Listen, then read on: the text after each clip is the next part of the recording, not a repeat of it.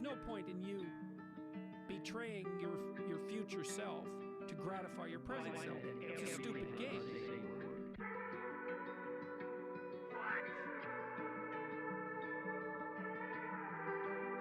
You should be ashamed of yourself for having that thought.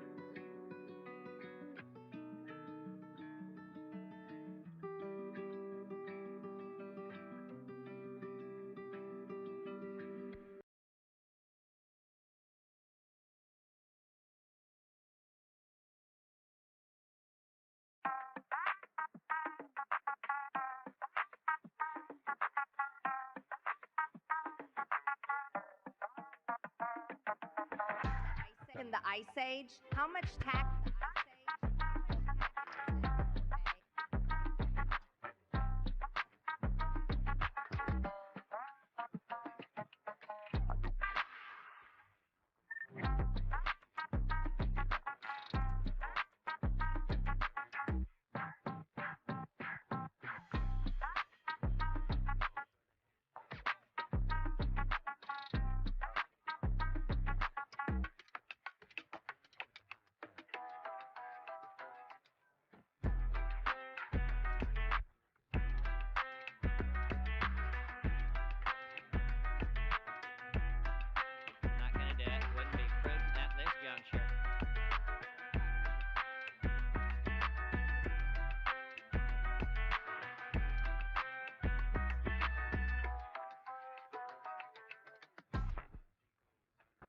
I made a huge, tiny mistake.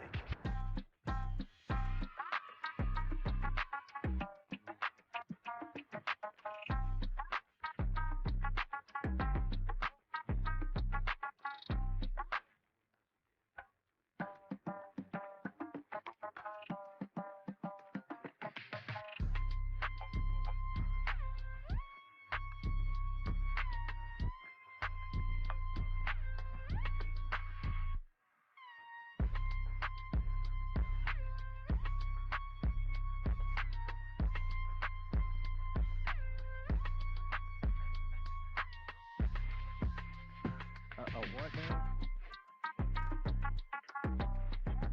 This is from 12 Rules for Life. Come on!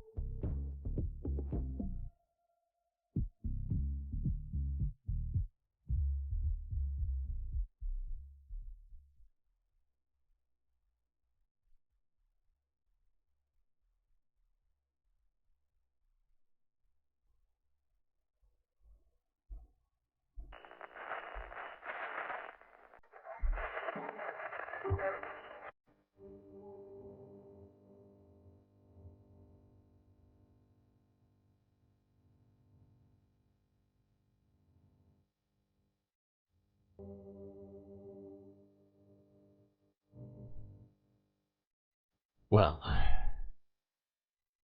here we are again. Good to see all of you space fans. Got a lot to cover here today. And only so much time. Gotta get right to it.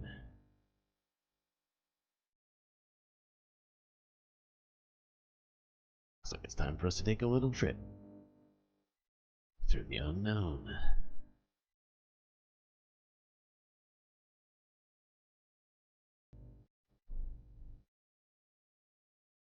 Unknown fun. That's right. It is Sunday Funday. Which means there may be a slightly more fun vibe today. Won't be entirely fun. They can't even attribute a percentage on how much fun will be had versus the normal amount.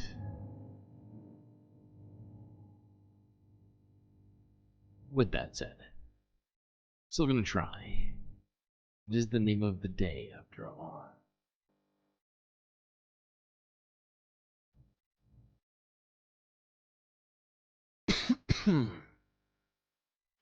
Well, where should we start? I know. United States. A place that we always start. Lot to talk about here. But I figured, to help us in planning the fun, and perhaps executing the fun, we would ask an expert by the name of former President Barack Obama.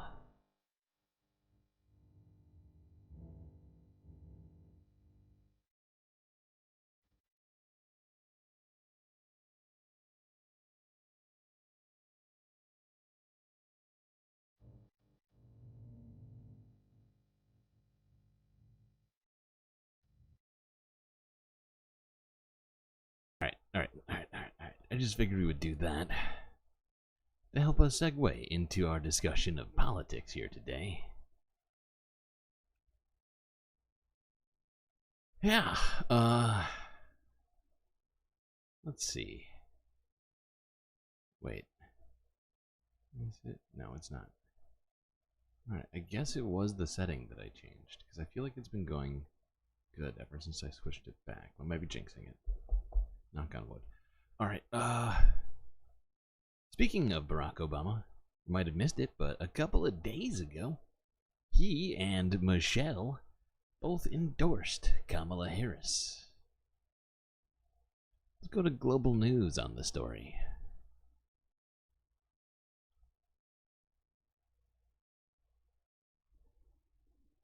Kamala! Hello. Hi. Hey there! A private phone call now all over social media. Former President Barack Obama and former First Lady Michelle Obama called Vice President Kamala Harris to officially endorse her. This is going to be historic. Michelle and I couldn't be prouder to endorse you and to do everything we can to get you through this election and into the Oval Office. Harris is also receiving major endorsements on the campaign trail. We are fighting for the future. From the powerful American Federation of Teachers Union to the governor of swing state Pennsylvania, who Harris might pick as her running mate. I got a message to Donald Trump. I really hope she doesn't pick Josh Shapiro here. Although I keep hearing different people suggesting it might happen. Okay. We have 26 likes. Do we have a rollover character from last? I can't remember who it was. It's an 8 and a 10? 8 and a 10. Who is 8 and 10?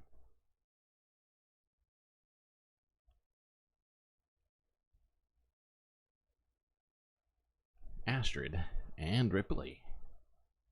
Okay. We can get into that. Did we have a rollover Bacula from last one? That sounds right. It does sound right. I remember saying that, but I feel like I've also said that on multiple occasions. Whatever. You know what? Here is a Bacula. You all deserve it.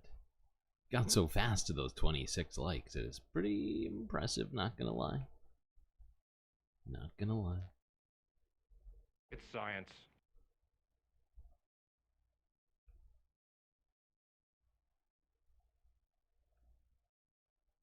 Stop talking America. Stop attacking our workers.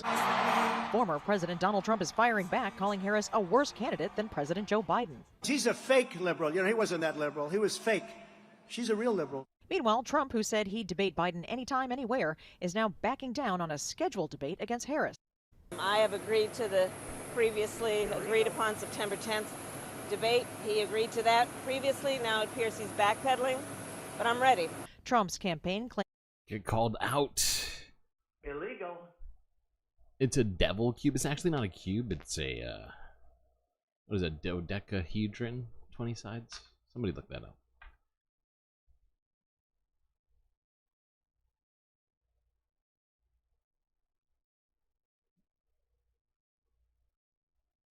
She's a fake, real liberal. Yep, that's what he said. That is, in fact, what he said. Totally normal.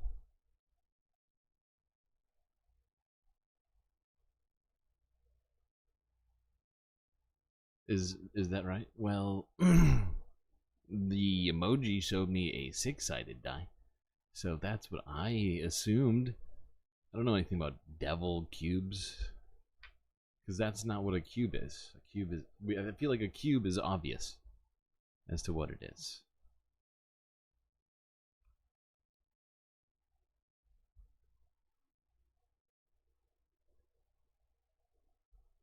Alright, let's go. Let's go to this. Channel 4 news. 2 days ago. The battle for voters in America's Rust Belt. Britain's going to tell us about the Rust Belt. Okay. The election countdown is on, but the race in recent weeks has been upended. The focus here is on the demolition derby. But across America's Rust Belt, are they ready for the new clash back in Washington? It's more or less a popularity contest. And it just seems like this country is on its head right now. Because this is a nation deeply divided, with differing reactions to the news of Kamala Harris's candidacy. From here... I love how this is Channel 4's view of the entire Rust Belt. This is hilarious. I mean, there are people who go to things like this in the Rust Belt, from my understanding, but it's not all this. I mean, but this is all they get. Do you think America's ready to have a female president? Coming from a woman, no. I don't have any confidence in her. No. What do you make of the vice president, Kamala Harris? I don't even know who that is, actually. Coming from a woman, that sounds like identity politics. Illegal. To a very different response in neighboring Indiana. At a black sorority event, the woman who could be America's first black female president set out her campaign message of freedom. Freedom to vote and the freedom of a woman's right to choose. Well, let me tell you something. When I am president of the United States, and when Congress passes a law to restore those freedoms, I will sign it into law. What a difference a week makes. 7 days ago, the Republicans were holding a unified convention. Donald Trump had survived an assassination attempt, and the Democrats were in disarray. Now, look, it's completely changed. That's because Kamala Harris has put history on the ballot.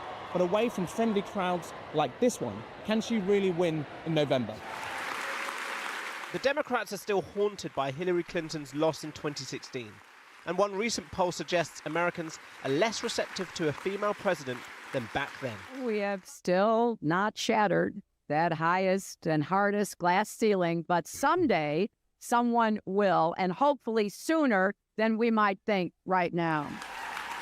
She's dangerously... That jacket is throwing me off. Also, Hillary Clinton. Go away, Hills. Yes, exactly. Exactly my sentiment. You're watching the Olympics right now?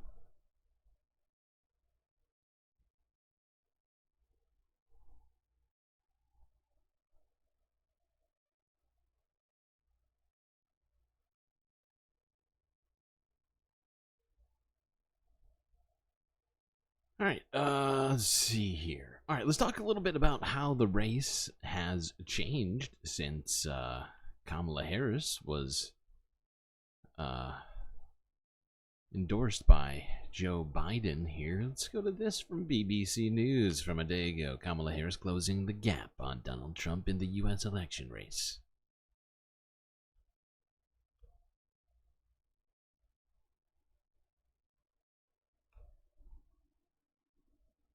To the United States now, and Donald Trump has launched a scathing attack on Kamala Harris at a Christian conservative political conference amid signs that the race for the White House is tightening.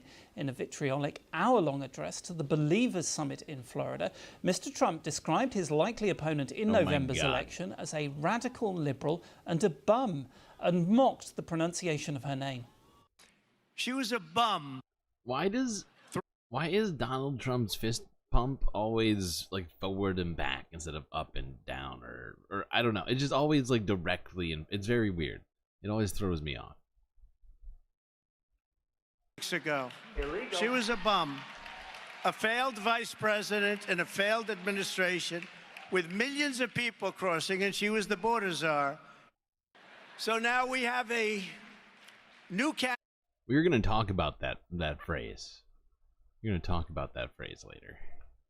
To defeat the most incompetent, unpopular, and far-left vice president in American history. That's what she is, the most incompetent, but certainly the most far-left. Well, for more analysis of what Donald Trump had to say, here's our North America correspondent, David Willis. An hour-long address to that Christian convention, as you mentioned, in Palm Beach, Florida, and we heard some of the mud slung by Donald Trump just there, calling Kamala Harris a bum, the most far-left vice president in American history, and he also attacked her record on immigration, saying that her policies and those of Joe Biden had led to millions of people. Oh my God, what is that? I swear to God. I feel like there's so many normal human things that he's never had to do until his political campaign, and still hasn't learned them all. You know, like drinking water, pumping his fist. There's some other things we'll talk about later. I have been recently considering tiny widow fists. No, they're the very biggest fist anybody has seen.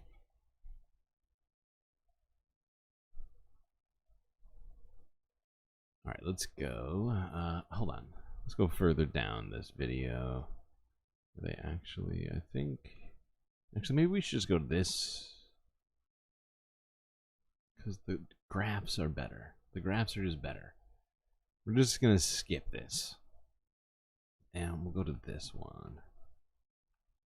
Because CNN did better graphs.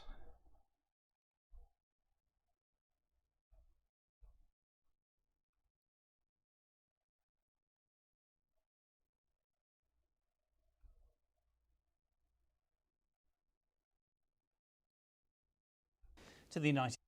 Okay, CNN. Polling shows Harris has multiple paths to victory. Here's how. We begin this hour with just 100 days until the election and a presidential race that's been completely upended since President Biden exited the race just 1 week ago.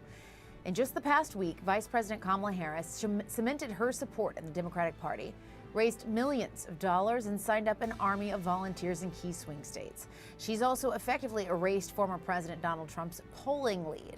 CNN senior data reporter Harry Enton is joining us now to run the numbers. And Harry, it does come down to the numbers in all of this. So where do we stand nationally with 100 days to go? Tight.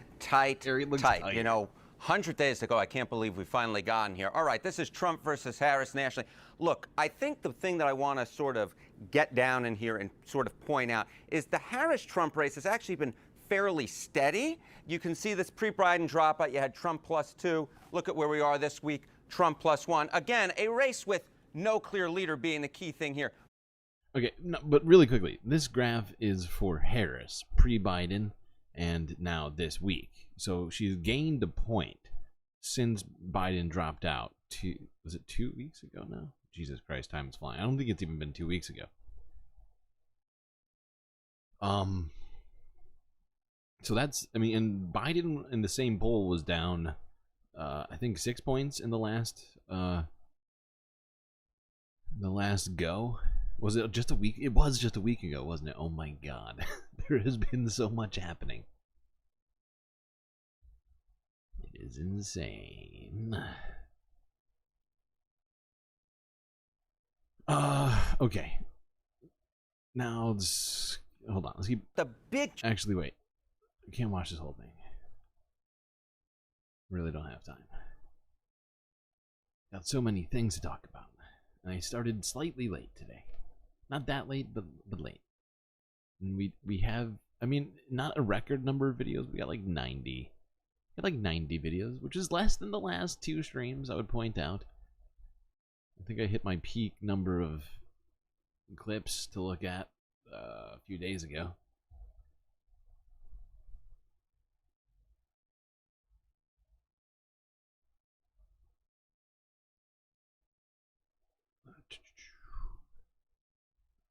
Hold on though. They did the electoral maps here. Where is it? Ah. Here we are. Right along is wide open for Kamala Harris. This is a Great Lakes path. So even if she lost in Nevada, Arizona, and Georgia, all 3 states that Joe Biden won last time around in 2020, if she was able to sweep those Great Lake battleground states, Wisconsin, Michigan, and Pennsylvania, and we know that those states are close right now, that would get her to exactly 270 electoral votes. So this Great Lakes path is wide open for the vice president. And then what? Huge. That is huge. That is Kamala Harris winning. Hey, thanks for the rockets. Good for Gabby. Selena Marie. Good to see you. Good for Gabby. I feel like your face has been missed for quite some time. This is great news right here, though. Even if she loses these 3 states, right? Nevada, Arizona, and Georgia, she could still win. But she still has to hold on to New Mexico, Colorado here, which it probably will happen. But they have a second another potential path, because Biden, when he was in, that was it. That was what they were looking at. Is there another potential electoral path for her? Yeah. So this is the Great Lakes path. This was the path that Joe Biden basically said, I don't think I can do it. But for Kamala Harris, this is a potential path and one that may be wide open. This is the Sun Belt path. All right, let's say that she lost in Wisconsin, Michigan, and Pennsylvania. The Kamala Harris campaign believes that they can play in Nevada, Arizona, Georgia, and the key state down here, North Carolina, that Joe Biden lost last time around. Why do they think they can play there? They think they can play there because what we know in the national polling, for example, is that Harris outperforms Biden with Hispanics and black voters. Hispanic voters, of course, being key in Nevada and Arizona, and African-American voters, of course, being key down here in Georgia and North Carolina. If she's able to sweep those, she could lose in the Great Lake battleground states, and she would still get to 275 electoral votes. So one of the key differences between Harris and Biden is there are a lot more electoral paths as a... All right. I think that's positive news. See, we're having fun already. It's science.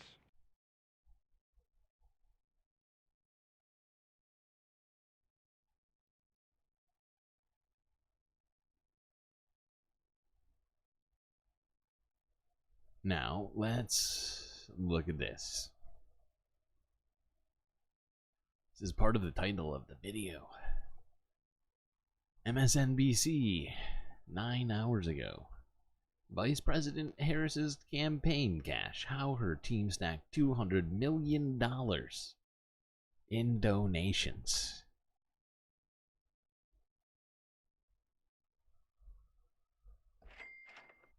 Breaking this morning as we hit 100 days from the 2024 election, the Harris campaign just announced that it raised, oh my goodness, $200 million since President Biden endorsed Vice President Harris last Sunday.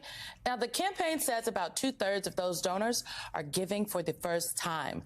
They've also seen a spike in volunteers with more than 170,000 signing up in just the last week. Last night, Harris spoke about this grassroots enthusiasm at a fundraiser in Massachusetts. We're the underdogs in this race. But this is a people power campaign. And we have momentum.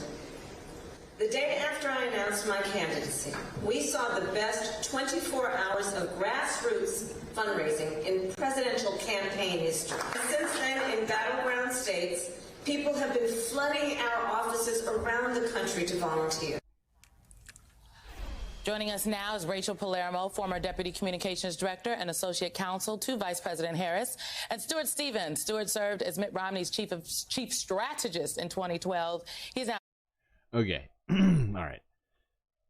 This is pretty huge. I mean, $200 million in a week?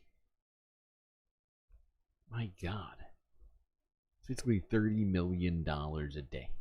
It's more than $1 million an hour. $1 million an hour. And 170,000 new volunteers. People who weren't planning to volunteer for Kamala Harris. I mean, for Joe Biden, right? And now that they have someone else to volunteer for, are in fact volunteering.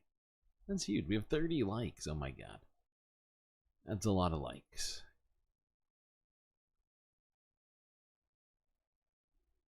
It's a lot of likes already. With only 30, it's 1 like per minute. The stream is doing crazy numbers. 32 minutes, 30 likes. We're not going to listen to this nonsense conversation on MSNBC.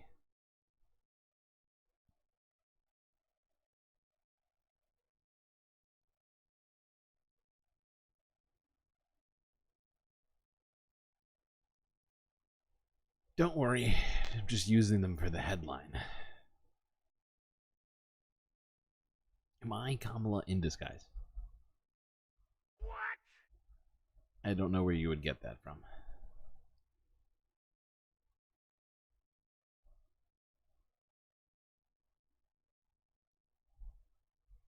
Thanks, Jeff, for the question. Okay, where are we? Oh, oh. It is Sunday Funday after all, so let's have some more fun. Let's have a little bit more fun. Here's a show I think everybody might be familiar with from a couple of days ago. J.D. Vance is bombing. And Republicans are freaking out. Help! I'm being repressed! Actually, wait. You know what, first, before we do that, I take it back. We're going to do this one before it, because I just want to. I don't know why, it makes more sense. We're gonna do it this way. I take it all back. It's actually the same channel, though. This is how fun this day is going to be. Okay, back to back. This is about to happen. Let's watch Peter Thiel at the Cambridge Union attempt to answer questions or just speak. You'll see. Let's play this Peter Thiel thing. Just speaking now that we're back on the Israel stuff. So Peter Thiel is really the reason that J.D. Vance is the vice presidential nominee for Gave Trump. J.D. Vance his job out of college. He has a ton of money, ton of influence. He's basically going to help try to get Trump elected with all of his money. And it's just crazy how this whole, like, on this side of the political movement, they mention the deep state all the time. But it's guys like Peter Thiel and our defense contractors and people that create surveillance technology who are operating, like, I guess, in a semi-deep state fashion, not being elected representatives, but having enough money and power and contracts with our government and other governments to make their presence felt seismically. Another Peter Thiel acolyte is Elon Musk. They came up in the PayPal days, and I guess maybe they're less connected now, but back, they cut from the same cloth, and now same guys. Elon was Netanyahu's built the guest, company together. his date at the address yesterday. So Peter Thiel, this clip is being resurfaced, and it's pretty amazing. From a couple weeks ago at Cambridge. He is answering a question by an audience member about the use of this AI drone program by Israel, and Peter Thiel, I guess this is one of his programs from Peter Thiel. Palantir is providing Israel with AI technology. But that's specifically the technology she's referring to. I'm not sure if the one she labels, but Palantir is a leader in selling AI technology to Israel. Gotcha. Yeah, I mean, also speaking of Elon Musk, he's like offering them technology as well via satellites. Contractors, baby. So libertarian military. Did Elon officially renege on the $45 million a month? I thought I heard that in passing a couple days ago, but didn't. I never looked into it. Right, that say that they want less government, sure. But I guess it is libertarian, right? Because they want everything privatized. That's a part of their vision. So here is that question, and he gets pretty uncomfortable. So what do you think about the use of artificial intelligence, or lavender, by the IDF in identifying Hamas targets? And secondly, do you agree with Elon Musk about that the population decline is a risk for humanity?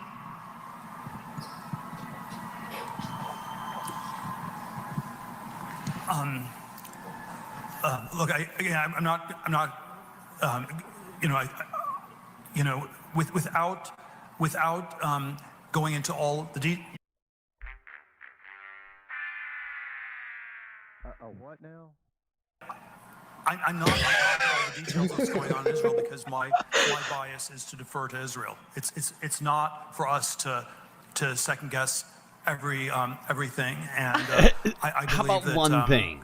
Broadly, the IDF gets to decide what it wants to do, Broadly. and that they're broadly in the right, and that's sort of the perspective I come back to. And if this guy right here, who is supposedly just a titan of industry, a genius, this guy can't even put together a single sentence about this issue right now.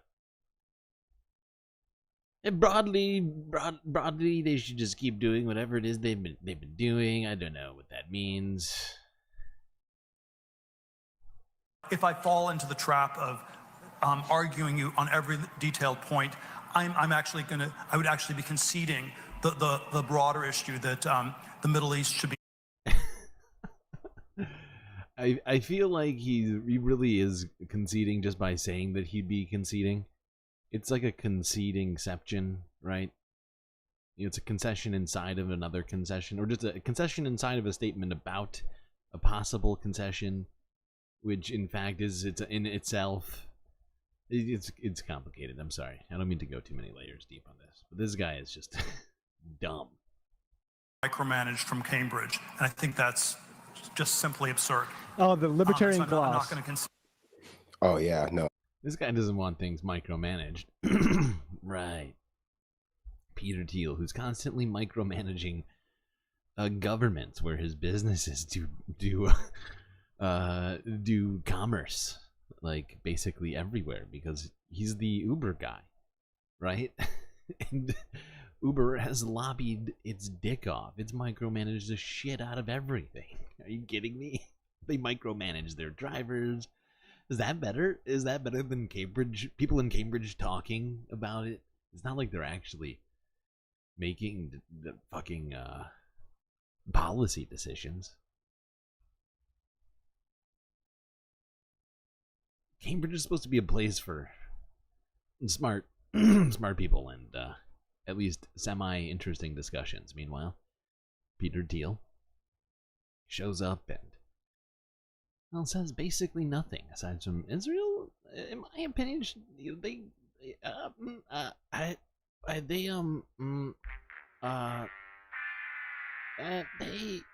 could just do whatever they've been doing. I don't know what that is specifically, even though I've definitely got data on it.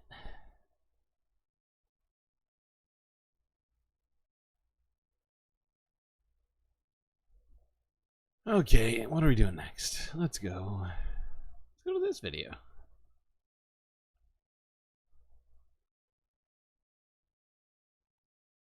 Hold on, I think I have to queue this one up, so give me 1 second. I don't have to, but I'm going to.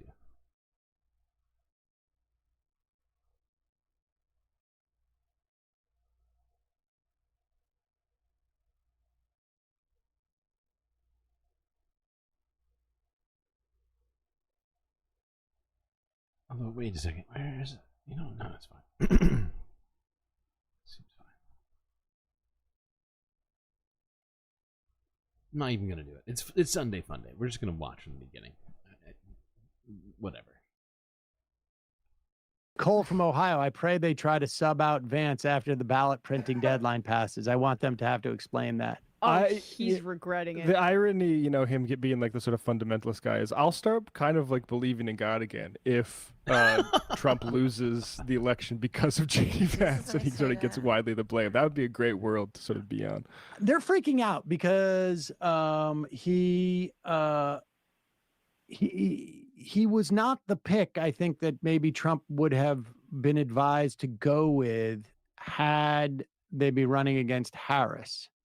Or had Trump not been in multiple legal battles and desperately needing that Peter Thiel, Elon Musk 45 mil a month. On the other hand, he may have just desperately needed that cash, and there was going to be nothing that was going to keep him from getting J.D. Vance on there.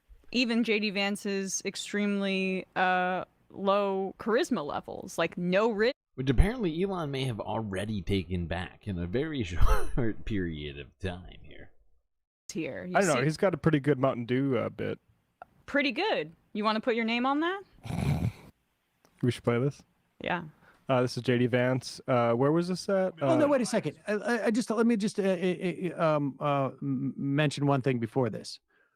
One of the things that we saw in the days just before Biden dropped out was Trump. And a lot of these right wingers, and Sean Hannity, in fact, did this Sunday night. There's some problem with Kamala Harris's laugh. That the laugh is crazy, and why is she laughing so much? I mean, this woman is dangerous. She's laughing at ladies and gentlemen. stuff, and there's something weird about that. If you want to see a really uncomfortable laugh, let's go to J.D. Vance just yesterday. This is a combination of a joke that no one was aware was a joke until J.D. Vance seemed to pretend to crack himself up on it. But you should also know, we have figured out why he said this, but we just can't figure out I guess he thought he had to make it in the context of a joke. I mean, this guy's telegraphs stuff. He is not a smooth, charismatic politician. He is not that guy. It is the weirdest thing to me. Democrats say that it is racist to believe, well, they say it's racist to do anything. I had a Diet Mountain Dew yesterday and one today. I'm sure they're going to call that racist too, but it's good. I love you guys. These people were telling jokes up in the... I love you guys. You know, I love you guys. You know, my Mountain Dew joke. Mountain Dew's racist. Diet The Mountain Dew. racism line Diet got Mountain Dew. the racism line got less of a response than the Mountain Dew is good line. Right. Seriously. I mean, and the thing that It is such dead air after he says it. It is, oh god, it's incredibly cringe. I figured we would unpack a little bit of this, you know, because we've heard specifically Donald Trump call Kamala laughing Kamala, right? Laughing Kamala, always laughing, very, very weird. I've never seen a human being laugh before. And, you know, the fact that he said it, I started thinking to myself, have I ever seen Donald Trump laugh? Ask yourself that question right now. When have you ever seen Donald Trump laugh? I really started having to scrounge through my brain for instances where I could even imagine him laughing. And the fact is, I started to just, like, YouTubing, like, Google searching, essentially, Donald Trump laughing. And these are some of the examples that come up. And I'm not the one who made these titles, okay? It was an assorted grouping of news media, okay? Let's go with the first one from 6 years ago. AP Archive. Trump laughs when Duterte calls journalists spies. Illegal.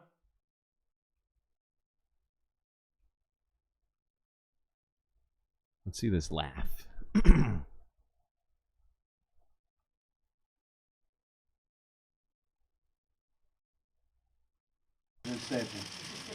I think you should make it again, but it was good.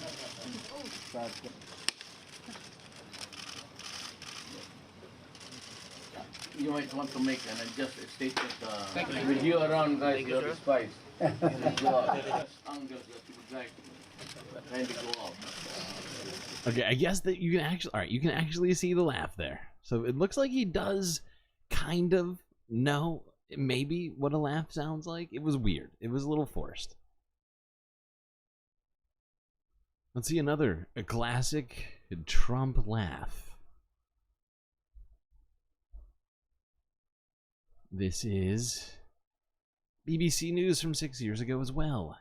Trump laughs off awkward slip-up.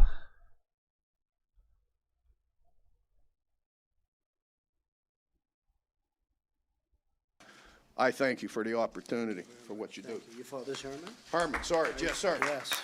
Yes. Well, your father Herman is looking down. He's very proud of you right He's now. still alive. Oh, he is? Well, then he's even more proud of you.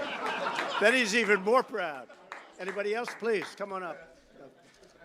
Let's arm wrestle. Come on. How you doing? My name is Ron Davis, steel worker from ArcelorMittal Steel in Conshohocken. So that's the end of the video. I didn't cut it. That's the end of the video. That's a supposed laugh from Donald Trump. I didn't see a laugh. I mean, when you have 15,000 people marching up and you have hundreds and hundreds of people and you have... This is from Guardian? Yeah, Guardian. Trump laughs after audience members suggest shooting migrants. Illegal. Rid of the Second Amendment.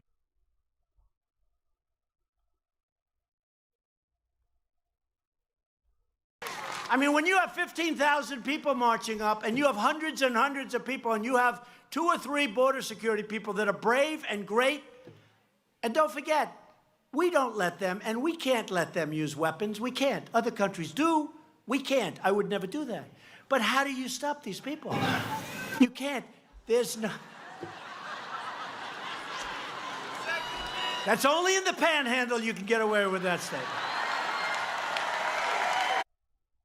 Weird. He seems to be fine with shooting people for political reasons.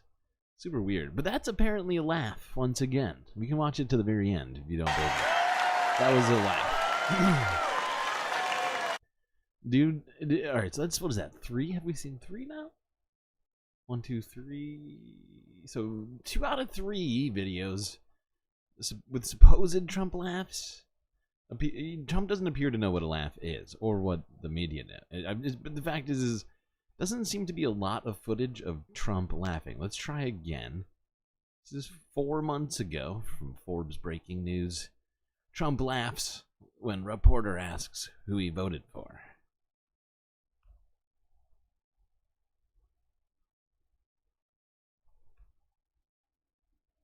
Mr. President, how will you conduct a mass deportation? Say it. How will you conduct a mass deportation? That'll be very evident. It'll go very quickly. I will tell you that. It'll go to deportation. We're going to get the criminals out of our country right away. Our country is being invaded, and many of these people are criminals. They're criminals. How can anybody do this? There's never been a president that's done such harm to a country as this president has done to our country. He's the worst president we've ever had, and I'm looking forward to November 5th. Thank you, everybody. Thank you. Who did you vote for? What are you trying to prove? I voted for Donald Trump. Yeah. Did somebody just say, who'd you vote for? Yeah, I voted for Donald Trump. Thank you. Wait. What was it? What was it? What was it? Let's hear it again. Yeah. Did somebody just say, who'd you... What are you trying to prove? I voted for Donald Trump. Yeah. What are you trying to prove? I voted for Donald Trump. Yeah. Did somebody... He sounds like a villain. What are you trying to prove? I voted for Donald Trump. Yeah. Did somebody just say, who'd you... Okay, Donald.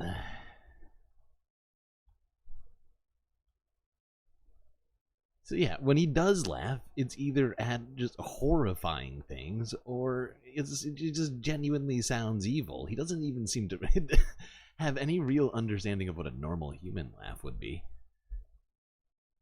Very strange man.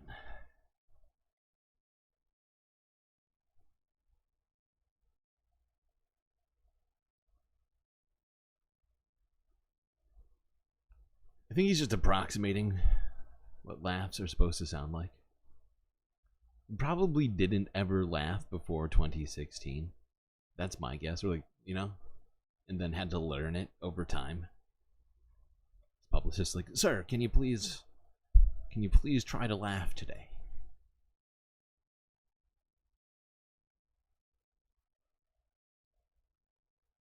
Okay. Now, this, you know what, we didn't watch this part of the last video, not the last video, but that MR video we were watching, which showed the first part of this. But I just found this to be ridiculous, okay? And the fact is we need Andy Beshear to not suck, because he's a Democrat in Kentucky. But here he is.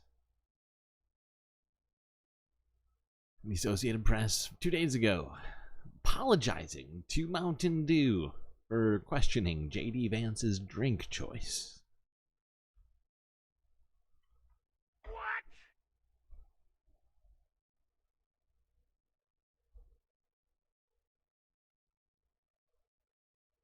Folks, I've been a person that when sometimes I've gone over the line. I've wanted to make sure that that I set the record straight. So I do owe an apology to Diet Mountain Dew. Ale 81 is definitely the soft drink of Kentucky. But I don't believe that government should be making your decisions. So if you enjoy Diet Mountain Dew, you be you. We want to support you. And to Diet Mountain Dew, very sorry. Didn't mean to say negative things about you. Wow. Just remember, I am from here, just like everybody else that's speaking out. Thank you all very much. Wow, Andy. Okay. pandering to the Mountain Dew audience.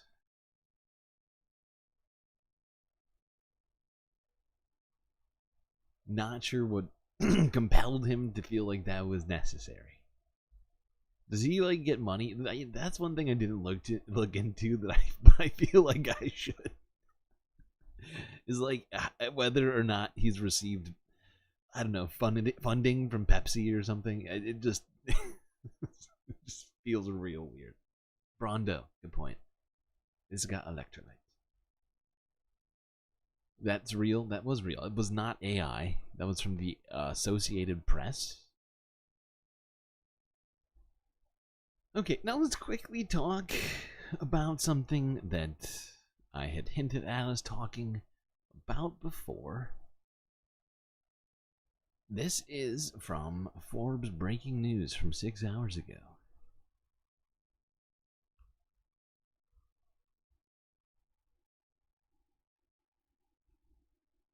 Oh, wait, actually, wait, hold on. I forgot to As we secure our communities. Wait, part of the important part of this is, in fact, the title. This is from Forbes breaking news, like I said. Title: Open Border Zealot. Trump eviscerates border czar. Kamala Harris for Biden admin border policies.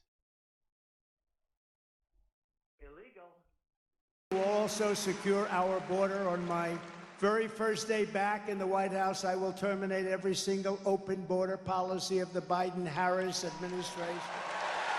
And we will seal the border, and we will stop the horrible invasion into our country. It's an invasion.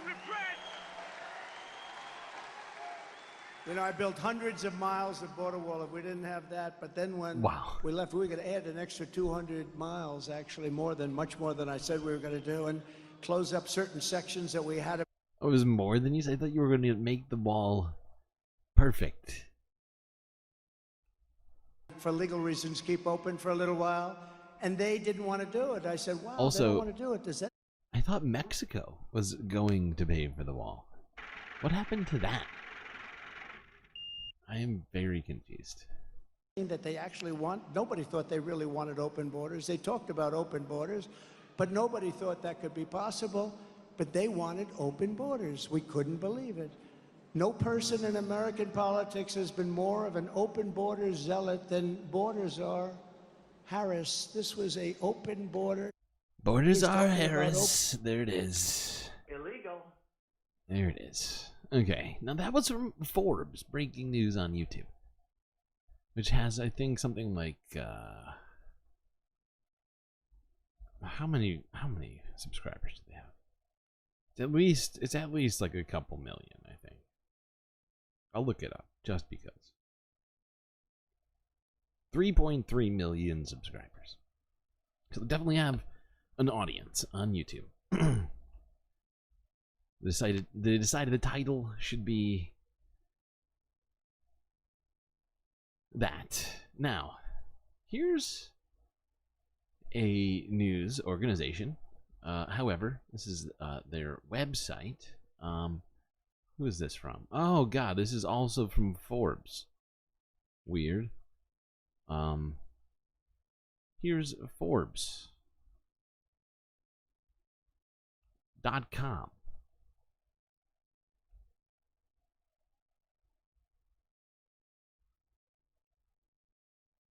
No, Kamala Harris is not the border czar. What to know about her immigration record? Wait, hold on. Where's the spot?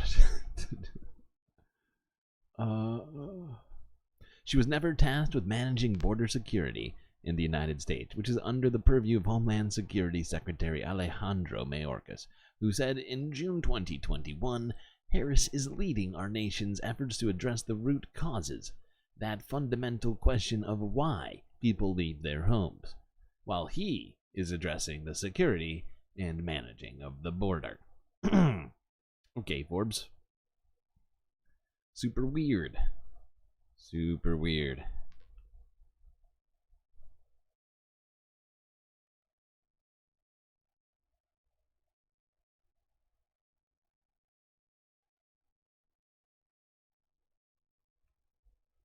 All right. So if anybody says borders are to you, you can say based upon what exactly?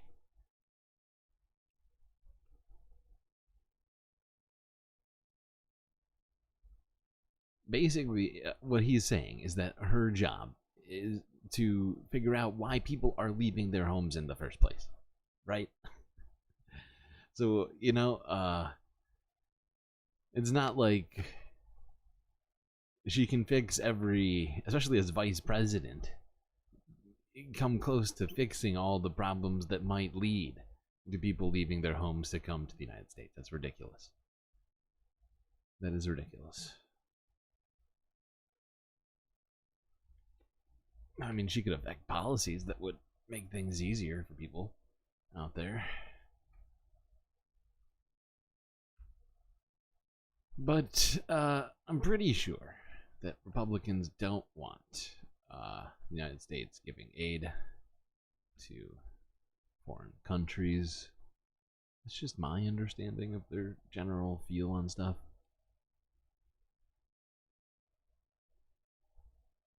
Okay. Now let's look at some more Trump rhetoric. This is from Forbes breaking news from 9 hours ago. Trump appears to fire shots at El Salvador President Bukele. Bukele? I forget how you say his name.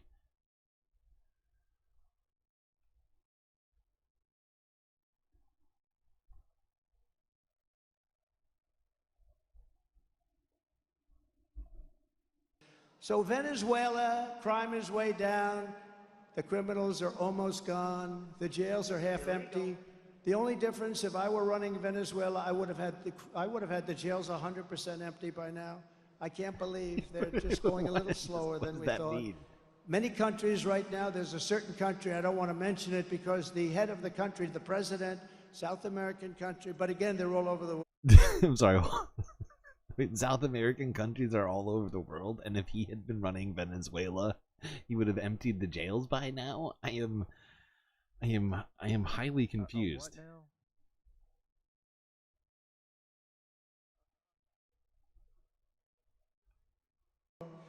He's getting great publicity that he's done a wonderful job on crime.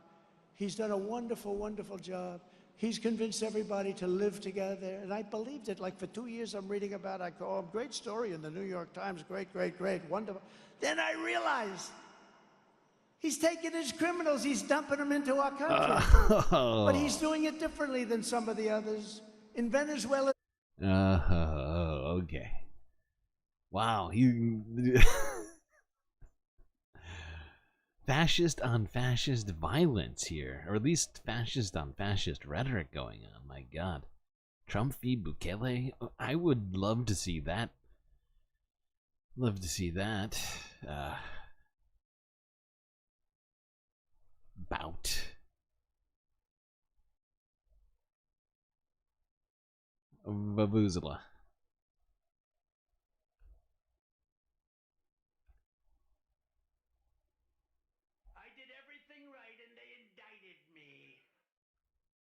Okay, let's have some more fun. What do you say?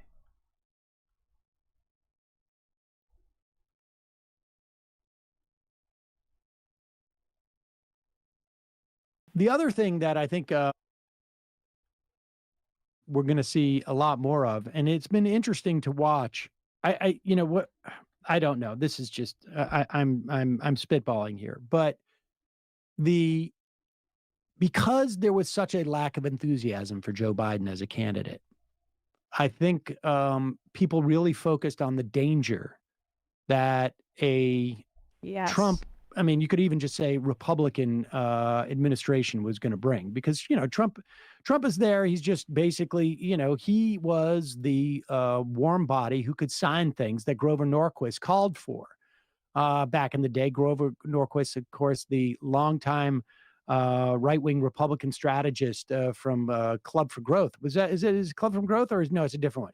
I can't remember the name of his organization. Yeah, Americans for Tax Reform. American for Tax. I mean, it's all the same things. It's all, they want their tax cuts. They want to attack public sector workers. They want to attack teachers. They want to attack unions. And you'll recall back in 2020, or I should say 2016, Donald Trump held up a sheet of paper from the Heritage Foundation. And there were Supreme Court nominees on it. He said, this is my list. They made it. I'm going to do it. And he did it.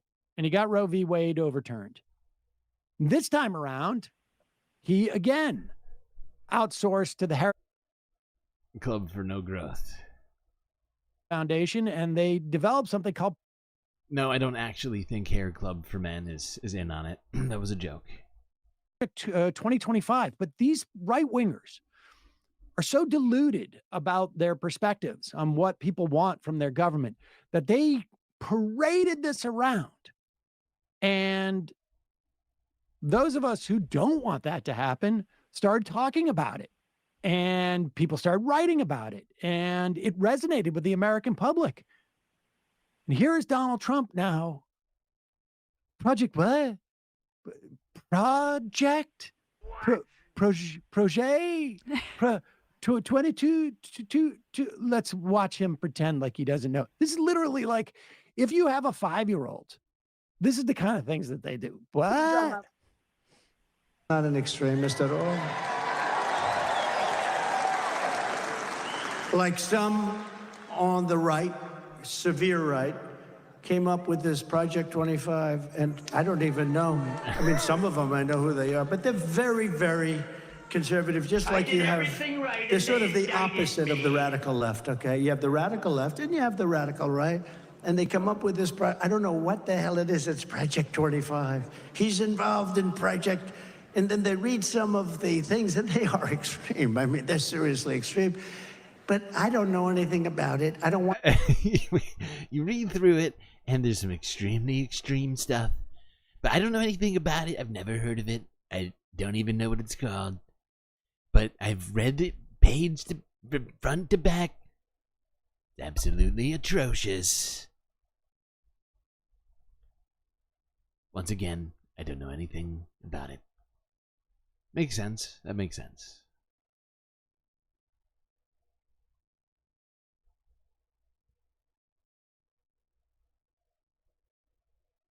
Some very bad stuff in the thing that I've never read, but I've just gotten done reading.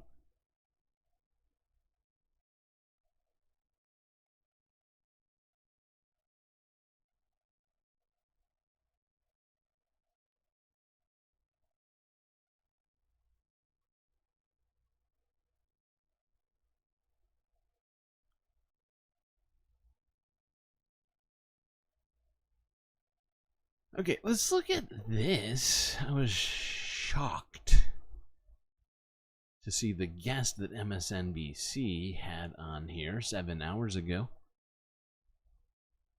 This guest is quoted as saying petty, small-minded, and vindictive. Inside Project 2025's plan for the Department of Justice.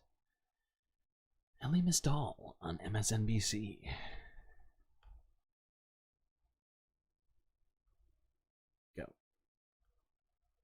No, go. Please hold. Please hold.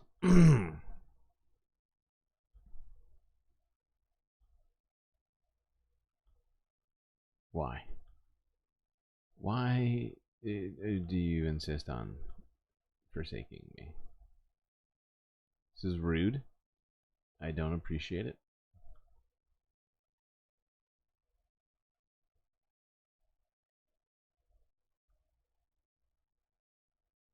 Oh my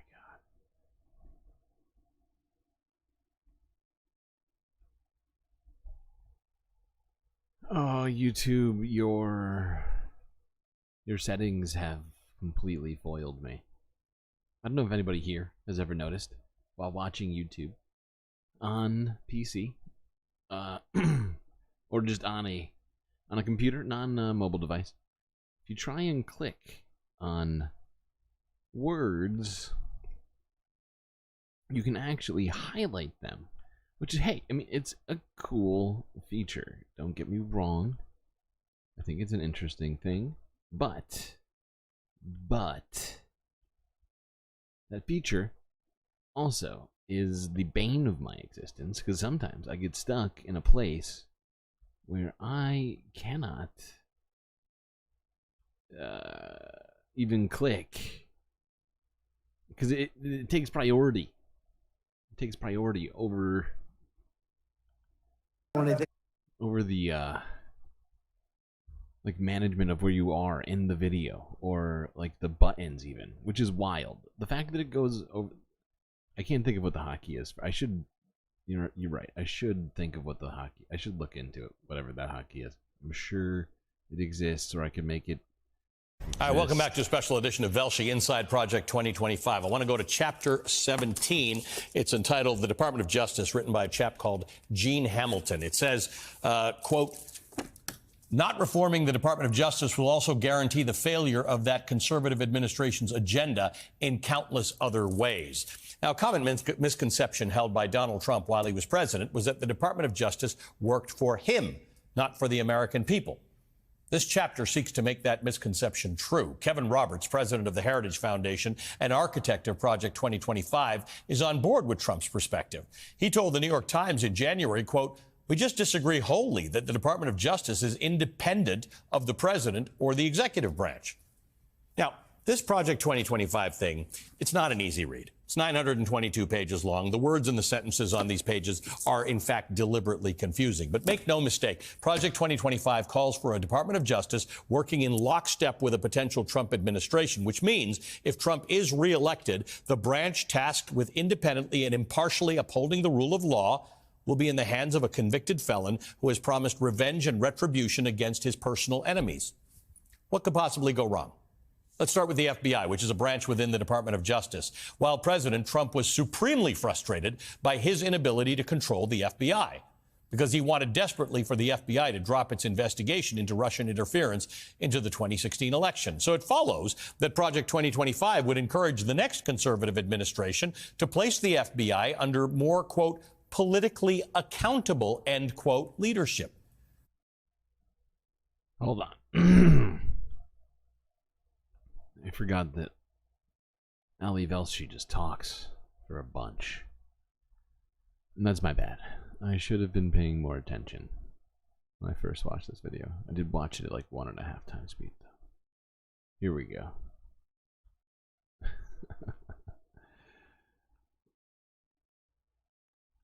DOJ would cement long-standing grudges that Donald Trump holds against the various legal guardrails that he crashed into during his 4 years in office and in the years since.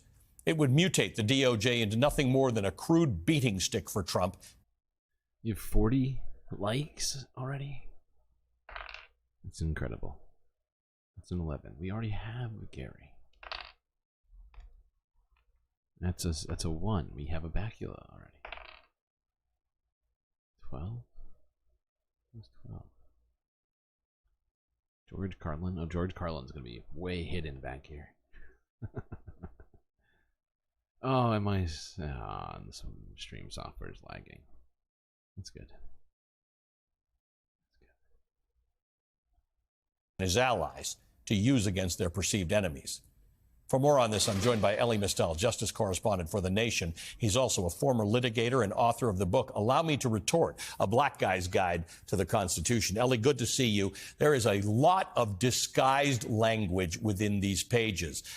This, though, is a recipe book for the weaponization of government against critics or anybody who encounters the justice system.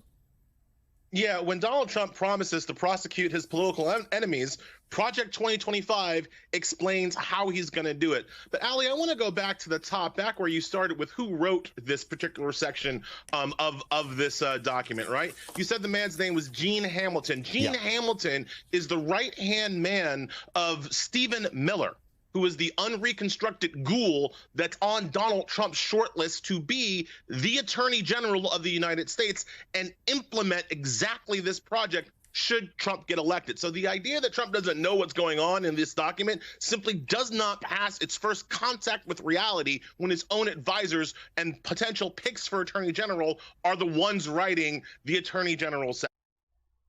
So yeah, remember that. the Donald Trump administration's top attorney general pick helped write 2025. But Trump, I don't know, 2025? I don't know anything about that.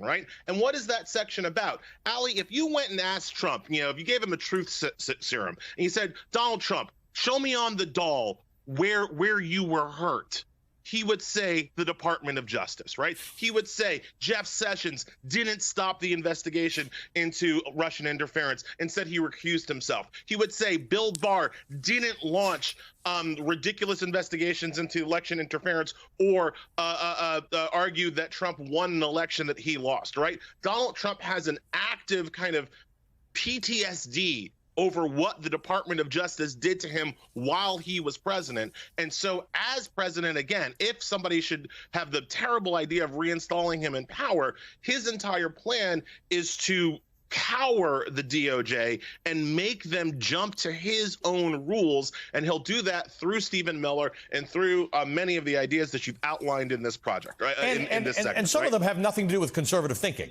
at all. This election denial nonsense and the specific reference to the Pennsylvania Secretary of State is simply the retribution stuff that you just talked about, the beef, the PTSD about the Department of Justice. Got nothing. There's no conservative thinking that would suggest that a particular Secretary of State at a particular point in time in a particular state should have done a particular thing. There are like 2 or 3 paragraphs in there about Hunter Biden. All right, there two things can be true at the same time, right? One, Project 2025 is a recipe and a blueprint for fascism. Also true, it's extremely petty. It's extremely small-minded, and it's extremely vindictive, and you see that throughout the document. But one thing you didn't bring up in your opening segment was that as you go further into the document, you do start to see a lot of these conservative culture war issues, right? They want to prosecute people who help people get abortions, but they don't want to prosecute people who violate the rights of people to access abortions at clinics in states where it's still legal, right? They want to give a free rein to parents who intimidate and threaten school board members, and in particular, they want to change the Civil Rights Division of the Department of Justice into a division that sues on behalf of white people, claiming that white people have been denied equal protection whenever a company hires a black or brown person or a woman for a position. It's like that their whole DEI thing, that's also in this project where they are going. This is wild. And I of course, Elie Mystal went through all 900 pages already. It's very impressive. Oh boy. Even if he's only being 50% accurate, which I would say would be wildly undershooting it, I would I would assume he's right on everything he's saying. Not only does it line up with everything Republicans are doing and saying that they want to do, but he's a very credible person. He knows his shit, and I think we should believe him and just how bad this thing really is.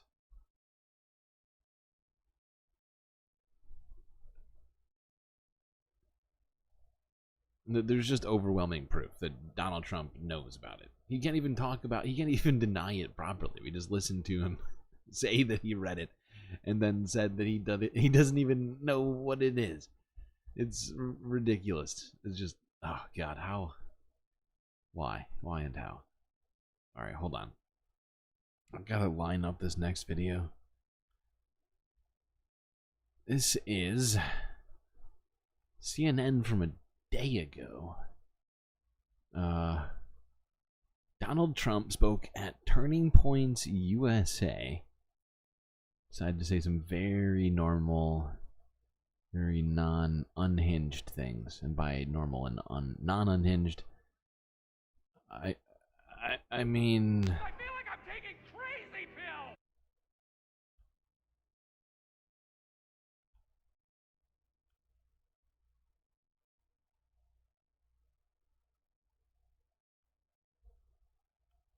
she will forefront in her campaign. You're a very respected academic. We're wondering if you can figure out what Trump meant here from this soundbite last night. You won't have to do it anymore. 4 more years, you know what? It'll be fixed. It'll be fine. You won't have to vote anymore, my beautiful Christians. I love you, Christians. I'm a Christian. I love you. Get out. You got to get out and vote. In 4 years, you don't have to vote again. We'll have it fixed so good you're not going to have to vote. Illegal. Over to you. I think we all know what he means by that. He's literally saying, "Hey, all you have to do is vote for me one time. Then the Christian nationalist fascist dictatorship will start. You won't ever have to vote again." Jesus ain't say that. Omarosa's right in this instance. Jesus did not say that.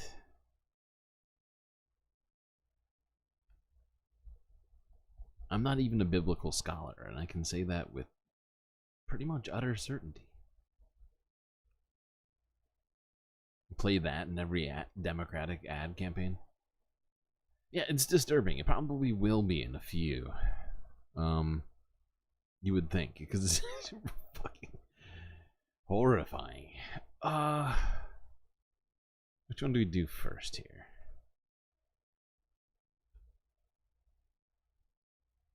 Let's go to this one.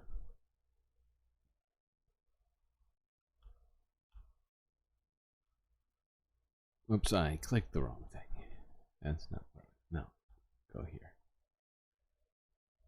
Let's go to this while we're talking about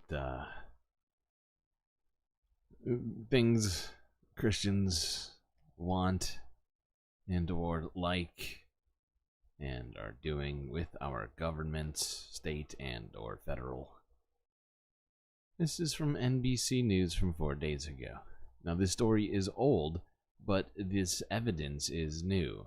This is body cam footage from well, this is ridiculous. This is a fucking ridiculous headline. This is body cam footage from inside the criminal probe. I can barely say this because a police constable in Texas went to a public library and attempted to arrest the librarians. This is this is body cam footage from at least one of the attempts.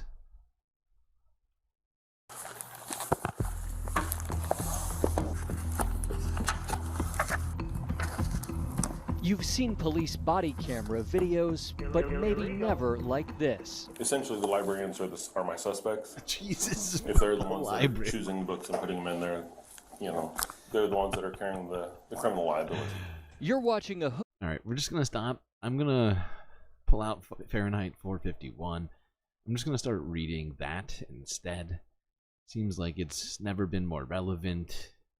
Just kidding. We're going to watch this utterly tragic bullshit. County constable telling Granbury ISD school superintendent Jeremy Glenn that his school librarians are suspected of crimes. The constable visits Granbury schools in May of 2022, searching for library books he suspects are obscene. There's one. And attempting to question librarians who are now targets of a criminal investigation. If you want to hear what I have to say, you're welcome to stay. If you don't, you can go back to the library. I mean, but just hold on. Okay, hold on. I don't have it in front of me, but let's just go back real quick. So the top one. Librarians who are Court of Fury. Targets of a criminal. This appears to be like a fictional, historical, right? So this is like, I think, supposed to be set like 500 years ago or something like that, right? It's like sort of a magical, like, historical fiction, right? It's for fun. Like, and it's like, at least I think at least one of these books is that. There's like multiple, and I did not write them down. if you want to hear what I have to say. The other one says daughters of. The Librarians other one's who are also now I think, targets historical of fiction. a criminal investigation. Daughters unto devils. Ooh, devils. Oh boy. Oh boy. Illegal. Jesus, I say that. Oh god. Devils. And that's also, I think that's why I'm getting confused, because I think at least 2 of them are historical fictions that are just set in different time periods, right? And this one, I think, is set in like American settler time. I think what, I want to say like 16, 1700 or something like that. Actually, is it like, whatever. Point, it doesn't matter. Like, these books, there's nothing in them that sounds, sure, I didn't read the whole book or anything, but they sound completely just harmless. And yet we have a fucking cop. Remember, we're trying to laugh right now about how ridiculous it is, but this is a fucking police officer. Okay, this is a public servant who's getting paid money. I looked up how much police officers get paid in this particular district. It's like, if you've been there for 5 years, you can make up to like $100,000 a year, right? Like $110,000. So this guy, by the way, we're gonna find out. Maybe we won't hear it because I might skip ahead at some point. But this guy did this investigation for 2 years. Okay, this is just part of the body cam footage. If you want to hear what I have to say, you're welcome to stay. And if you don't, you can go back to the library. I mean, but I wanted to afford you the opportunity to sit down and hear what I have to say and see if you wanted to say anything or not. ABC5 Investigates obtained the videos through an open records request, along with a more What is than this guy's deal? 800-page case file detailing the constable's nearly 2-year investigation.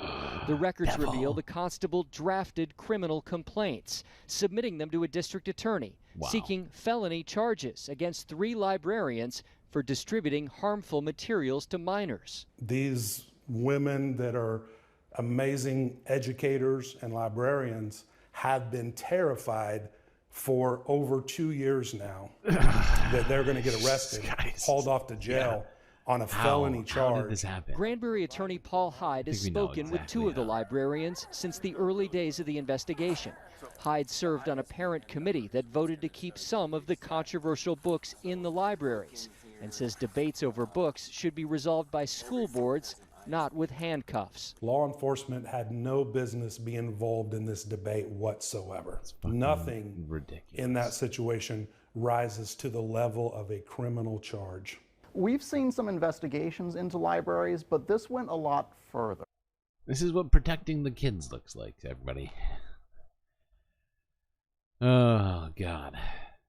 This is just so dumb. How did this happen? I got paid for years doing this. And the fact is that he was using some penal code that existed, like a pornography law in Texas. And it sounds like he actually was the one to approach a number of women who were protesting. So there was a bunch of Karens outside the library or the school or whatever, protesting over the existence of these books in the school. He saw them at like a Republican meeting of some kind, then decided to approach them and say, hey, would you file criminal complaints against this school so that I can attempt to arrest the teachers, essentially? Or, you know, it just, what? Oh my God. We are really, I hate to say it, but we do appear to be on the verge right now of just a pure capitalist, fascist hellscape in the United States. We need help. We need help. We're banning books. That's where we are right now. Come on. Come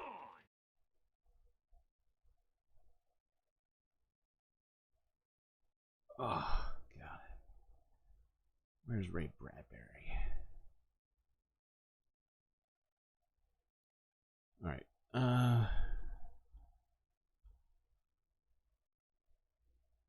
let's watch this as we transition to some other stuff. This is a conversation on a little channel by the name of Zadeo.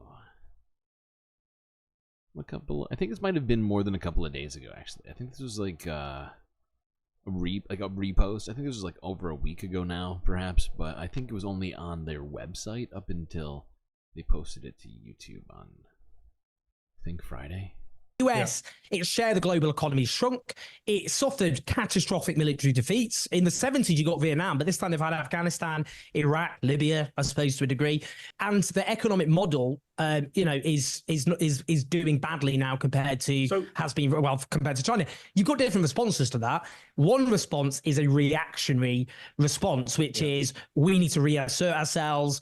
Democracy is making us weak, basically. I mean, that's happened with with great powers when they're in decline before. You can get authoritarian populism, or you can get a different response. And at the moment, they're definitely doing the right wing authoritarianism, aren't they?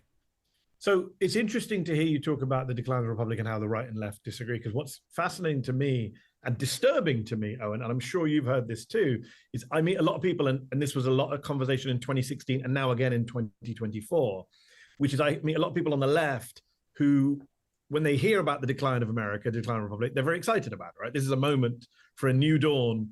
And I hear people say, well, if Trump comes back, great, he'll burn it down, right? And the system needs to be burned down. And my counter to that is, A, the cost of burning down the system. A lot of innocent people suffer in this kind of accelerationist lefty worldview. But also, B, Michael Moore said this in 2016 when I put this point to him, which is, that's fine. Even if Trump burns down the system, you don't want Trump to be the one rebuilding it, and he will.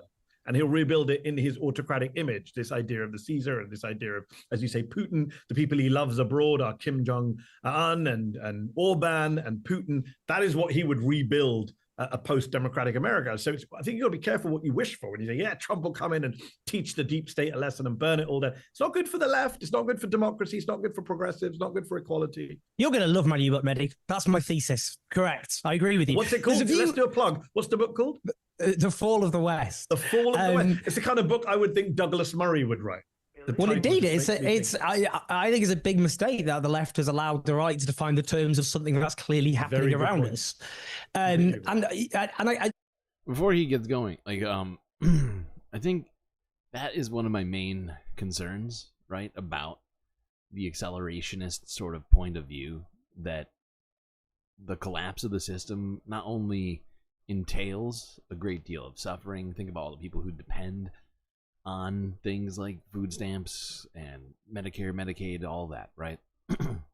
Not that it's perfect, but in the absence of that, suddenly you have a bunch of people who don't have that anymore, right? And the rebuilding of it. If I felt like the left was incredibly organized and prepared for whatever you want to call it, some sort of a calamity, if you will, like an absolute breakdown of everything, that somehow we had that sort of actual collectivity, I might be more interested in even thinking about it a lot, or at least somewhat. I don't even entertain it that much because of those two reasons, because I feel like we are somewhat fractured, and that, when you look at when you think about things like who has militias, things like that, it's all the right wing, right? There's not a lot of whatever. I'm not gonna go there, because it goes down a fucking dark road as well.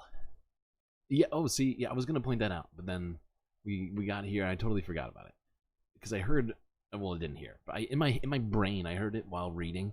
I noticed that you were all complaining that you didn't have your fourth character, but you do. It's just hiding. It's just hiding.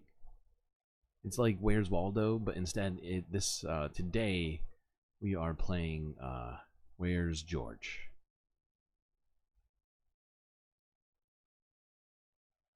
That's the point. Yeah. What I'm interested in is, just because for ages you and I, we go back, whether it be Vietnam, my parents took in refugees who fled Chile in the 1970s after a CIA-backed coup overthrew Salvador Allende. I mean, the brutality of American empire everywhere around us. Obviously, we don't want the American empire to run the world in the way that it's rigged in its interest, but you want it to be replaced with something else. You don't want it to be replaced with what we face at the moment, which is two things: authoritarian powers and basically bloody anarchic chaos. And that's what we're staring at. That's the danger. And I think, you know, it's the same with anything. If you overthrow dictatorship, you can end up with something worse, can't you? You know, I mean, look at Egypt. She got the overthrow of Mubarak. Sisi's worse. So if you, it's one But thing. I hear It's one so thing. many people in the center, on the left, say stuff like, can't get any worse than now. Well, you're talking about Gaza, and we're going to talk about Gaza in a moment, but can't get any worse than now. Things can always get worse. I think that should be the starting point of any conversation. Man, Mehdi, such a pessimist. Or realist, however you want to look at it. Okay. Where are we at right now? Because we're like an hour and a half in. We're still talking politics, which makes me concerned. Where are we in my list? Owen Jones is awesome. It is true. This is very true. It's got a lot of great takes. I wish we had time to listen to more of this conversation, but they also talk about so much stuff right now. I don't want us to get too distracted. I wanted to at least stay focused. Here in America, let's go here. Not the United States of America, but a North American country by the name of Canada. Here's a feel-good story. 2 days ago from Global News. Vancouver doctor, first in Canada to use new internal suturing device.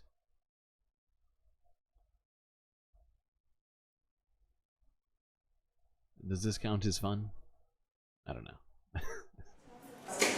81-year-old Tom Collins is getting back to life, meaning he can walk for a longer time, work out, and eat. I am looking forward to eating, whereas before I only did it out of necessity, and it was horrible. Collins was suffering the effects of esophageal cancer. Radiation treatment left him unable to swallow and eat properly at times. He dropped 75 pounds. He used to weigh just over 200 pounds. That was a long struggle.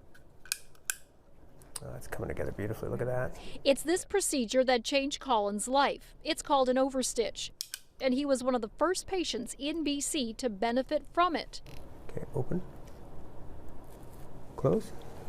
Dr. Rob Trazzolini at Vancouver General Hospital was the first doctor in Canada to use the device and treated Collins. The overstitch involves suturing using an endoscope. To suture with kind of normal suture, but internally. So you can use it in the stomach, the esophagus, the colon. You can use it in kind of the deeper parts of the intestines as well, but it's just difficult to get there. So yeah, this is like this somewhat new device that is like an endoscopic suturing device. It has completely changed the way that they close wounds inside of the body and or close back up after surgeries. Just thought it was, I mean, considering all the stuff we talk about, just felt optimistic. Alright, let's go to something where I'm talking about optimism in a different way. CBS New York was on the street 9 hours ago asking different New Yorkers, at what age do New Yorkers think that they can retire?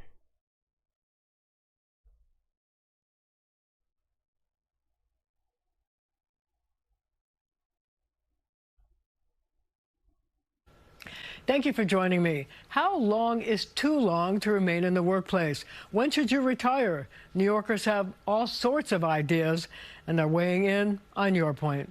Do you think that you'll be able to retire? Yes. Yes. Probably not. Yeah, like we're retired, but oh God, in this climate. I'm sorry. I hope so. I'm sorry. What was that? I didn't quite catch that. Yeah, like we're retired, but oh God, in this climate. I don't know what that means. Yeah, like we're retired, but oh God, in this climate. I hope so. That'd be nice. Of course. I'm hoping eventually. Yes, I do think I'll be able to retire. I'm going to. I'm retiring at the end of this month. So what age would you actually be when you retire? Probably like 6. This guy was like, yeah, I'm going to retire. Then she asks him what age. He's like, just throw a number out, 60. In my 60s, maybe, probably 63, 65. I set high expectations for myself, so probably 55 to 60, 57-ish range. 80. Like 95. 80s. Yeah, in 2024, probably really old because the economy is declining. I'm 31, so I can retire at 32. I think that's a good age. You think that's really realistic? Probably 70. I like working. I do. You're a workaholic. I'm a workaholic. Me too. Yeah, I mean, I will be at my desk forever. Do you think you'll be able to save enough money to retire comfortably? No. Yeah, probably not. No, I'm going to still work part-time because I loved that. Did you see the mic work just now? Because she's got the mic on the one friend. The other friend answers. So she... This little move. No. Forever. Do you think you'll be able to save enough money to retire comfortably? No. Yeah, probably not. no, I'm going to still work part-time because I'm a psychotherapist, but I'm just going to reduce my hours and still work. No. Why not? Because I'm poor already, so I don't think I'm going to retire with anything else. Everything's so expensive. It's so hard to save money. Not to live in this country. Where would you move to? Cambodia, some other country. Do you think you'll be able to save enough money to retire comfortably? Yes, definitely. Yeah, I believe so. Yeah, absolutely. Because I don't have any kids or like anybody at home waiting for me, so all I can do right now is save money. I actually have. Damn. Even though she sounds optimistic about it, that's still like the way she said it makes it sound like she's not. I don't think she's living her dream right now necessarily. I could be wrong. I think it was the phrase "right now," which I think implies what do you call it? Like the desire for some kind of change. I don't know how to put that otherwise. Let's go to this fucking story. Jesus Christ, I hate this story. We talked about like a tangential thing relating to all of this a little while ago. That being what's it called? I can't think of it right now. It's like congestion, not congestion pricing though. It's like on-demand pricing that McDonald's and I think a couple of other restaurants were rolling out at a few select locations or something like that. Surge pricing, thank you. Surge pricing, yeah. However, there is a different kind of very covert kind of pricing here that you may not be aware of. I certainly was not aware of this, but this should be disturbing to pretty much everybody. Can I explain surge pricing? Surge pricing is the practice of using like algorithms like AI data to essentially keep track of how many people are showing up, right, to a restaurant at any particular time and then charging more money during that quote-unquote surge, right? So suddenly, you know, a bunch of people get in line and the price goes up 5% or something, you know. It's ridiculous.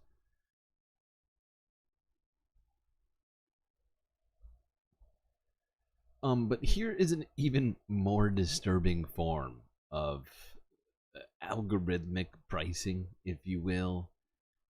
This is from CBS News from 2 days ago, with not nearly enough views as it should have, as the FTC is investigating something called surveillance pricing.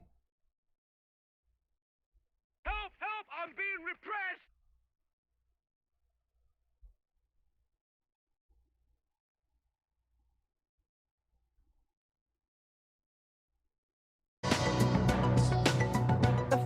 Trade Commission has launched an investigation into what's called surveillance pricing. That's when companies use someone's personal data, like browsing, even credit history, to sell them a product at a different price than what other consumers might see.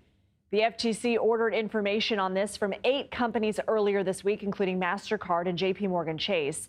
Software company Revionics said in a statement to the Associated Press, it, quote, does not develop software that recommends pricing targeted to specific individuals. Let's bring in Ashley Gold. She's a tech and policy reporter for Axios.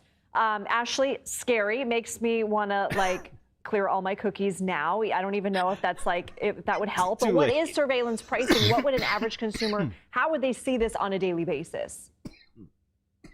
I think the problem is if it's happening, a consumer wouldn't actually know that it's happening. They wouldn't see it. This is stuff that's happening on the back end. These companies, the companies you just listed, they are marketing an ability to use AI, to use other mechanisms like algorithms and just tracking of things like bank statements and behavior, like you said. And they're selling bank statements and behavior. So like, okay, you have exactly this much money in your bank account right now. First off, how are they getting that information? That shouldn't be that shouldn't be a thing. It's like, oh, it might make you, miss a bill or whatever else, but you can afford this right now. So they charge you more. You don't know what your next door neighbor, your grandma, whatever, somebody else is paying for it. How could you?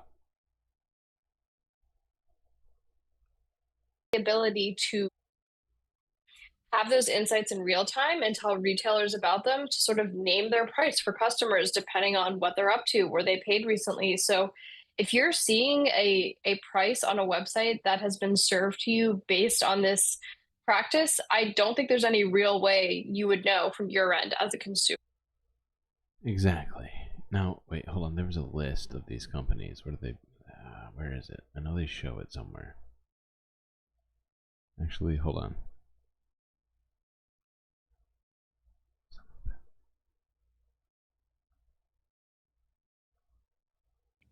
Especially because we've seen supply and demand pricing has also been a common thing recently on concert tickets and stuff like that. It's all part of this sort of new ecosystem of companies wanting to use AI and sell the ability to use AI, get customer insights.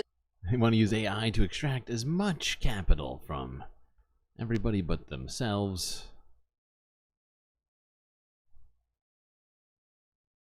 So they can increase their dividend by 3%.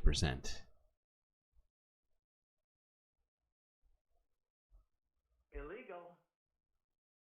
The FTC sucks. Well, at least they're investigating, okay? At least they're investigating. They haven't made a decision yet. The only one of like the 5 or 6 companies. Where's the list? I can't find the list.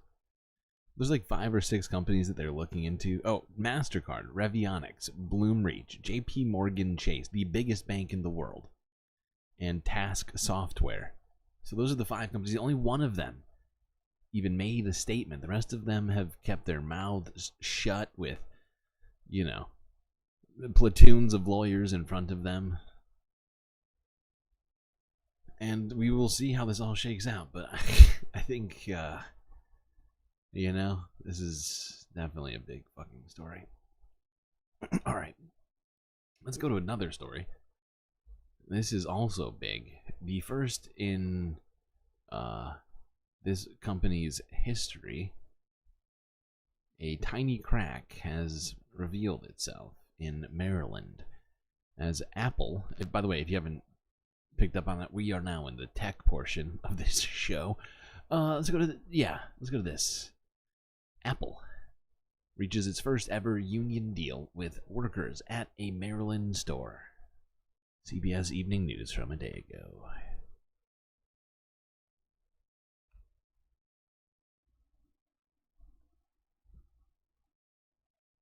Apple has reached its first ever contract with a retail union. Late Friday, the union representing some 85 employees at a Maryland Apple store announced it had struck a 3-year deal with the company. The tentative deal increases pay an average of 10%. Workers will vote on the deal on August 6th. Well, there we go. Now, does it mean there's going to be a huge wave? Yes. Warren from Massachusetts. Just kidding. I don't know that for sure. I'd like to think that the answer is yes. Hard to say. Apple's got a lot of money to break union efforts. A lot of power. One of our chatters knows that store specifically. Wow. Incredible. Incredible. What are the odds?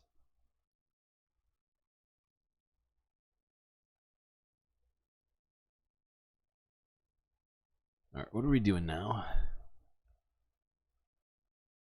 Oh, okay. Let's listen to this. Here's somebody many chatters probably are familiar with. This is Elizabeth Warren at the Senate Banking Committee asking Biden officials about crypto mining. Warren from Massachusetts is Oh, recognized. thank you, Mr. Chairman. So the Committee on Foreign Investment in the United States, or CFIUS, reviews foreign investments in our country to make sure they don't pose a risk to national security. Increasingly, foreign companies are building crypto mining facilities on U.S. soil. These mines are actually warehouses stuffed with computers that process crypto transactions and produce new crypto tokens. They're loud, they're hot, and they suck up a ton of electricity, which can crash the power grid. And that's why many countries have banned crypto mining, leading more foreign companies to set up shop here in the United States. According to a blockchain analytics firm, today 1/3 of crypto mining facilities in the U.S. are owned by citizens of the People's Republic of China, including people with direct ties to the Chinese government. Now, crypto mining is a disaster for the environment, and it can pose national security risks as well. In May, at CFIUS's recommendation, President Biden issued an order requiring the Chinese national owners of a crypto mining facility in Wyoming called Mine One to divest their ownership and remove the crypto mining equipment from the premises. Assistant Secretary Rosen, you're the head of CFIUS, so you oversaw the investigation into Mine One and told the president that the divestment was essential. The divestment order cited two primary factors. One, the technology inside Mine One could be used for surveillance. And two, Mine One was located 1 mile from a strategic missile base housing intercontinental ballistic missiles. So I want to ask you, could the equipment inside that crypto mine have been used to spy on our military operations and our nuclear weapons system? Senator, thank you for the question, and I think pointing out this case in particular, I'm limited in terms of what I can say about this particular transaction, but to answer your question, there is a generalized concern that sophisticated equipment in proximity to sensitive facilities can be used for espionage. Okay, so can be used. Okay. She complains a bunch more about money laundering as it relates to crypto as well. But in response to, who said it? Somebody in here said that they should go crypto mine in China. However, point this out to you. In 2021, China banned all crypto. I think mining and just owning it. All the apps and everything, I think, were banned. So I don't think they can, technically.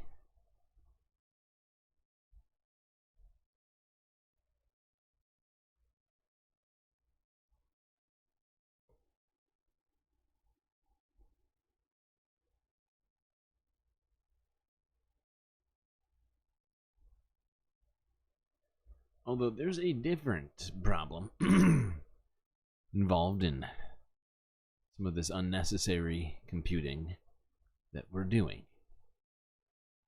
Let's look at this. This is from CNBC from 11 hours ago. How the massive power draw of generative AI is overtaxing our grid.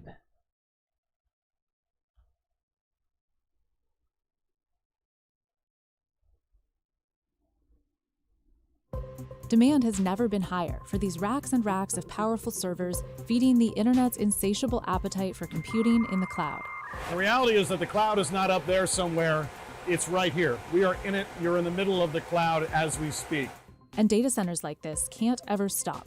Streaming, social media, photo storage, and more recently, and requiring much more data, training and running chatbots like OpenAI's ChatGPT, Google's Gemini, and Microsoft's Copilot. And you can feel the heat coming off of these. Thanks to the generative AI race, data centers like this are springing up as quickly as companies like Vantage can build them. And that means demand for power to run them and cool them is through the roof too. If we don't start thinking about this power problem differently now, we're never going to see this dream we have or the potential we have of this amazing technology that can. So this woman who is a PR person for, although she's the senior vice president of General Motors, she wants us to figure out the energy problem so we can harness AI. Okay. This power problem differently now, we're never going to see this dream we have or the potential we have of this amazing technology that can. Now just remember that we're already struggling to produce enough electricity for us in a sustainable way that even before we would potentially start factoring in the energy consumption from AI, right? Like we were already doing a bad job. Still a bunch of coal-fired power plants, things like that out there. And somehow her main concern is making sure we get enough energy to just do AI. You know, that's really change our lives. One ChatGPT query takes nearly 10 times as much energy as a typical Google search, and as much energy as keeping a 5-watt LED bulb on for an hour. Generating an AI image can use as much power as charging your smartphone. Remember, this is CNBC, the business version of MSNBC. and yeah, so everything from here is coming from a business angle. Building data centers to accommodate AI have seen emissions skyrocket. And this problem isn't new. Estimates way back in 2019 found training one large language model produced as much CO2 as the entire lifetime of 5 gas-powered cars. And even if we can generate enough power, our aging grid is increasingly unable to handle the load. If you look at the peak demand during the summertime, if the data center don't reduce their load, there could be a blackout. With the loop. Okay, hold on. We can't watch this whole thing. The fact is that this is all increasing people's electricity bills everywhere, right? This is continued consumption of energy from AI.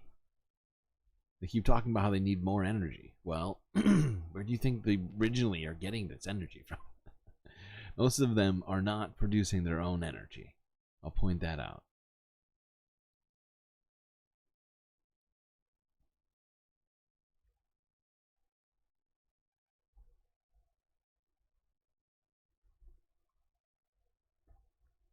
Globally, with the highest concentration in the US, but it's not enough. But we suspect that the amount of demand that we'll see from AI-specific applications will be as much or more than we've seen historically from cloud computing.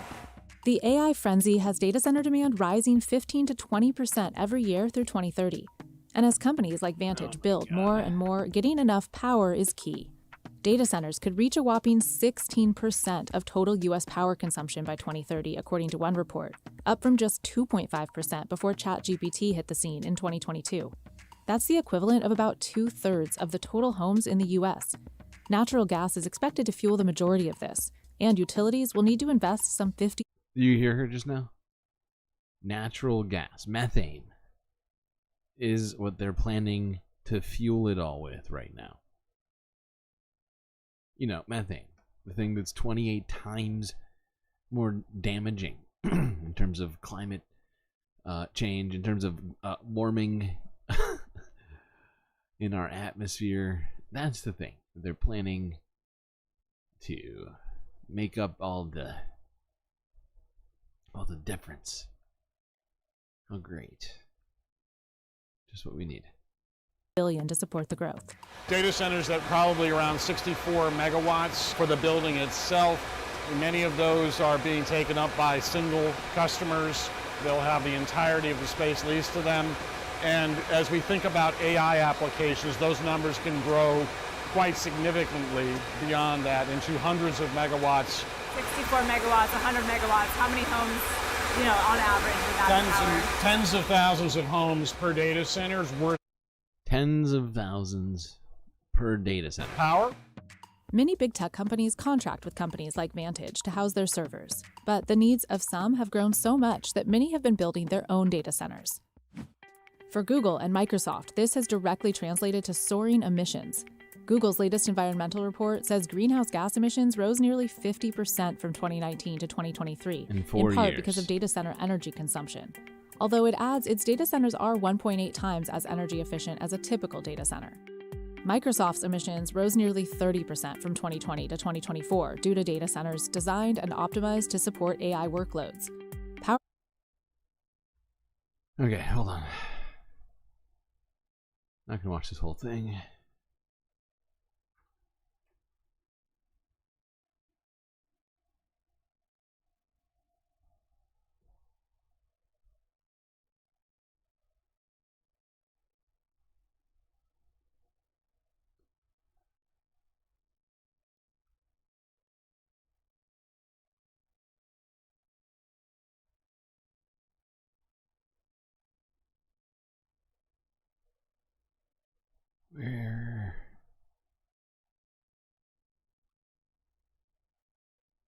Where was it? Where did I want us to get back in here? Sorry.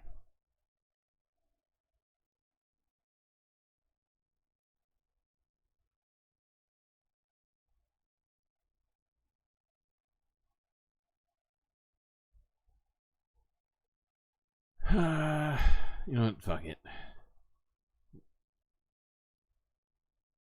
We're already nearly 2 hours in. Actually, are we 2 hours? We are 2 hours in. Good God. This is happening.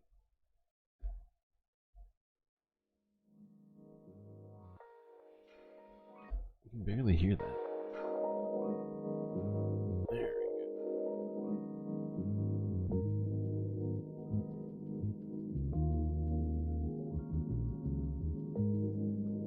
Well, I hope everybody has been enjoying the show so far. If you haven't already, make sure to hit that like button and don't forget to subscribe. They both really help out.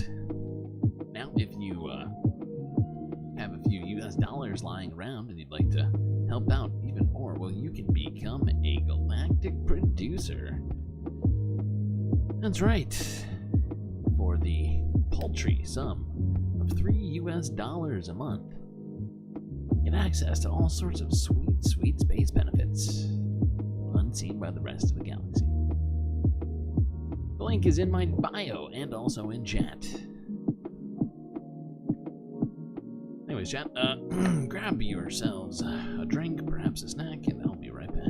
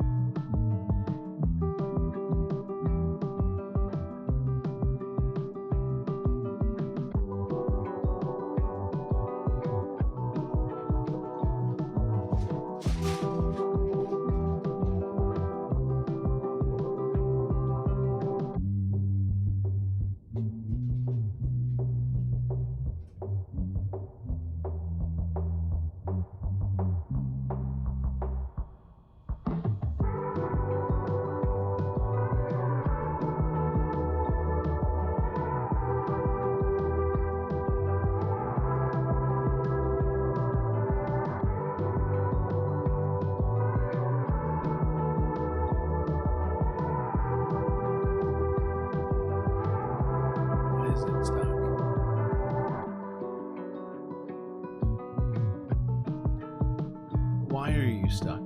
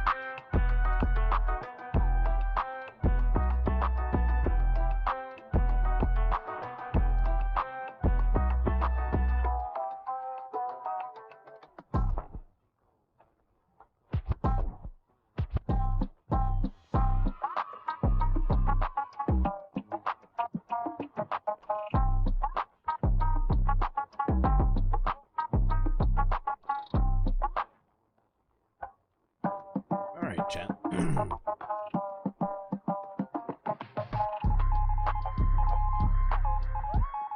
Calling all space fans, it's that time. The environmental report.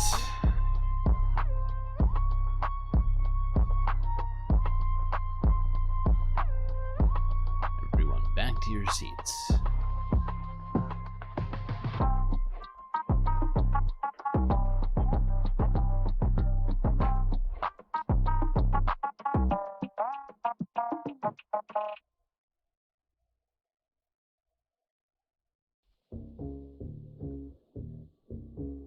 Okay, what are we gonna start the environmental half with? Let's start with this. Let's talk about plastic waste. CBS Colorado from 2 days ago. Colorado company uses plastic from Dillon Marina and turns it into roads. Coloradans' love of nature and the outdoors is well known, but our recycling rate, well, frankly, it stinks. Of the 5.9 million tons of trash that we all tossed in 2022, just under 16% was recycled or composted. That's about half of the national average of 32%. And now a big part of the problem, there's not always a clear or easy way to recycle all of this here in our state. Recycling plastic can be much more difficult than other materials, especially the kind that needs to be cleaned before it can be processed. But now a company in our state is helping out across the country to utilize their new process to help our hard-to-recycle plastics have yet another life. Your reporter in the mountain, Spencer Wilson, explains why the Dillon Marina hired them to help unravel their plastic problem.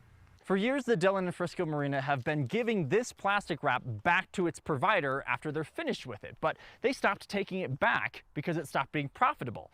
Now they're looking for somebody else to take it on because it's hard to recycle, and they might have just found the answer.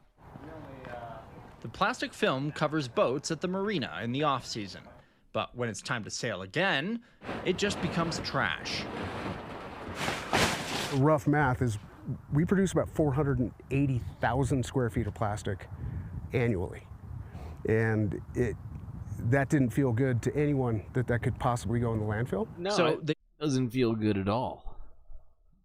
There's gotta be another option. To the chance to huck their giant plastic collection over to Driven Plastic, who, to put it simply, we make an additive for asphalt, and we make it out of waste plastic. Driven Plastic says they're the next generation in asphalt creation. Reactive elastomeric terpolymer. Old asphalt roads already have plastic in them, but it's just added in to gum up the mixture and can leak into our environment when the road breaks down. Driven Plastic says this new system is not only giving roads more life, it has better performance, and it's better for the environment too. Recycled plastic like this combines into something else entirely. So you're not going to see plastic floating around in here because it's actually incorporated into the glue at a molecular level. It's using polyethylene 2 and 4, as I'm sure you know, like I totally did, is one of the hardest to recycle plastics, unless you're driven. Okay, so yeah, I mean, I like the idea of this. I do feel like we need some serious medical health related studies to what this might do over time. Just, you know, considering all the things we found out about microplastics recently, I'm not sure that making all of our roads plastic is a good thing. Now, he said that they bonded the plastic at a molecular level, and it may very well keep it from leaching into the soil. I'm not entirely sure, right? It's a claim from a company. It's clearly got a profit motive, and this is pretty, well, at least from what I can tell, pretty new science, if in fact it is non-problematic to the environment. I'd like to be optimistic about it, because there's a bunch of waste like that, plastic bags and stuff, that just gets thrown out because it's not profitable, right? So, you know, granted, I think that, you know, we have to stop the plastics industry in general, but, well, at least as much as we can. So I don't know if this is necessarily a great long-term solution for anything. Okay, let's look at another processing, what do you call it? Like a manufacturing process that could be problematic. Some people are claiming it's good for the environment, but well, I might have a few things to say about that. Let's go to this. Associated Press from 2 days ago. Wood pellets boom in the U.S. raises health and environmental concerns.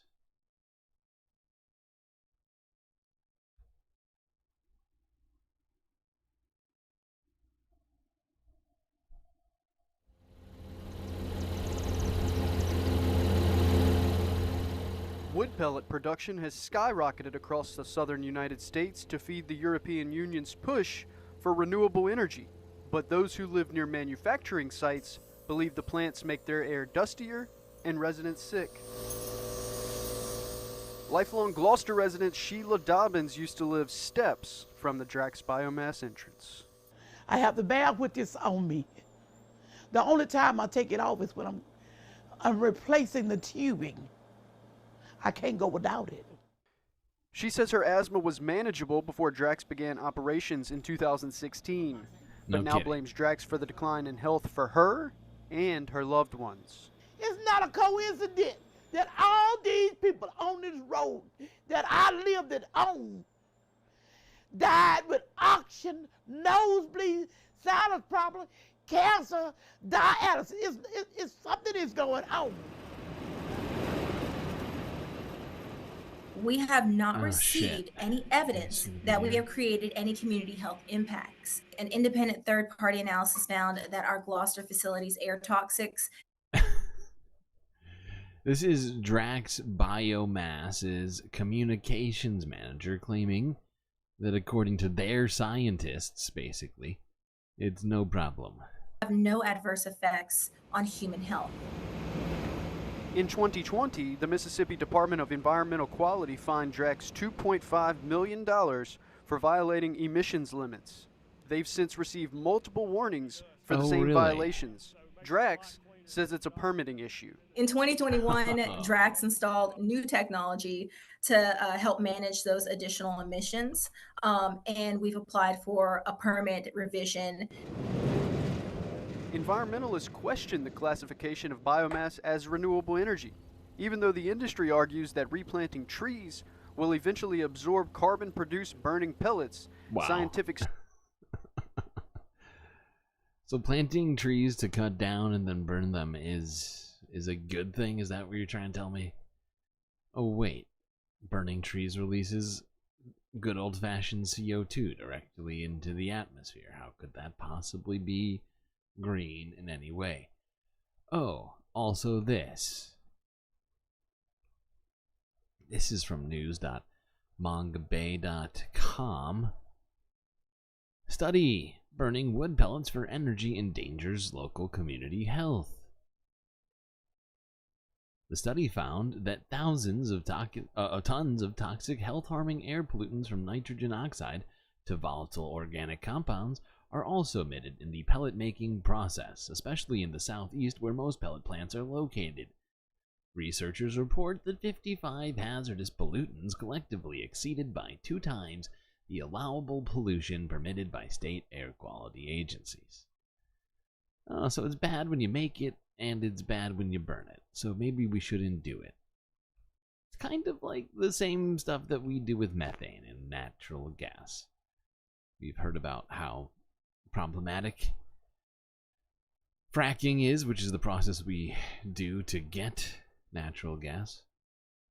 We've heard about how it actually leaks a great deal of methane into the atmosphere before it ever gets burned.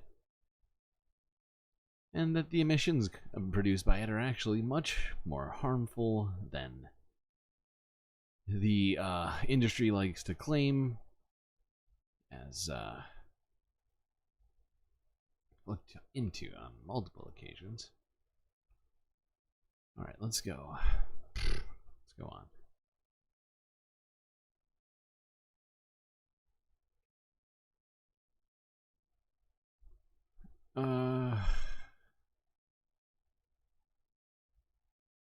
Now, they've been fined a number of times, but it sounds like we need more than fines, once again. As companies will continue to pay fines until it actually affects their bottom line.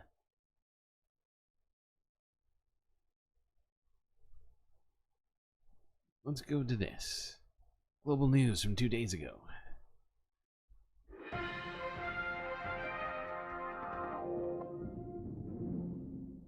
Cat reunited with family 8 years after she went missing.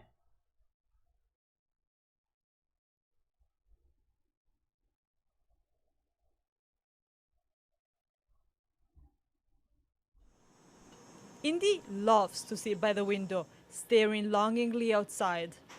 It's not surprising since she mysteriously traveled over 165 kilometers unbeknownst to her dad. Shocked. That's how Grand Pretorius felt when he got a call from the SPCA in Ottawa saying they had found her.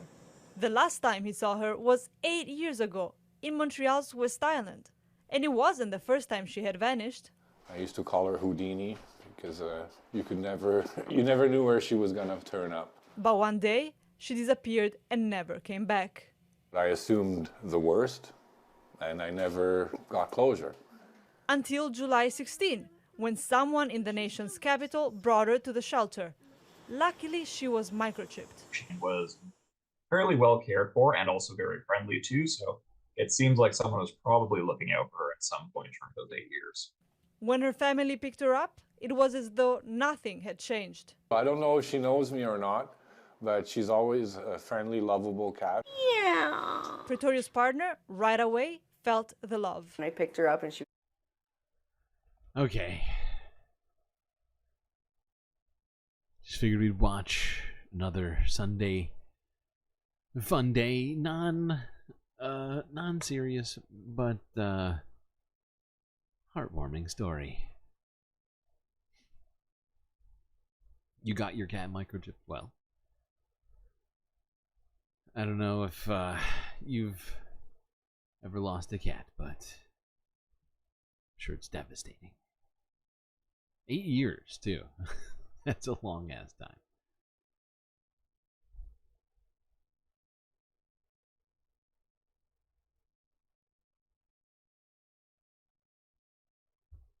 Okay, let's continue to talk about animals, but instead, this is about the wildlife. King 5 Seattle from 2 days ago.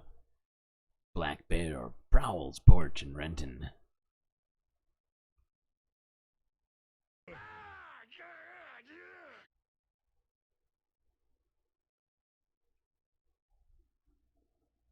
Look at this visitor. A viewer sent us this ring cam video of a black bear on her porch last night. This is in the Woodside neighborhood of Renton, right by Petrovitsky Park.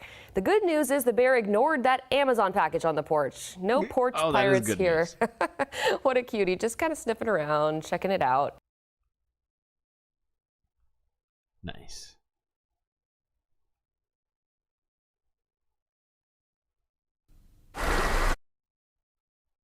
Whoops. Okay. Now,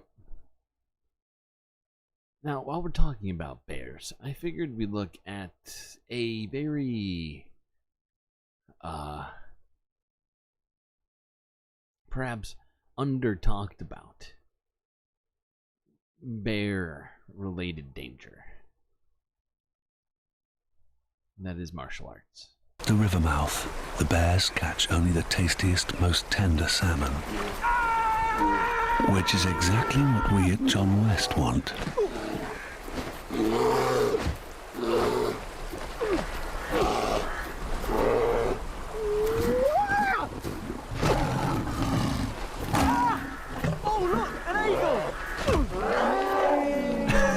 John West endure the worst to bring you the best. Alright, that was just for fun. More fun. I'm trying. I'm trying. It's about to get bad. It's about to be less fun. About to be less fun very shortly. Although we're going to continue to try to have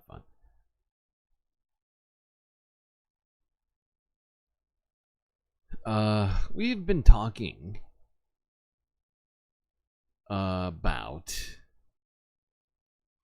the fires happening in Canada, the Jasper National Park fire in Alberta, which Omega Star says hydrate. Guess I better do that.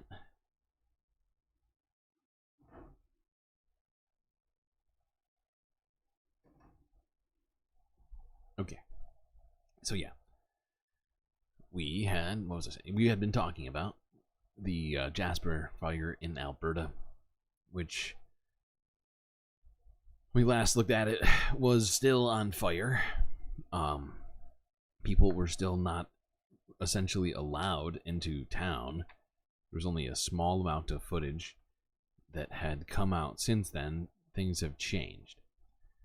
But while we were talking about it last, we looked at a video of a woman named Danielle Smith, who is the current premier of Alberta. And unbeknownst to me, because I did not do a ton of research on Danielle, we had purely watched this video due to the fact that it was She appeared to be overwhelmed with emotion about the fire. If you recall correctly, she was basically outright sobbing on camera. But after some amount of research prompted by at least one of our viewers, if I recall correctly, I've done a bit more of a deep dive on who Danielle Smith is. Now, she has been in a political arena for some time.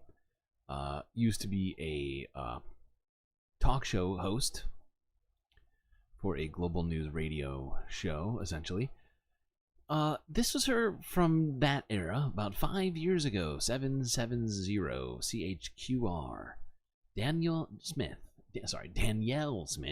on the UN Climate Change Report. Oh, let's see what she has to say. Hold on. Yeah. And governments need to be more aggressive in fighting climate change. This is where we bring in Danielle Smith from Global News Radio 770 CHQR to continue this conversation. Danielle, can we turn things around in time, or should I start building my bunker now?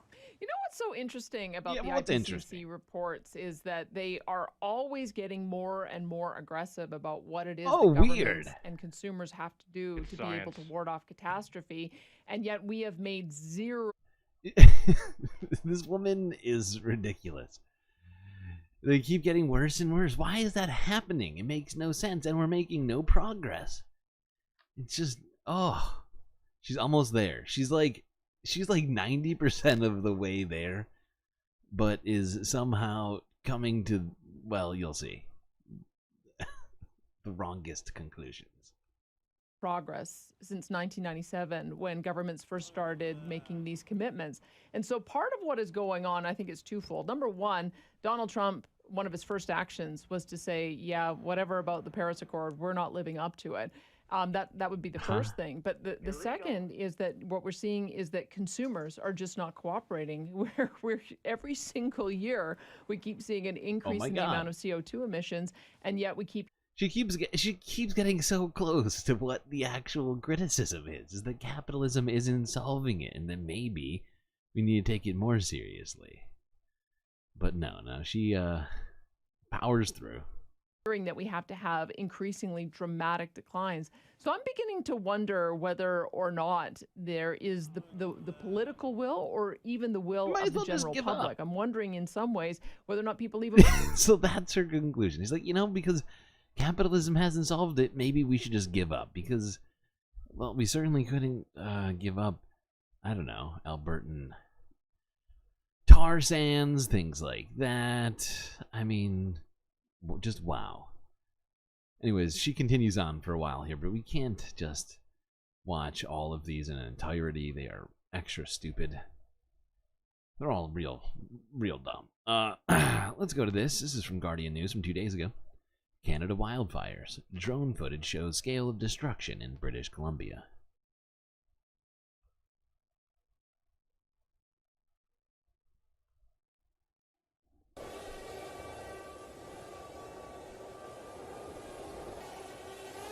Fuck.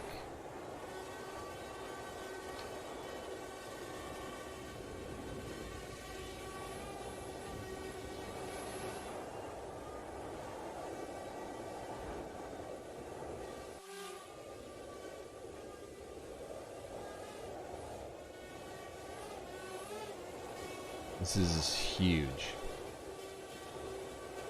Oh my god. Oh, this footage is wild. And you can see the spot fires all over the place. Some huge ember goes flying in the wind.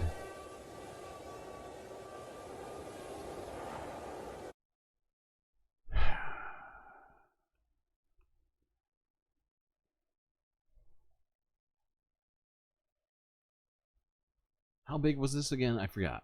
Was it 200 and... Was it 200? No, hold on. No.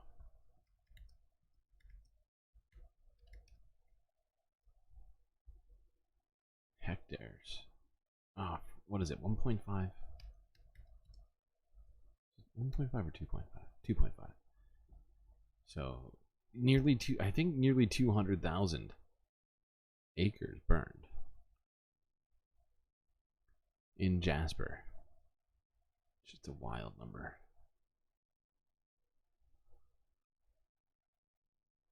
Seeing a report here that says 86,000 hectares, which I think is something like 200,000 acres.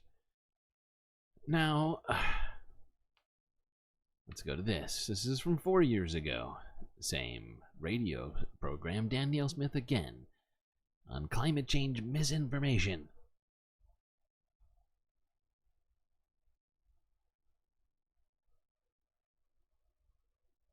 Climate and everything. Friday saw massive rallies take place in cities all over the world demanding action on climate change. The so-called Fridays for Future protests were sparked by 16-year-old Swedish activist Greta Thunberg. She's been urging politicians to listen to the scientists and take action to save the planet. Many scientists say there is overwhelming evidence to support that the Earth is slowly warming up with devastating effects, and yet there are still deniers who bring up other studies to refute climate change. Danielle Smith from Global News Radio 770 CHQR joins us to continue this conversation, and what a contentious one it is, Danielle. I know you're going to have a guest on today to try and explain what's true and what's not here. Well, I'm really hoping that there's some common ground, because the debate is now becoming so polarized that I think each side is just tuning each other out. I mean, the climate activists who are arguing that human extinction is 10 years away unless we stop using fossil fuels altogether, they're not being reasonable either. That's misinformation too. Yeah. And so for people who are looking for a reasonable solution and a reasonable plan of action, that's not offering it. So when you end up with that kind of extreme rhetoric, I think it opens the door to those who say, well, maybe we don't need to do anything about it at all. So I'm going to talk with John. Maybe we don't need to do anything about it at all. Wow. Okay. Thanks, Danielle Smith. Those darn activists wanting to, you know, stop civilization from being extinct. Well, they're just being alarmist. And they're causing people to not do anything at all. That's what it is. Okay, Danielle Smith. I'm bringing the receipts. I did. I found the receipts and I've brought them. Now, I'm just going to remind you this as we're talking about this and watching this next footage. Let's go to this video showing the aftermath of the wildfire in Jasper National Park. This is from Associated Press from 2 days ago. Just want you to all remember this. During Danielle Smith's tenure, which started in 2022, the budgets for 2 different firefighting organizations in Alberta were slashed by millions and millions of dollars, tens of millions of dollars. Let's look at this.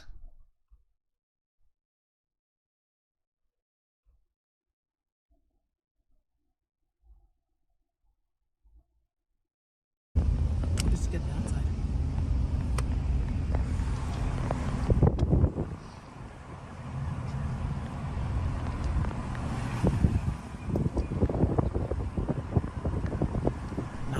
To listen to here, but as you can see, this entire neighborhood is essentially burned to the ground. You saw one house there appeared to be unscathed. Take a turn. Oh, there's a building.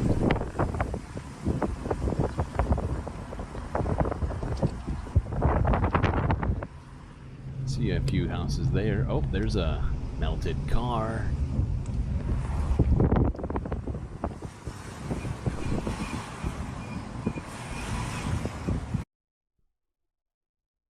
Okay, so not quite done with Alberta. There's still more to fucking look at.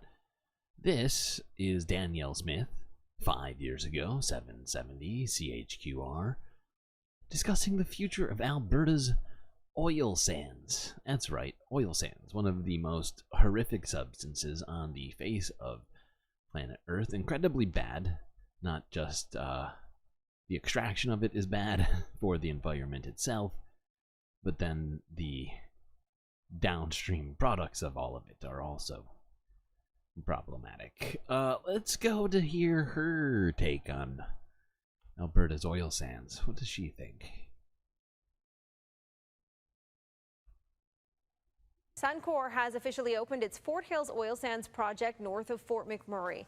The project put 7,900 people to work at the peak of construction. It is employing 1,400 people full-time now that the facility is operational, with a production capacity. Hold on, we can't get too far on this. 50 likes, oh my god. Wow, that is a near record number of likes, I think.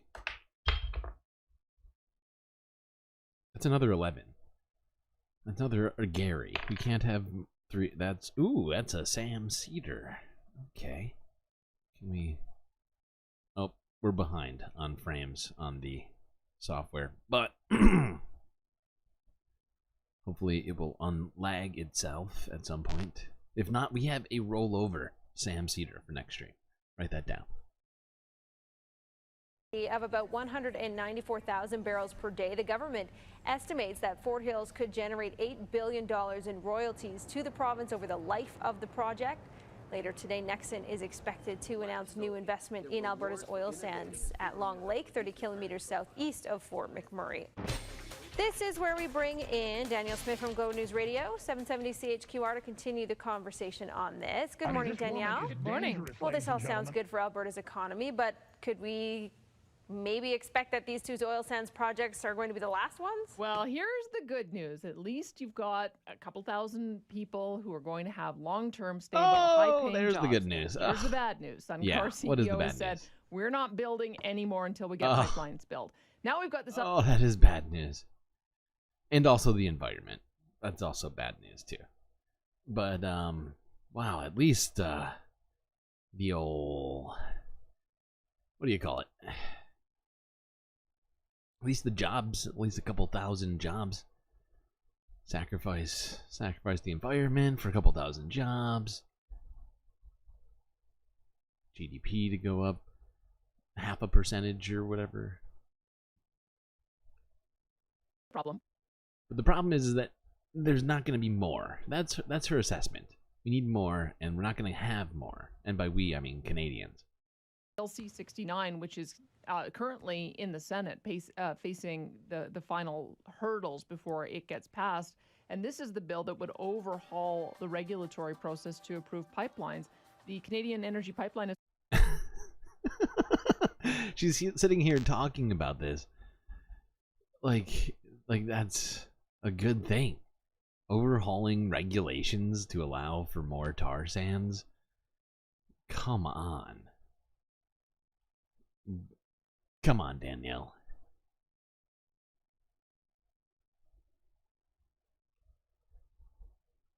Ah, boy. All right. BBC News from one day ago. Historic Canadian tourist town Jasper left devastated after 100-meter high wildfire.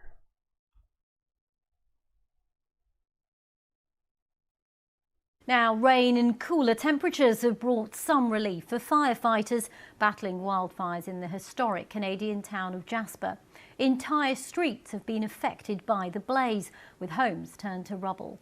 Officials say the full extent of the damage is not yet known. No deaths or injuries have been reported. Our correspondent Will Vernon has more. Far back as you can see. In the town of Jasper, entire streets have been consumed by fire.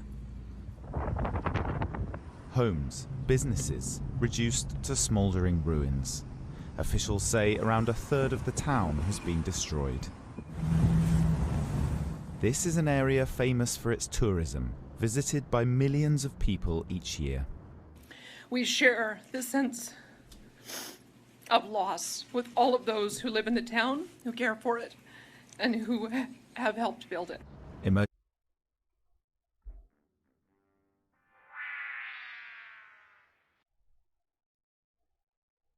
Wow. Just wow. Here she is crying.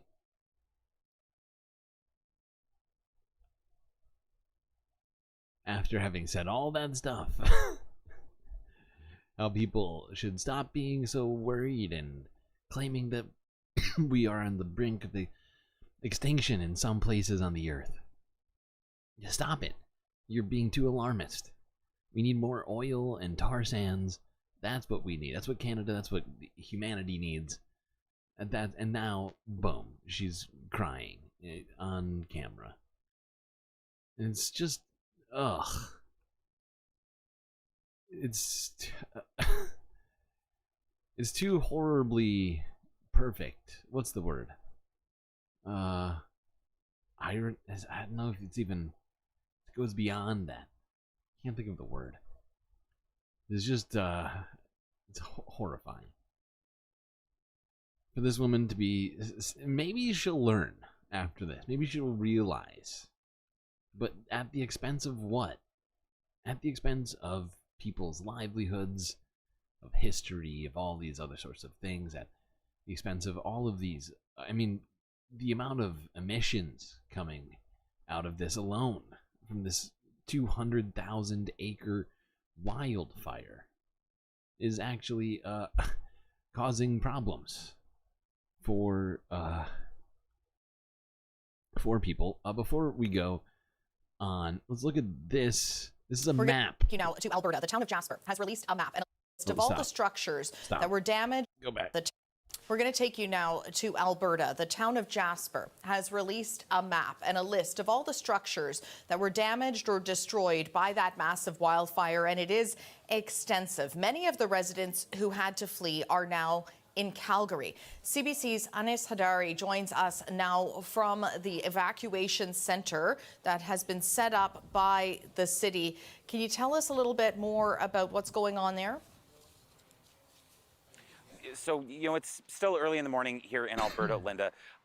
It is fairly sparse at the evacuation center here in Calgary, but the few people who are in there from Jasper right now are undoubtedly looking at the map and the list that was released late yesterday. It basically confirms what many were fearful of, many suspected. About a third of the structures in the town are destroyed or heavily damaged in some way. Mostly it was in the west side of the city, or the town of Jasper, I should say. So 30% of the town is just gone. Ah, boy.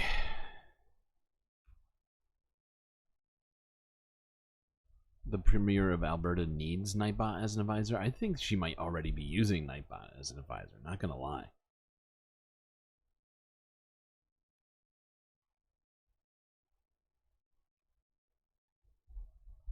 Nightbot's always giving us bad answers. Did Nightbot give us a good answer for once? Player. Climate change is making wildfires bigger and more intense. Warmer temperature. Oh wow, Nightbot actually knows what climate change is, apparently. Yeah, well, whenever we get to the portion of this show, we start talking about Israel and Gaza, things get a little bit, get a little weird, don't they, Nightbot? Don't they? Suddenly, oh, what's reality? I have no idea. I'm just a bot. I have no idea. Okay.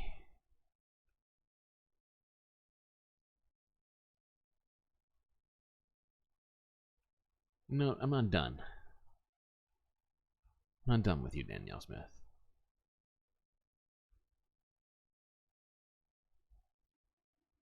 And so although those of us who experience Jasper as visitors can't imagine what it feels like to be a Jasperite right now, we share this sense of loss with all. Really? What did you lose? What did you lose? A bet? What sense of loss is she experiencing exactly?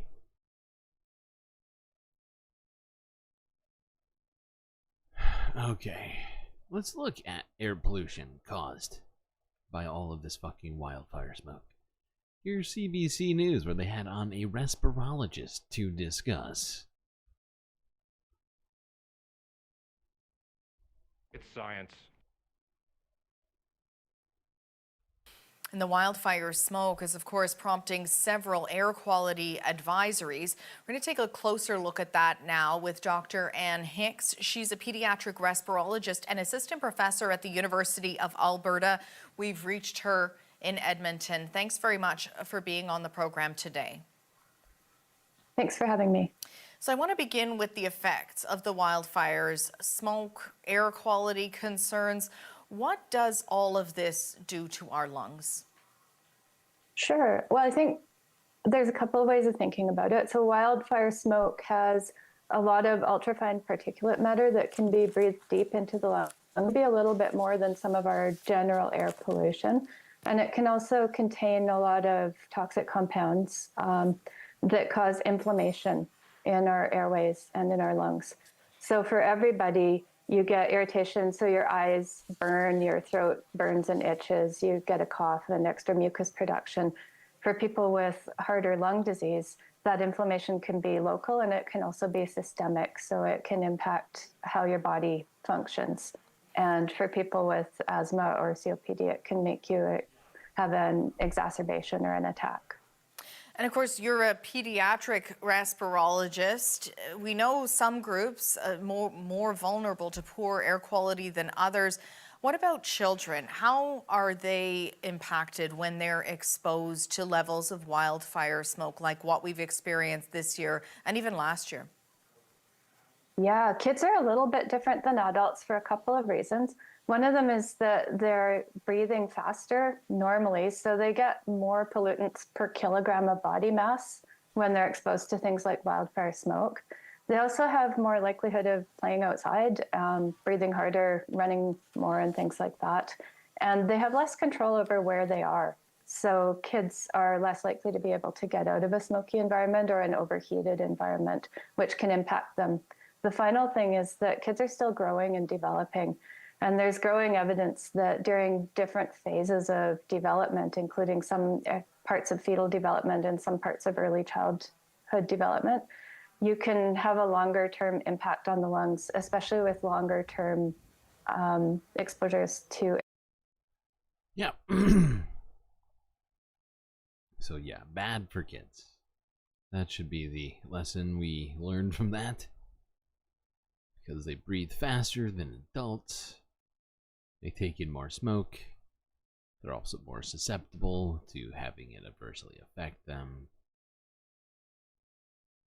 due to them being at a developmental stage. Think of all the smoke in Gaza. Great point.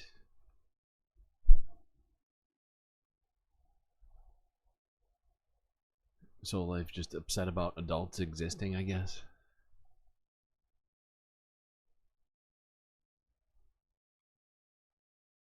Let's go down south. And by down south, I mean Oregon.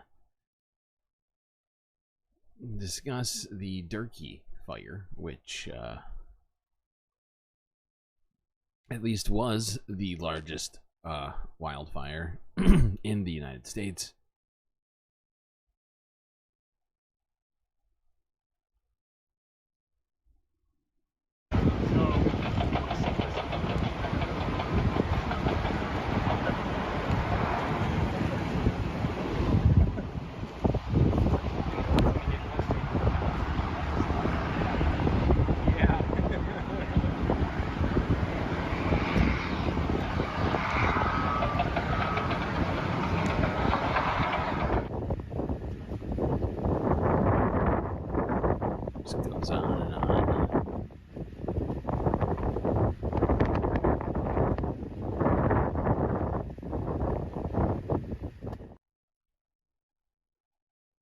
Alright, let's go to this Reuters piece. Weary, Oregon. Firefighters battling more than 30 large blazes. Wildland firefighters in Oregon are busy fighting more than 30 large fires across the state. Winds and lightning strikes have sparked and fanned recent wildfires across the Pacific Northwest, including the Durkee fire near Huntington, Oregon, the largest wildfire currently burning in the U.S. The blaze was set off by lightning on July 17th, and wind gusts up to 60 miles per hour drove the flames across brush, timberland, and ranches. In the northeastern part of the state, the Battle Mountain complex fire, around 150,000 acres in size, was fought by strained staff with additional support from contractors in the region. Fires just are going to naturally take off a little bit more because of how dry, how hot, and how windy things have been. That's Oregon Department of Forestry Public Information Officer Natalie Weber. When you have events like we had in the last couple of weeks where you have so many starts across the state, all of that system gets taxed and you don't have as many resources or enough resources. Weber says the organization relies on different... And yeah, the one fire that we talked about before, the Turkey Fire, at its largest was nearly 300,000 acres. And then you add another 29 fires to that. I mean, it is incredible to think about the scale of all that. Remember, 300,000 acres is the same size as Los Angeles, the entire county.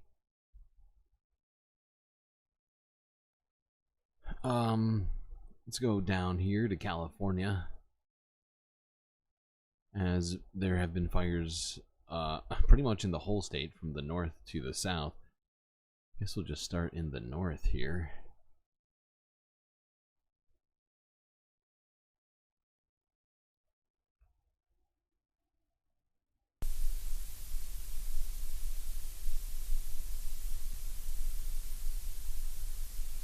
How many football fields is it?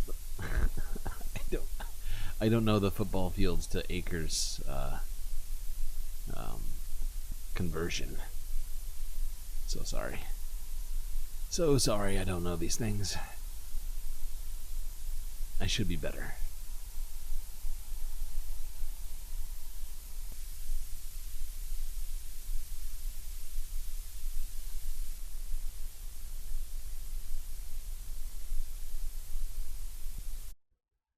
Let's go to this one.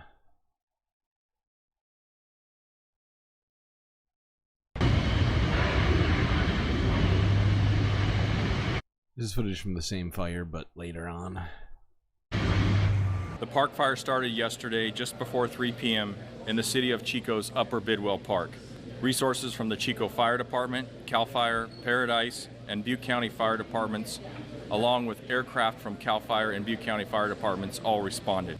The fire quickly began to outpace our resources because of the dry fuels, the hot weather, the low humidities, and the wind.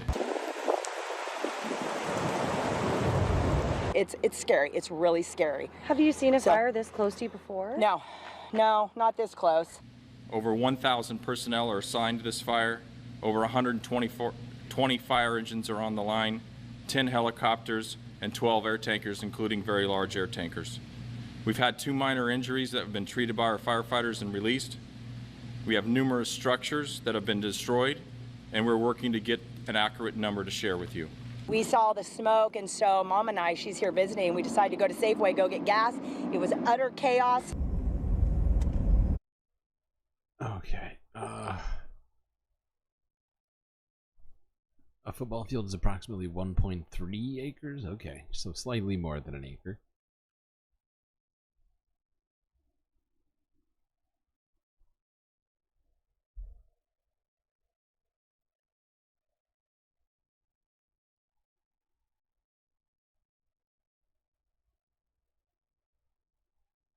All right, let's go to this.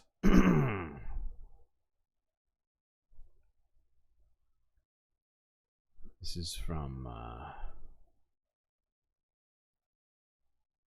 couple of days ago. AP, I think.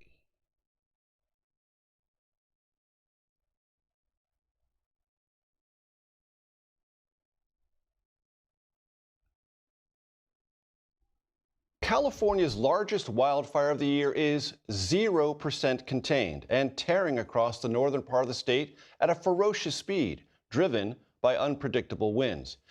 At this time on Wednesday, the park fire had burned about 2 square miles. 48 hours later, it has exploded, burning more than 250 square miles. That's 5 times the size of San Francisco. Thousands of people have been forced to evacuate as the flames, allegedly sparked by an arsonist, ripped through homes, buildings, and cars. Fires are burning across the West and into Canada. where a monster wildfire there has destroyed about a third of the structures in the resort town of Jasper. We have reports from across the region, and CBS's Jonathan Vigliotti will start us off from Northern California. Tonight, crews are struggling to contain this massive fire. We are talking flames several hundred feet high. Extreme wind is in the forecast through this evening. The concern now being these flames will be pushed out of the woods and into neighborhoods. California's largest wildfire explodes. The Park Fire, now so big, it's clearly seen on satellite. Over 175,000 acres burned. Authorities now. Yeah.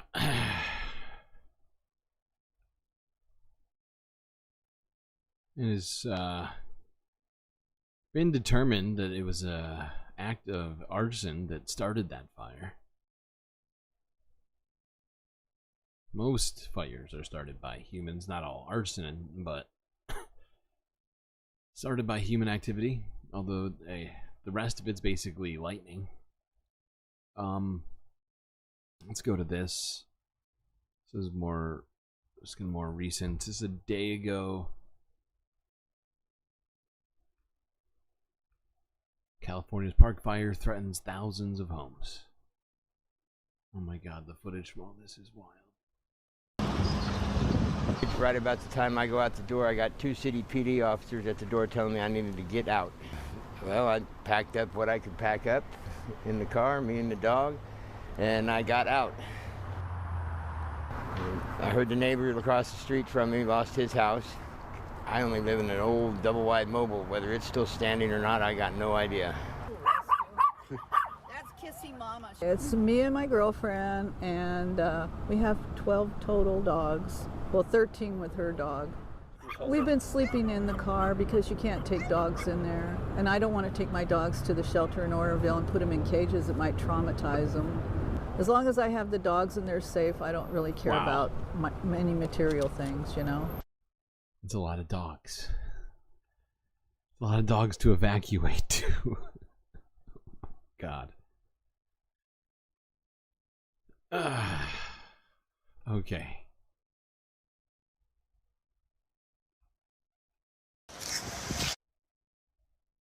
Got a couple more videos on this particular fire. Tonight, fire crews across the West are racing to contain scores of wildfires with more than 2 billion acres burning right now. The Park Fire near the city of Chico, California, is the nation's largest. How many? 2 million acres? Did she say 2 million acres are burning at this very moment? Racing to contain scores of wildfires with more than 2 billion acres burning right now. 2 billion? The Park Fire near the city of Chico, California, is the nation's largest. Right. 2 billion? CBS's Jonathan Vigliotti is there. Jonathan.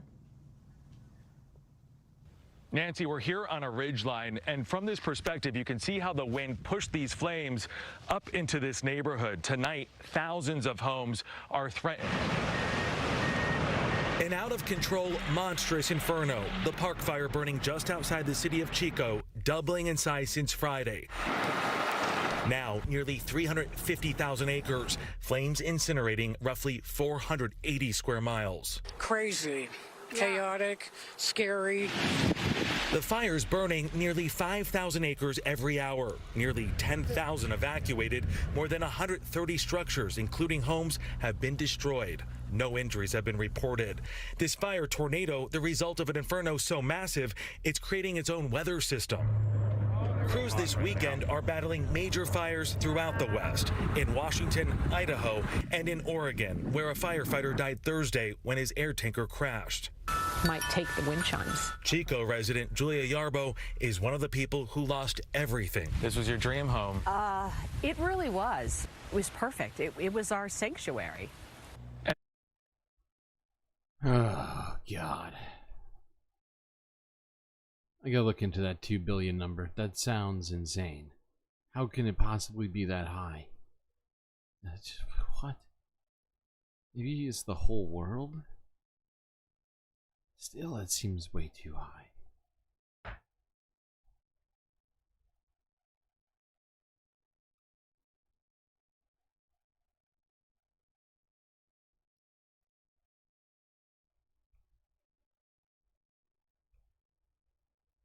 All right, there's more fires burning right now. But I figured we would look at this. Actually, no, we have to look at 2. Fucking hell. This thing really became huge. 16 hours ago from Reuters. California's Park Fire explodes into the largest wildfire in the entire United States.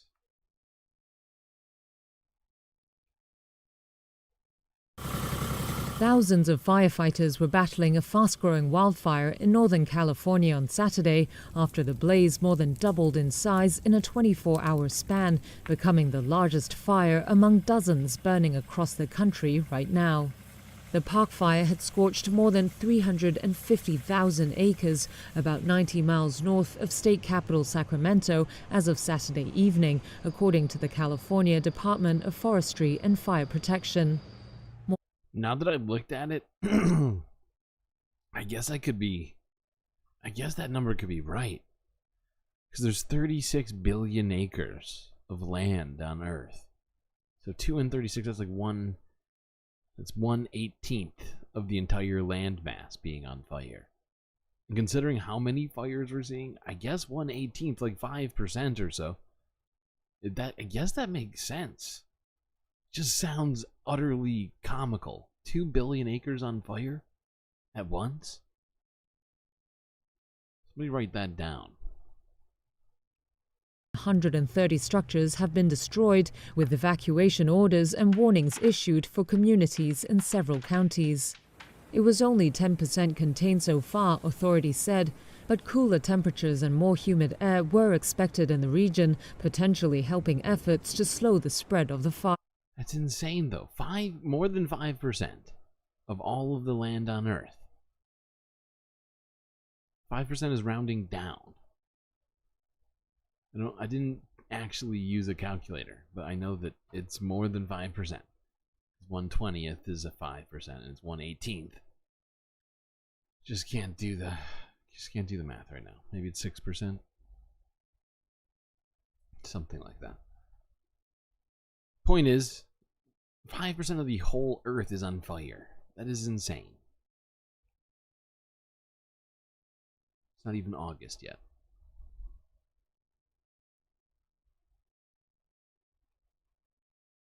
Oh, let's just straight this fucking video. So you've probably heard of the fire that happened in Paradise. The campfire, I believe is what it was called.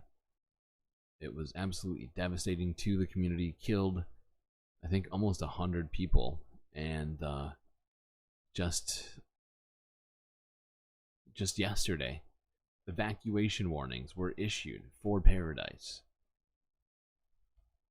6 years after the deadly campfire.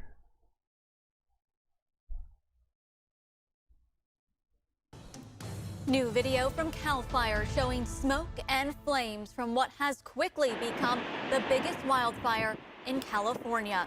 Welcome to ABC 10 News at 5. I'm Devin Truby. Thank you for making us a part of your late Saturday afternoon. Now we hope you're enjoying this cool weekend. Meteorologist Carly Gomez will tell us how long this cool down will stick around in just a few minutes. But first, we're tracking the park fire. Oh, wait, hold on. Hold on, I forgot. I have to line this up. There's what part I wanted to get to. I think it starts around. Where is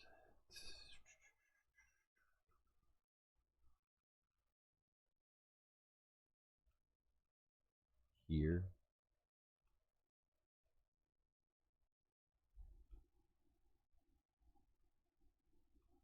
Many miles to the north.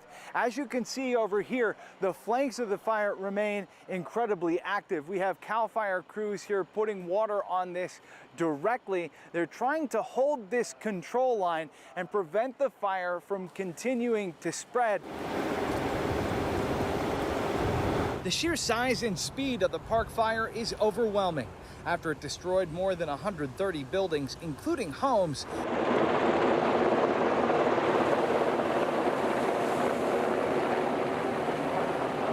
are hoping to keep Highway 32 the eastern boundary of the massive fire. The Highway 32 control line is holding. That is correct. Yep. And we have crews in there today ensuring it continues to hold and that they're doing aggressive mop-up around the structures. On the other side of that control line, the smoke plume can be seen in the distance from newly constructed homes in Paradise. What was going through your mind as you looked at that?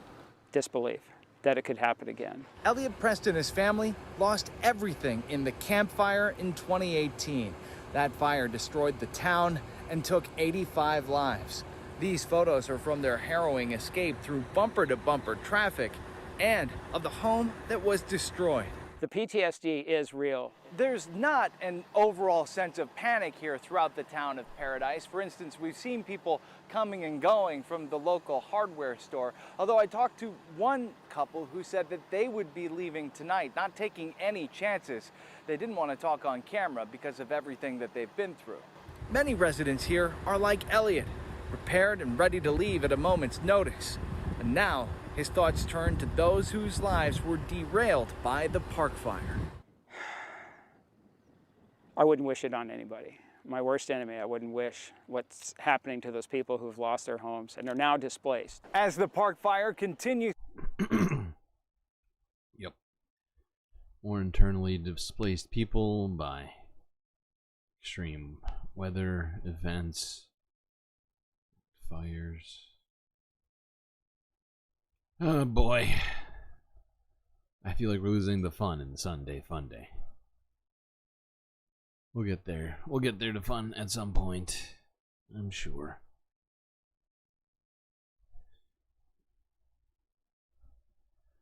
However, there are more fires happening in California. This is south, however, in the Bay Area.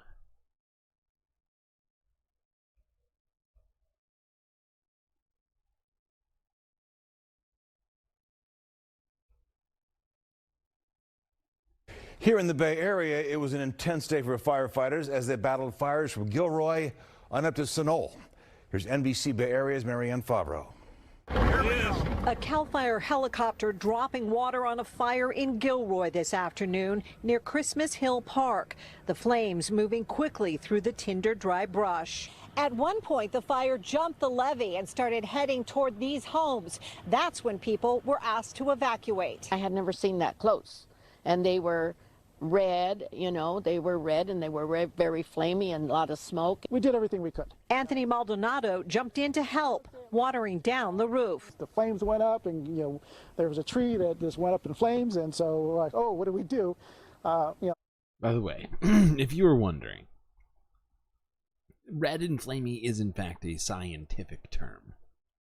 Ash coming down, and so it was pretty hectic. Gilroy Fire says additional assistance from mutual aid, CAL FIRE engines, and the air attack helped them control the fire at about 7 acres. But in Sunol, where flames have consumed more than 700 acres near Welch Creek Road, firefighters are still in an intense battle.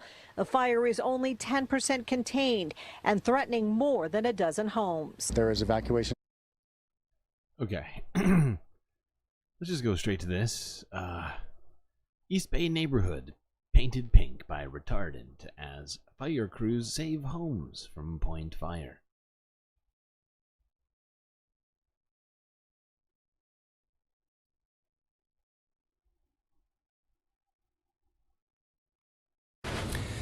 In the East Bay, many families forced out by the Point Fire are back home tonight. That fire burned about 470 acres last night, with containment now at 40%.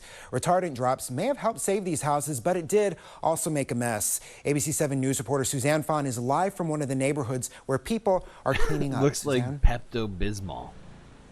So Zach, we're here in Bay Point along Caskey Way. Check out the scene around me here. This is pretty wild. Everything around here is bright bubblegum pink because of the thousands of gallons of retardant dropped on this neighborhood here. But people around here aren't complaining. They're just grateful that fire crews were able to save their homes. Thank God.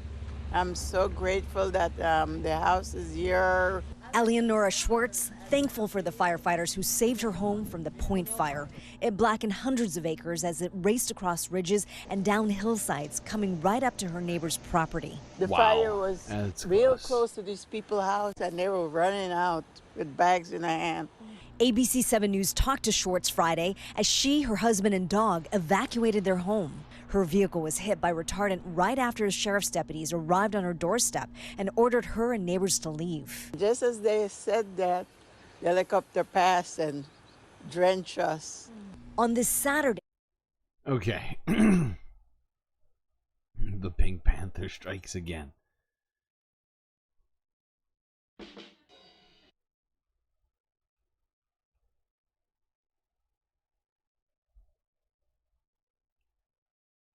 Okay, boy.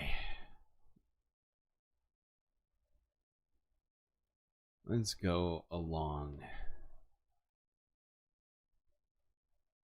Let's look at this. The giant, let's go all the way across the pond to London. Discussing said pond. Let's look at this video from 6 days ago. The giant metal walls keeping London above water.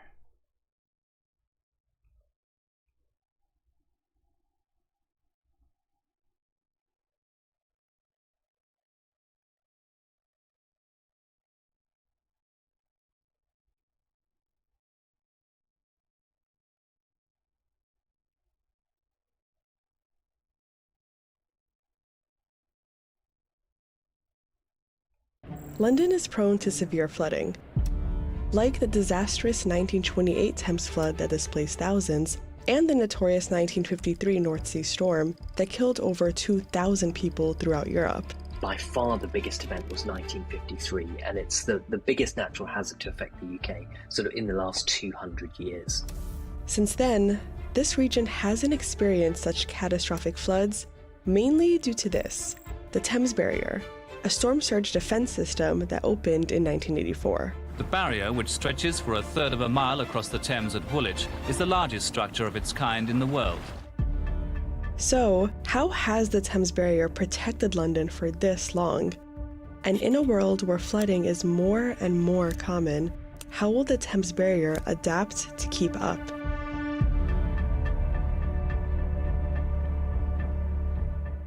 The Thames Barrier is unique. It's the first movable barrier ever built in the River Thames and protects the most populous part of London. As the second largest movable barrier in the world, it's made up of 10 steel gates that span 520 meters across this river. The outer 4 gates always have their barriers up and closed. And these central, larger 6 gates are left open most of the time to let ships pass through and for the river to flow naturally. So, what triggers the closing of the rest of the barrier?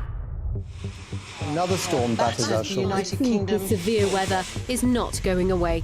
The UK's Environmental Agency, which monitors the North Sea's tide levels, river flow, and weather, gathers data on a daily basis to determine whether to open or close the barrier. When the decision is announced, the gates can begin closing. It takes about 90 minutes to close all the gates, which can go as high up as 20 meters. And they're designed to withstand over 9,000 tons of gushing water, which is the equivalent of almost 118 large swimming pools. The gates remain closed for high tide for about 4 to 5 hours. Once the flood recedes, the gates are lowered to their resting position. The general 4 to 5 hours, that's incredibly specific. I'm pretty sure not all floods last 4 to 5 hours. idea is that the gates block the gushing water to protect the city. The Thames Barrier alone protects 1.42 million people, 320 billion pounds of residential properties. We had a very, very big storm in 2013, Storm Xavier. No one died. And one of the reasons why that was because of forecasting, but also as a direct result of these storm surge barriers being built. So yeah, according to the data, these storm surge barriers are incredibly effective.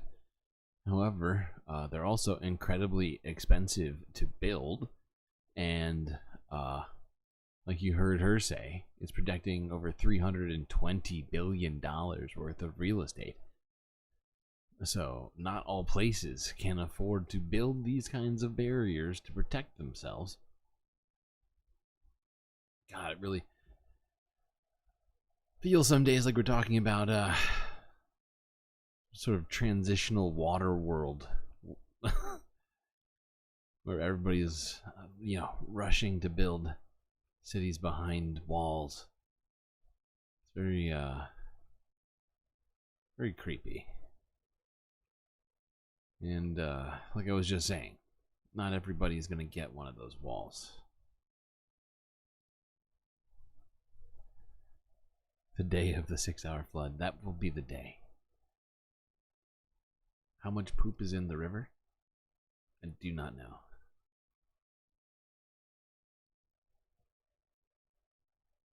Speaking of a place with a river that has poop in it, let's go to France. France 24 English from 12 hours ago.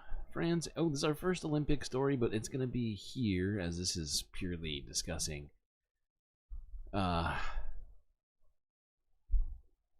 environmental issues as it relates to this whole thing. This is from 12 hours ago, France 24. France aims to have the the lowest carbon emissions of any Olympic Games. Oh, sorry. Is that the next one? Yeah, fuck it. So.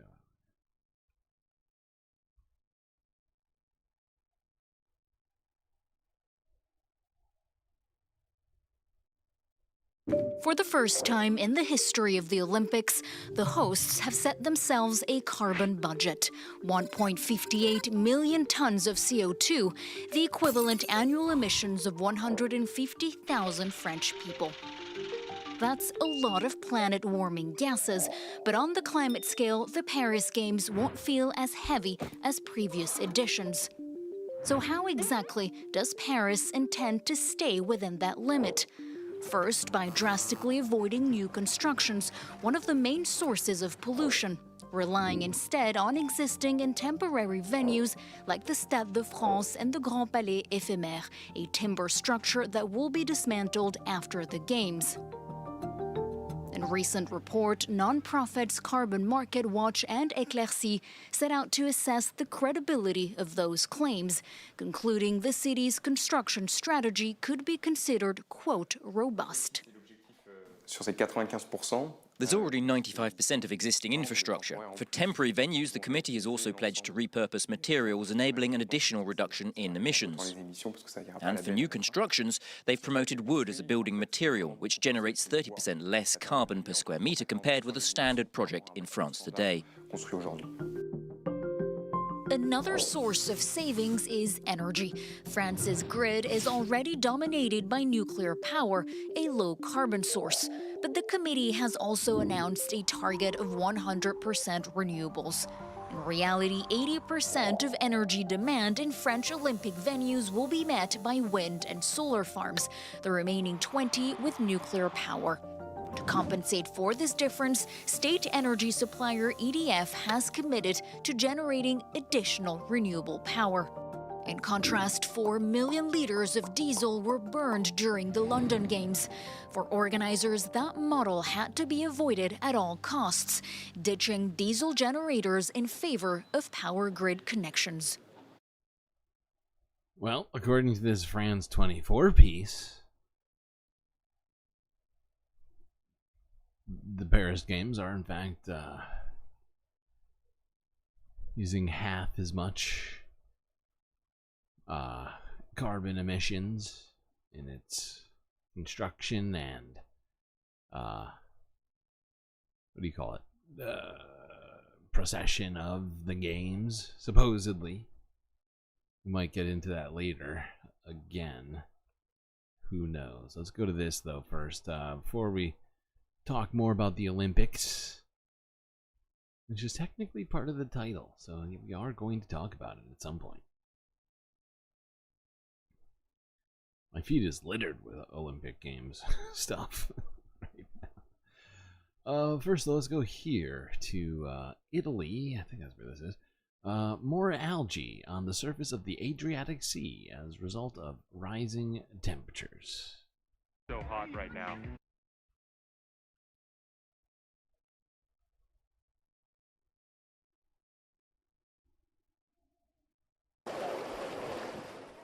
Holidaygoers who planned a beach holiday for their summer getaway may have been surprised when they saw long streaks of seaweed floating on the surface of the ocean. The algae has plagued the Adriatic Sea for weeks in Ancona in Italy, but is luckily not harmful to swimmers. After its disappearance for a few days, it has unfortunately returned, as the slimy substance is believed to thrive in hot temperatures. While some bathers found the seaweed unpleasant and headed straight for the shower after returning from the water, others seem less bothered by the sticky. Ugh, gross. You've also looked at studies showing that it's not only bad for human health, at least some algae have been linked potentially to the development of Alzheimer's, but also as it relates to fish life, it's been known to cause toxic syndrome relating to fish, like fish doing some very strange things before eventually dying. So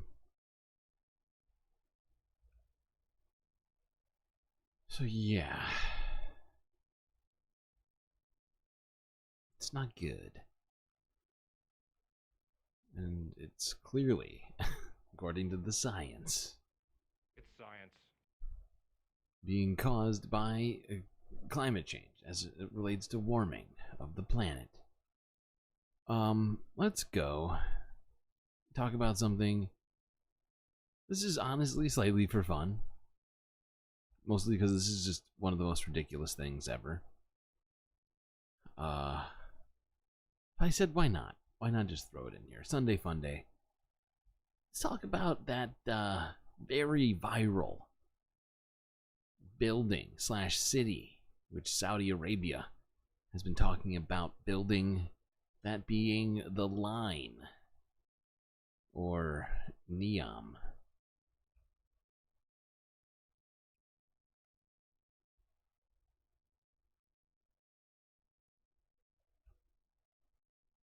Right now, Saudi Arabia is burning hundreds of billions of dollars building an absolutely insane sci-fi ecoregion in the middle of the desert, billed as the future of human-centered urban living inside of a futuristic hub for business and technology. It's called NEOM. NEOM has been getting a ton of media hype recently, driven by badass renderings of planned features like a ski resort in the desert, a line-shaped horizontal city, and an upside-down skyscraper in a mountain. But I have to say, even after seeing all these cool pics, me still confused, which is why I've decided to launch an investigation titled...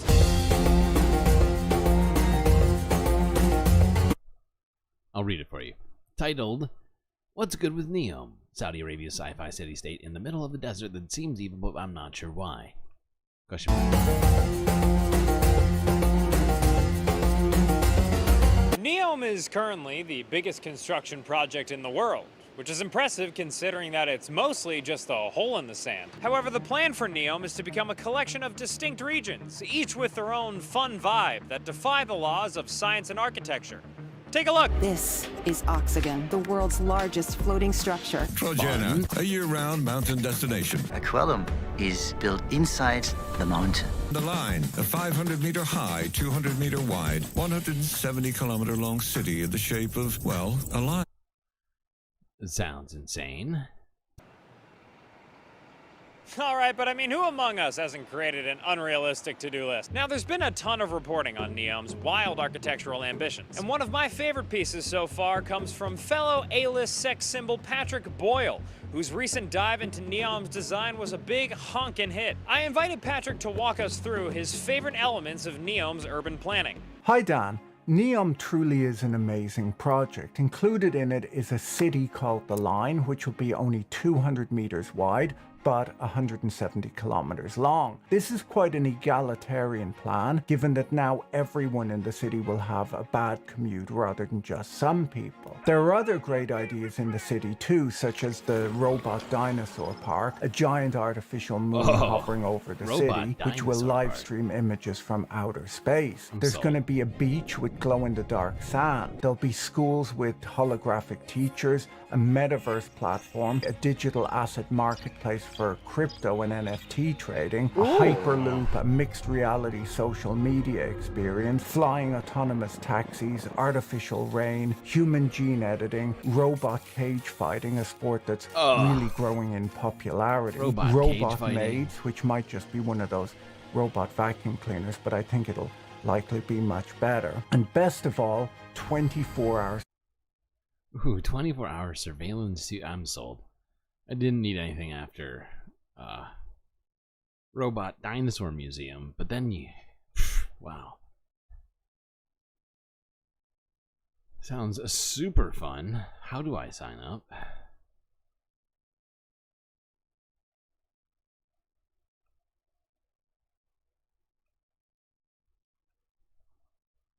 Wait. That NEOM has announced, Sindala and the Line. But the line's first phase has been downsized from 10 miles to 1.5 miles, and its long-term goal remains 105 miles total. Meanwhile, estimates were to have 1.5 million people living there by 2030, and now that's been downsized to only 300,000 people. But this hasn't stopped the kingdom from continuing construction while also pushing out thousands of natives who already lived in the region and murdering one tribal leader who protested eviction. NEOM even has plans to host the Asian Winter Games in 2029 at the Trojena Mountain Resort that doesn't even exist yet. So, like, weird. Who told MBS that they could pull this off? On paper, you know, they had their consultants lined up. We meet again, you pencil-pushing rattlesnakes. I knew there was something evil lurking in this project. But the question is, will the kind of froth of high oil prices be enough to carry them into that future? Or will they start to pare away all the interesting things, the frankly important things like big green hydrogen breakthroughs, and turn it into basically just another high-end resort for the wealthiest people in the world? And I think that given the kind of direction of travel of everything in global capitalism, it'll probably just end up being, you know, the like Instagrammable kind of yacht marina for rich Nepo kids rather than anything else. This does feel very... No. Follow the rich white man. That's disappointing. I was ready to buy in, get my studio apartment in future with robot cage fighting and 24-hour surveillance. But now it's just for billionaires and their overprivileged children. Come on. Come on, I thought this was the future.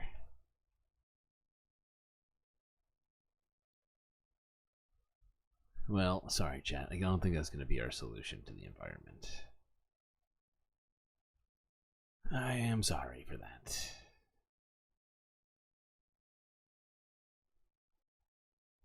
Right, still talking about the environment a little bit. What else do we got? How far are we in? My god, 3.5 hours. What the fuck is happening? Oh, with all this stuff happening lately in the world, these streams are getting incredibly long. Who's in charge of these streams exactly? Me or the news? That's what I'd like to know. Alright, let's go to this. In China. If you somehow missed any of our coverage of this, Typhoon Gaimi hit China as well as the Philippines and Taiwan. China was forced to relocate nearly 300,000 people in the wake of this typhoon, which is making its way inland at this time. Let's quickly look at this.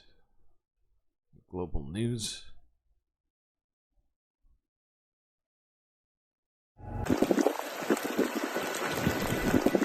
Wait. I forgot. This has subtitles.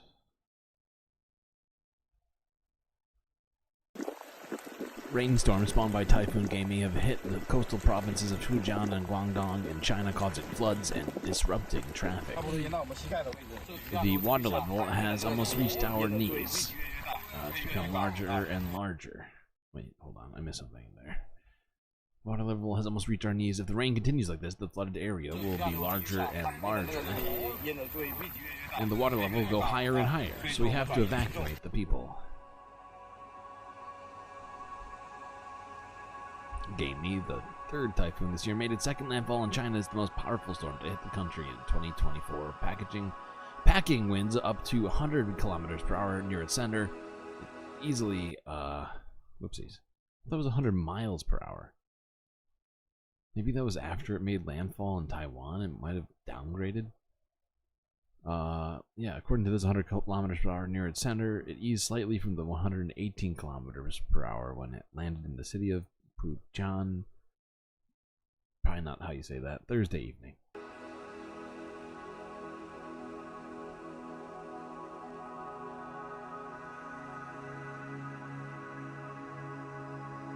The local government organized over 120 personnel to evacuate residents to temporary resettlements. China's Ministry of Transport upgraded the emergency response to Typhoon Gamey to level 2, the second highest level. Honestly, the worst of the damage was in the Philippines, from what I could tell. But still, enough damage and danger in China for there to be 300,000 people evacuated. Which does seem like a lot. Let's go on to this in Tahiti.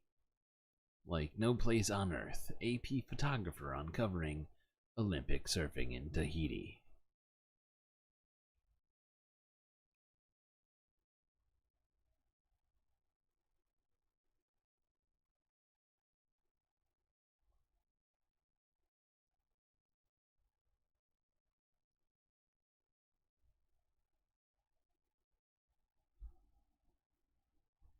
Teahupo, Tahiti. Covering surfing here is like no place on earth. The wave breaks really far out past the reef, so we're whisked out on jet skis that leave out of here, and we work off a boat, an open boat that sits on the shoulder of the wave, looking right into the barrel, not very far away from it.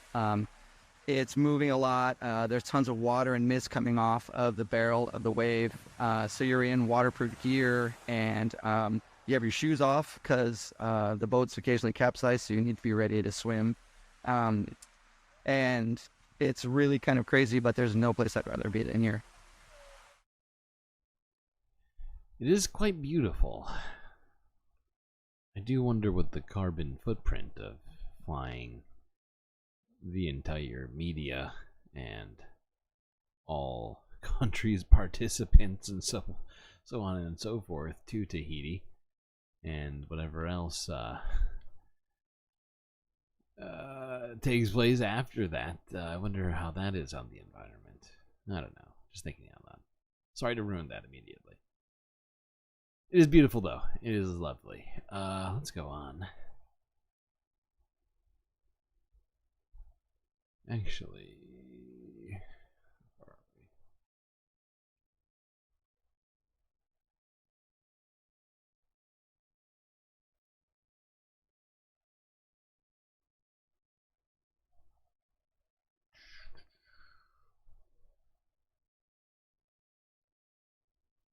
Let's watch part of this. This is from 2 years ago from Fox. Why don't you hear about the ozone layer anymore? Huh. Good question. Thanks, Jeff, for the question.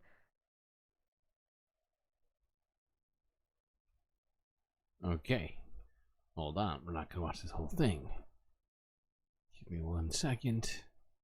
Thank you for plugging the Patreon mode up. Is integral part of what keeps this stream going.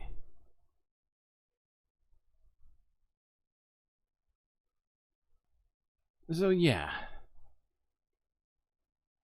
people could see, at least with the right technology, the fact that the ozone layer was going away, all this other stuff, and they came up with solutions for CFCs, or chlorofluorocarbons, and solved the problem. It'd be interesting if we could just do the same thing with all the other stuff we're talking about. It would be great. You've also been sunburned. So true. Many people have been sunburned. Alright. Break.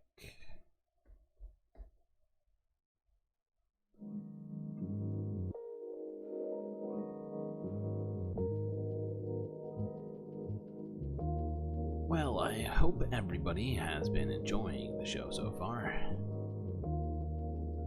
If you haven't already, hit that like button and don't forget to subscribe.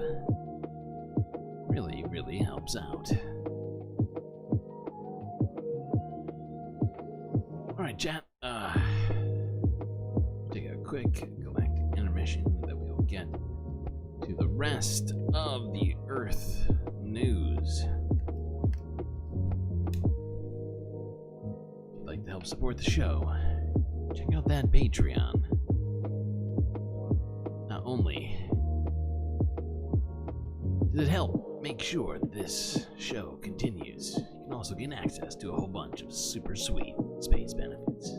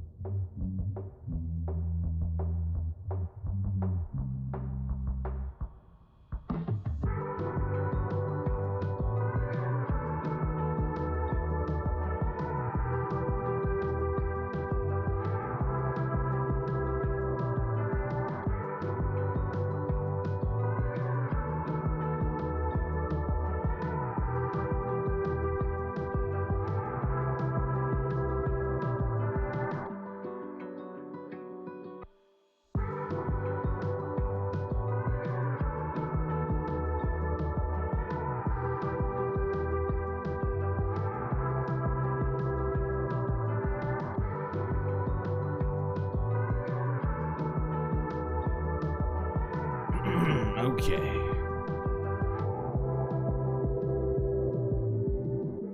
Well, I'm gonna cut that break short. So sorry, but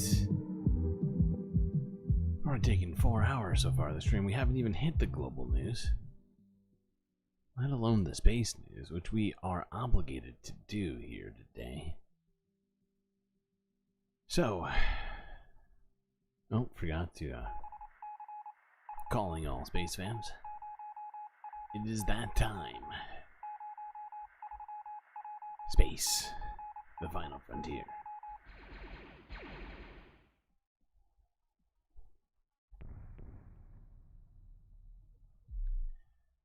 This has been an ongoing situation for what I think is getting close to about 2 months now.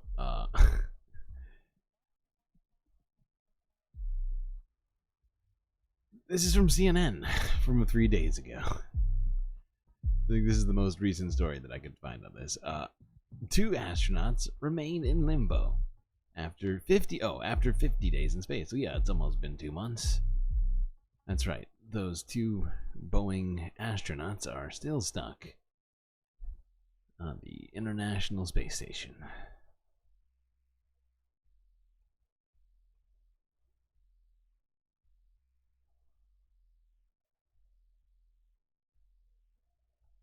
NASA and Boeing admit they still don't have a clear return date for those 2 astronauts that got up there on the Starliner. They're not technically stuck up there, but it sure seems like they might be stuck up there. Yeah. Officials have insisted that Suni Williams and Butch Wilmore are not stuck. That's right, because there are ways they could get back. We're going to talk about that here. They're not stuck, right? I mean, they are. No, they're not stuck. Or they not stuck. I don't know. I'm not a scientist, but they do seem like they might be stuck. Not gonna lie. 50 days of they're fine. They are fine. Everything totally normal. How long did we plan for them to be up there? A week and a half? Well, sometimes you go on vacation and it becomes, you just fall in love and suddenly you're living in Hawaii. That's what's happening. And it's not because we're worried that they're gonna die on their way back. But they aren't at this point ready to commit to a return date yet. The astronauts have been in space now for 50 days on a mission that was supposed to last only a week. About a week, I should say. CNN's Kristen Fisher here with us, as always. This is the assignment that continues to grow for you, Kristen, as it does for Sunny and Butch. And officials just held a press conference, and there's an update. Yes or no? Well, or we're waiting for this? we got an update, but we didn't get a return date. That's what everybody's been waiting for. It's what everybody... Update is everything is fine. It's like Space Gilligan's Island. It is. At what point does it turn into space? What's it called? Oh God, Lord of the Flies. Like, they gotta be running low on food up there at the ISS.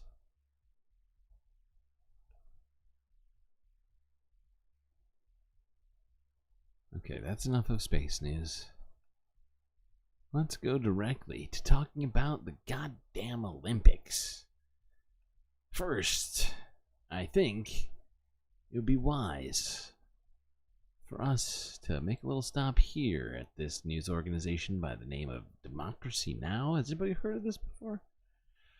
This is them talking about the Paris Olympics from 2 days ago.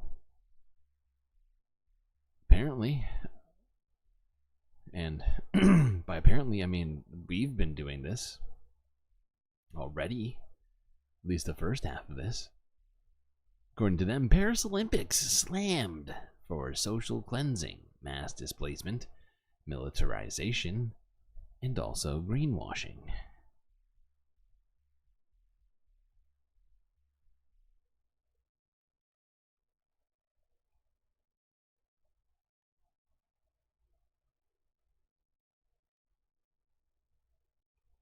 We end today's show in Paris, where just hours before the 2024 Summer Olympics opening ceremony, a series of apparently coordinated arson and vandalism attacks were reported on France's high-speed rail network and the Eurostar, impacting hundreds of thousands of passengers.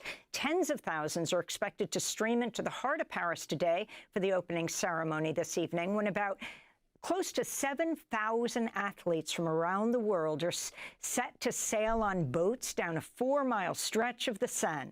Meanwhile, protests against the Olympics have taken place in Paris ahead of the Games, condemning the displacement of thousands of migrants, unhoused people, and other vulnerable communities in a months-long campaign by French authorities that activists have denounced as a social cleansing. Yep. And then this is the thing we've been talking about this whole time. As it relates to the Olympics, we've been trying to be balanced, like still somehow try and enjoy the tiny good parts of the Olympics while also not forgetting to criticize Paris's decision to just move all of the people who are looking for asylum, as well as other sorts of unhoused people. Anybody that they didn't want the international community seeing, they basically just pushed them out of the city. Literally relocated them with buses and other things. It was pretty fucked up. And they didn't even have places for them to go. They just kind of took them out of where they were. Yesterday, another group of hundreds of mostly African migrants sleeping on the streets of Paris were rounded up by armed police, forced onto buses, driven out of Paris. Displaced migrants have spoken out against the violence. The NGOs who take care of us, give us a place to bathe, food to eat, will shut down soon, and we don't know what will become of us and where we will go during the period of the Olympic Games. I have 2 children, and because we're living on the streets, one fell ill with asthma. So it's very difficult for me with the Olympic Games. We do all of our activities in Paris. What will become of us now? Can anybody find a solution for us? Go to the train stations. You see, everywhere you go, there are policemen. Fine, they are here for security, but for us, they're here to catch us. We're afraid to leave our homes during these Olympic Games. You see, there are millions of undocumented migrants who are in France. Migrant from Mali and voices of 2 Congolese migrant mothers. Hundreds of people have marched on Paris over the weekend to protest the participation of the Israeli delegation to the Summer Olympics amid Israel's relentless Athletes' participation in the Olympics is very shocking. Very shocking. Okay, the great piece from Democracy Now! Should we watch the whole thing?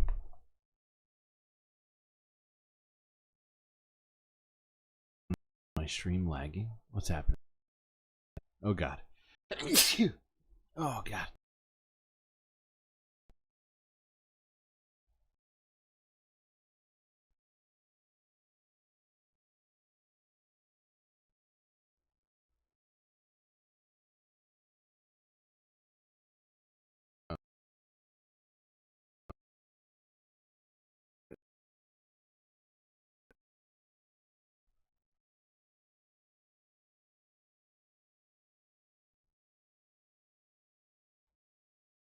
Oh no.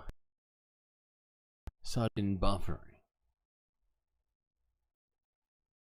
Wait, is it catching up? Is it catching up? It looks like it's trying to catch up. It might. Oh, but it is like laggy now though. Ugh. Why? Why? Oh, let me click live. Nope, it's still pretty laggy. The Olympics are trying to censor me? Oh. God. Probably right. Oh, it looks... Oh, I just went live. I got click the live button. Nope, it's still kind of lagging a little bit. It's definitely improving.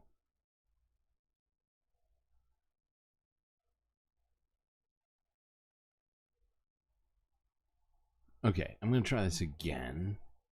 I was already planning on stopping this and going forward, because this interview that she does is great, and I want to get as much of this out of this as we can too. Let's go right here. Latest piece for the Scientific American is headlined, "The Paris Olympics Are a Lesson in Greenwashing." He's co-written several pieces on the Paris Olympics alongside sports editor at The Nation, Dave Zirin, including their latest, "The Appalling Social Cleansing of Olympic Paris." And Paul Alozi is a Paris-based activist with the medical NGO Doctors of the World and an organizer with Other Side of the Medal. We welcome you both to Democracy Now! I'm so glad you could both join us in a Paris studio, considering what has taken place today. Paul Alozi, if you can explain what French authorities are calling sabotage of the high-speed rails, almost 1 million people are affected, but then talk about what you're calling social cleansing in preparation for these Summer Olympics. Yeah, hi, thank you so much for having us. Well, I don't have much to say about the sabotage this morning because obviously we're not meddling in this. But our collective, more than 100 NGOs, community association, we really live. Don't worry, we're going to talk about that in a little bit after this, even though he doesn't. A violent social cleansing for the whole year. So in just a year, we had more than 12,500 people, homeless people, refugees, homeless, sex workers, drug users, people from Eastern Europe who were expelled from tent cities, from slums, from squats, and it is a rise of 40% comparing to 2 years ago. And in just the past week, 300 people were moved yesterday, 500 people were moved from 10 cities just last week. The numbers of expulsion towards the most marginalized population of Paris has exploded, and it's because of the organization of the Olympics. And Jules Boykoff, if you can describe, set the scene for us, how Paris has planned for these Olympics and how extensive this kind of what you're calling really ethnic cleansing is. Well, back in 2017, when Paris was bidding on the Olympics, they promised that their Olympics would be different.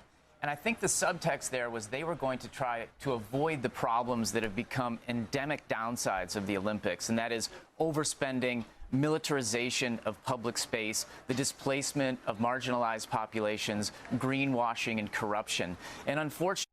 Yeah, and I think Friday, we looked at a story about how there was 75,000 troops on the Paris streets to quote unquote secure the Olympic Games. 7 years later, they've totally conformed to the plan. They're 115% on costs overrun. They have militarized public space. I feel like I'm attending a policing convention here. It's intense, I'm telling you.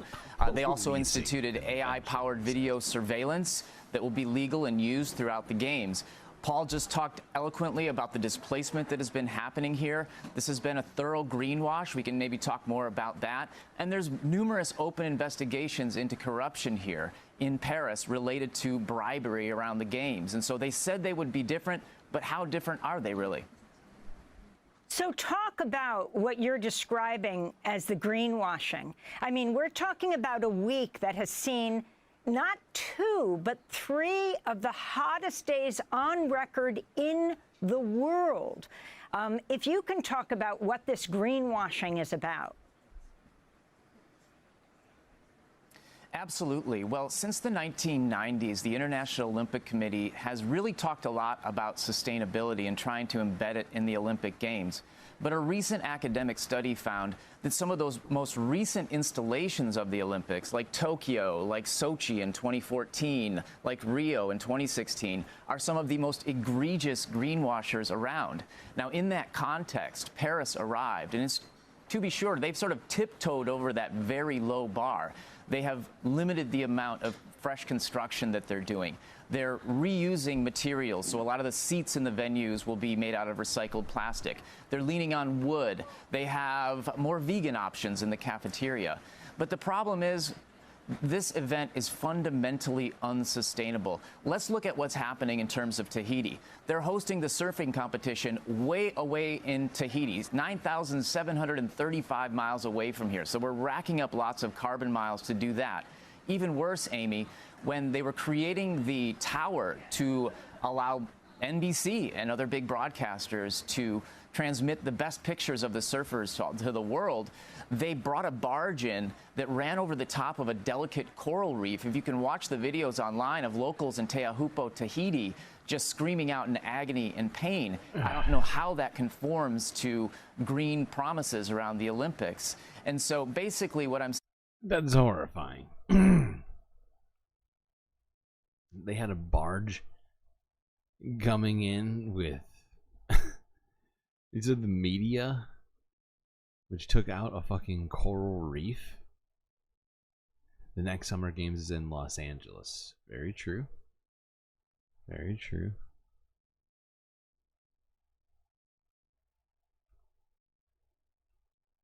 Now, about the 2024 Olympics, likely the hottest ever. Are athletes themselves prepared, dealing with the heat as they compete?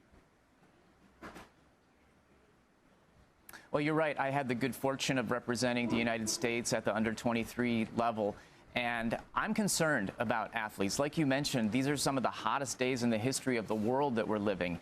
And if you want to understand why we're having the Olympics in July and August, which are the hottest months of the year, it makes sense to think about the big contract that NBC signed with the International Olympic Committee. They paid some $7.75 billion for the rights to run the games through 2032. And guess what?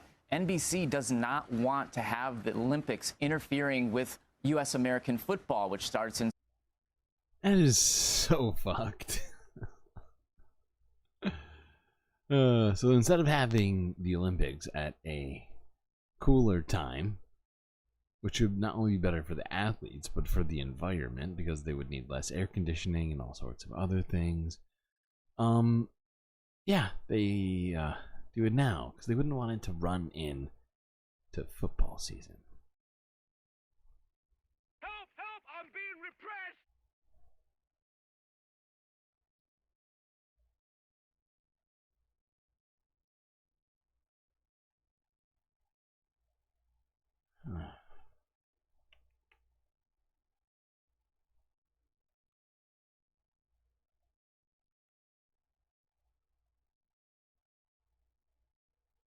How do the horses for equestrian events get to Paris? I assume multiple ways. They're probably all in trailers, and then probably on barges. Like on boats and shit, right? Maybe it can... I guess you could get a horse on a plane. It would have to be a big-ass plane.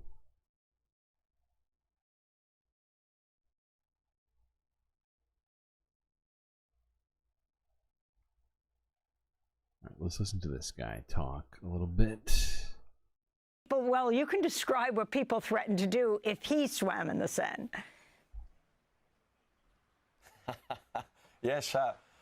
So to talk about the organization around and against the games, it's really tricky to organize against the game because it's a big propaganda machine, it's very strong, and they have an insane security system around it. Of course, they need to prevent any risk of terrorism. Nobody wants that.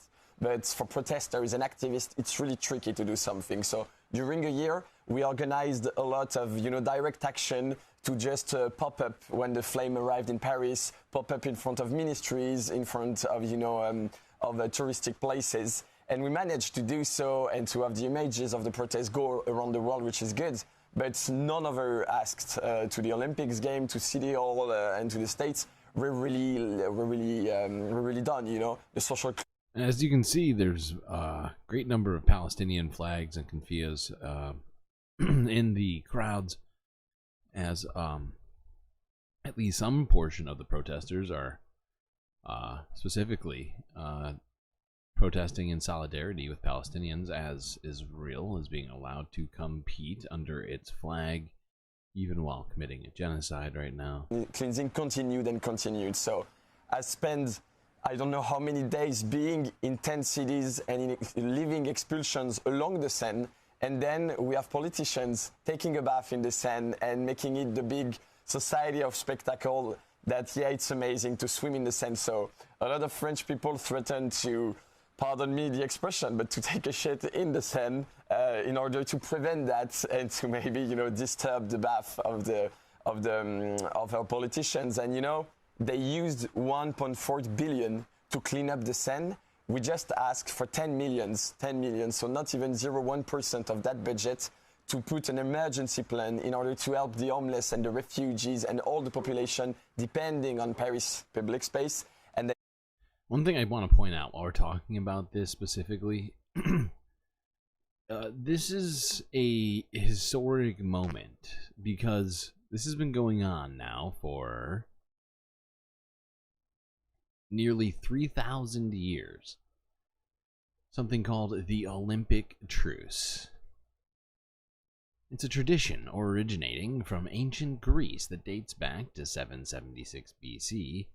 A truce from ancient Greek was announced before and during the Olympic Games to ensure the host city-state was not attacked and athletes and spectators could travel safely to the games and return peacefully to their respective countries. That's just the synopsis on Wikipedia. But it's only been, technically, at least according to this article, been, violated on 5 occasions. And they've all been in the 21st century. 2002, the United States, as host of the 2002 Winter Olympics, introduced a truce resolution at the UN which did not call for a cessation of its hostilities with Afghanistan, attempting to exempt itself from the truce. The Russo-Georgian War in 2008, the Russian annexation of Crimea in 2014, the invasion of Ukraine in 2022, and Israel's invasion of the Gaza Strip now in 2024. Those are the 5 times it's happened. Suppose, like, it's just, you know. Oh God, this is where we're at with things right now. Sorry, I thought I pulled it up. Oh, my bad. Even didn't accept that, so we can really see where the political priorities are, you know. And if you can talk about your organization, the other side of the coin, revers de la médaille, what does that mean? The other side of the medal, I should say. Le revers de la médaille. Yeah, exactly. The other side of the medal. It means that we are not anti-Olympics. You know, I have a lot of friends. I come from a small village. They love the Olympics. They don't know what's happening in the streets of Paris. And they can cheer up for athletes. That's no problem. It doesn't make them being people who are anti-migrants, anti-solidarity, anti-poverty. So we wanted to showcase to the people and spread the word around that you can support the games, but you need to know that they have a big social impact and they come with a cost. And they come with a cost of the lives of hundreds, thousands of people being mistreated, you know. People, they go through migration, they went through Libya, they went through the Mediterranean Sea, they arrive here and what they have is a police response. Yeah, and I find it incredibly pragmatic for him to take that view, seeing as how he's an activist, saying it's okay to enjoy the games. Many people aren't just as focused as him, and people like him, maybe people like us to some degree, people who are just focused on these kinds of issues all the time, rather than perhaps what normal people are focused on all the time. But to at least educate people, right? To educate yourself on this, I think is important, at least. And yeah, it's I think it's a fair point. The fact is, I wish we could celebrate them with there being peace right now. there wasn't a historical break of the peace, specifically by both Russia and Israel right now. Why we can't. However, one thing I just wanted to point out while we're talking about this is the fact that while Russian athletes will not be forced, while Russian athletes will be forced to participate under the neutral, independent, whatever, something sort of athlete, I forget the exact nomenclature that's being used, but they will not be able to participate in the games under the Russian flag. Israelis will not be under the same rule and will be able to participate under their flag, and is a real hypocrisy that I think is obvious to anybody who's been paying attention for the last year. Okay, let's talk a little bit about what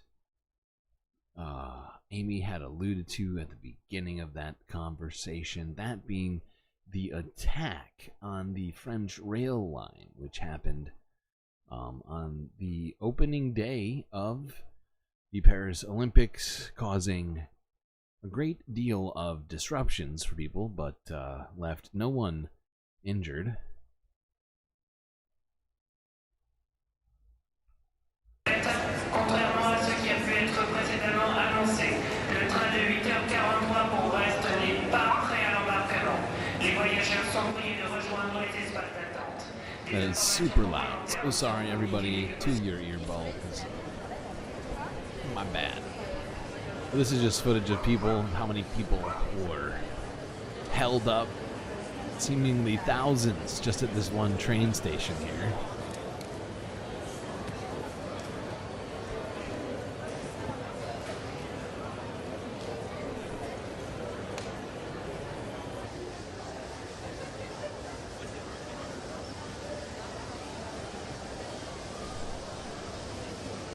Who decided laws don't apply to Israel? I guess the International Olympic Committee. That is a literal guess, but that would make sense. They're the official governing body of the Olympics. You'd think it'd be them.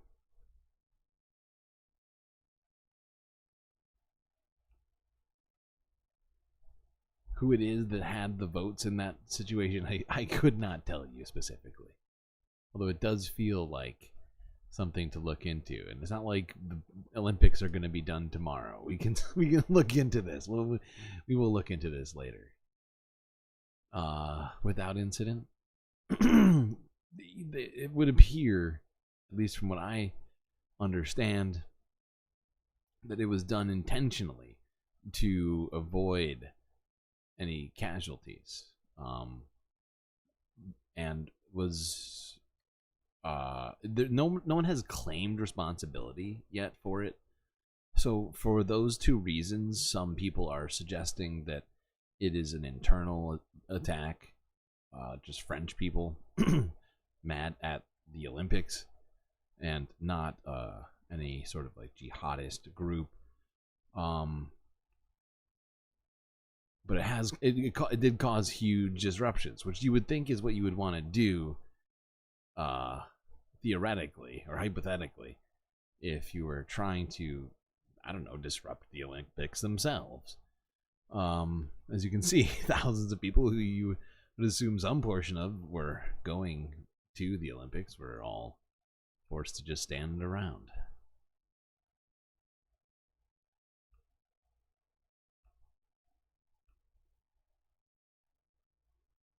Now, let's go on to this, discussing more about that. This is from BBC. Yeah, BBC. Just hours before the opening ceremony, there was chaos on the rail network in and around Paris after a series of acts of deliberate sabotage. Signal boxes and fibre optic cables on the high-speed rail system were vandalised, causing fires and affecting around 800,000 people, including on Eurostar, where 1 in 4 services between London and Paris were cancelled until Monday. 4 attacks in what the French government called coordinated malicious acts targeted links to the east, north and west of Paris, taking out huge swathes of the network. A 5th attack to the southeast was foiled. The French Prime Minister, Gabriel Attal, has said that police and intelligence services are working hard to find and punish those responsible. Our Paris correspondent Andrew Harding reports. French engineers gathered beside one of the sabotaged railways. This is north of Paris, on the high-speed line heading to London. The French system relies on these sensitive fibre optic cables, something the attackers clearly understood when they set fire to 3 separate sites in a coordinated attack. The impact immediately felt across northern France. Passengers forced to abandon this train stuck on the outskirts of Paris. And in the capital itself, confusion at the Gare du Nord, the busiest railway station in Europe. Delays and cancellations piled up from early morning, prompting frustration and some anxiety. Are you concerned about these attacks? I'm not happy about them. I don't. As long as that's it, I'm happy, but I am concerned because I've got a family. I want to make sure that we get home safe and sound. I'm concerned that I don't want to be here with my little one any longer than what I need to be. Paris is already on high alert amid concerns about potential Russian cyber attacks and actions by violent Islamist groups. The French Prime Minister noted today's sabotage was no amateur effort. What we can see is that this operation was planned and coordinated, that sensitive targets were chosen, which shows some knowledge of the rail network and where to strike it. Among those stuck in the queue at St Pancras station in London, the parents of one Olympic athlete playing in the women's rugby sevens. We checked on Eurostar, and as far as we're concerned, we came up here and we're prepared to wait for however long. We just want to get out to Paris, so, that's the thing. In France, engineers are still racing to fix the damage, replacing cables on 3 affected lines, including this one heading due west from Paris to the Atlantic coast. It's already easing the strain in the French capital. There are plenty of frustrated travellers here, but the good news is that while the high-speed lines have been affected across France, the bulk of the rail network is still operating just fine and is trying to pick up the slack. Progress, then. Okay. So that is, I think, pretty much the whole story, at least what is known up to this point.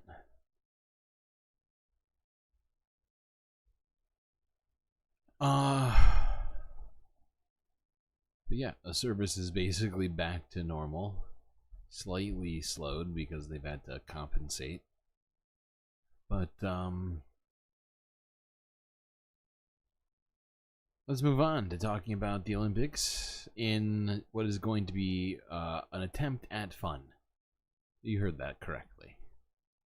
An attempt to have fun. We criticized the shit out of it. Now we're going to attempt to have fun. Just a moment. Sunday, fun day. Talking about the first day of the Olympics. Why not? Why not attempt it? They did spend how many billion dollars on this? $10 billion or something? Alright. I guess we'll start with this. Associated Press from 3 days ago. Giant multicultural fan zone to open in Paris for Olympic fans. Fan zone for fans.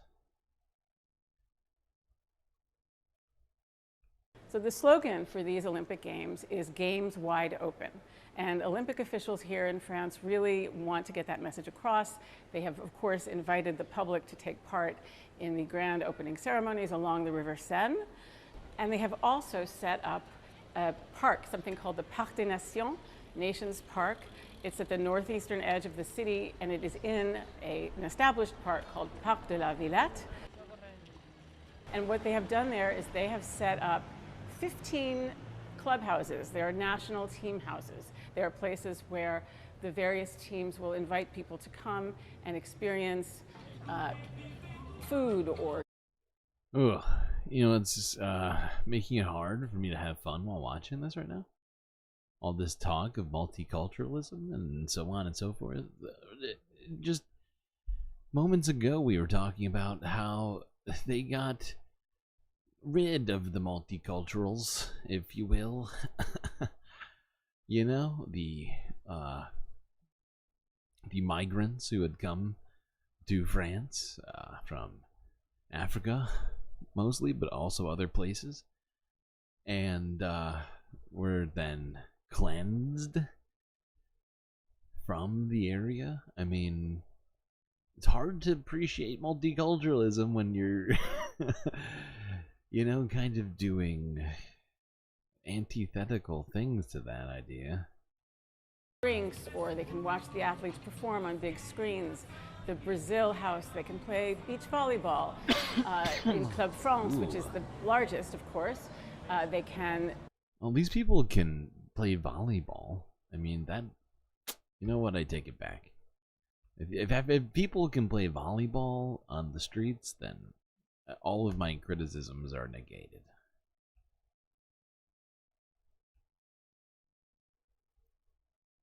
Just kidding. JK, chat. Alright, let's go on. Maybe this will be fun. This is from 2 hours ago. Snoop Dogg carries the Olympic torch ahead of Paris opening ceremony.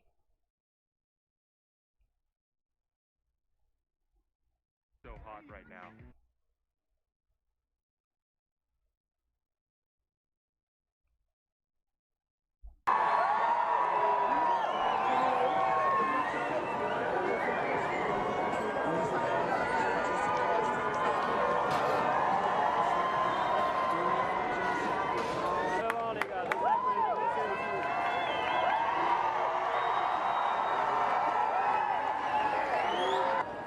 Merci beaucoup. Snoop, for you.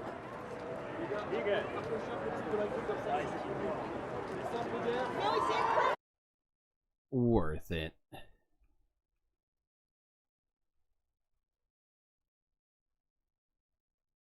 You really liked women's beach volleyball in Brazil? I'm sure there will be women's beach volleyball in France as well, I would assume. Why, Snoop? Maybe they finally recognized weed smoking as an Olympic sport.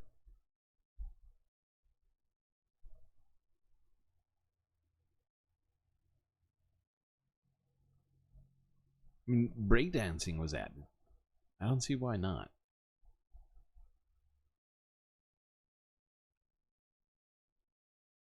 Okay, let's go to this. The Olympics opening ceremony kicks off the games.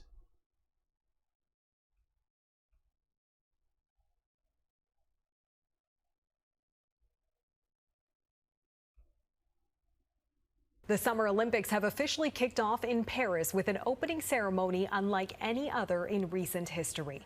Rather than the usual parade of nations unfolding inside a single major venue, athletes from around the world sailed through the city on the Seine River. All along it, dazzling performances happening on the water and the surrounding landmarks celebrating French culture and history. And to top it all, breakdancing would be a great... No, they've actually added... I'm not kidding. I mean, I'm slightly kidding. Like, obviously, breakdancing is much more athletic than weed smoking. But they've actually added, if I'm not mistaken, they've added breakdancing as a sport this year. Am I wrong? Hold on. I feel like do I need to look this up right now?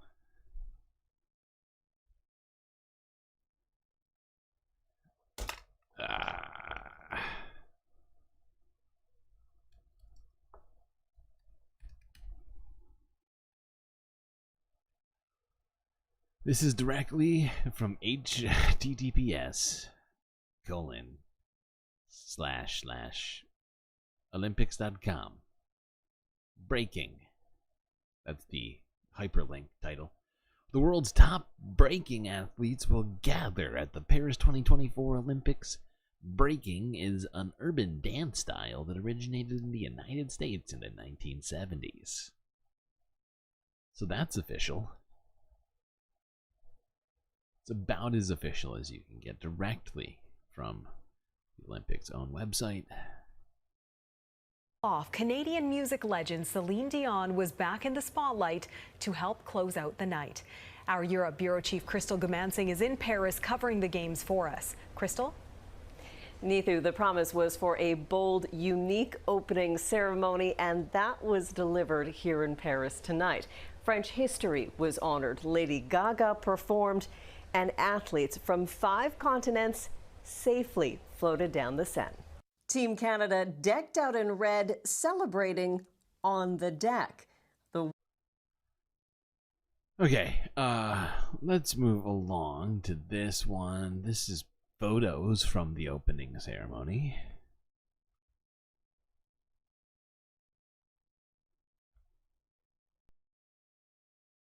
Best photos according to the AP. Let's see if it lives up to the hype. That's pretty cool. That's a pretty good photo. I give that a 6. It's a 6.5. Okay, I'll give that a 9.5. 8. 9. Like the it's kind of offset. Giving it an 8. Give that a 9. Give that a 9. No 10s. Best. Okay, that's a 10. That one's sweet. That one's also going to be a 10. They saved the best for last, obviously. Okay. I'm kind of enjoying the Olympics now, even though in the back of my mind I'm thinking all those things that we just learned. Wait a second. I can hear voices sort of rattling around my head about all the bad stuff about this. Okay, let's watch this. Getting close to the end of our Olympic coverage. Official galactic Olympic coverage. This is interesting. This is actually a technological innovation. Reuters from 2 days ago. Spray-on marathon shoe launches in the shadow of Paris Games. Okay. Wait, no. Whoops. Go back. I was kidding. Go back.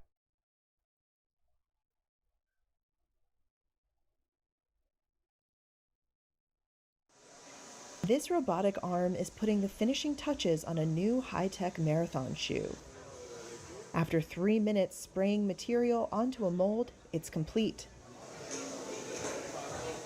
It's the latest effort by running brand On, founded in 2010. It's been trying to muscle its way onto the high-tech shoe leaderboard, traditionally dominated by the likes of Nike and Adidas. Built to be lightweight and bouncy so runners can maintain a fast pace over 26 miles, marathon shoes have become big business for sportswear brands.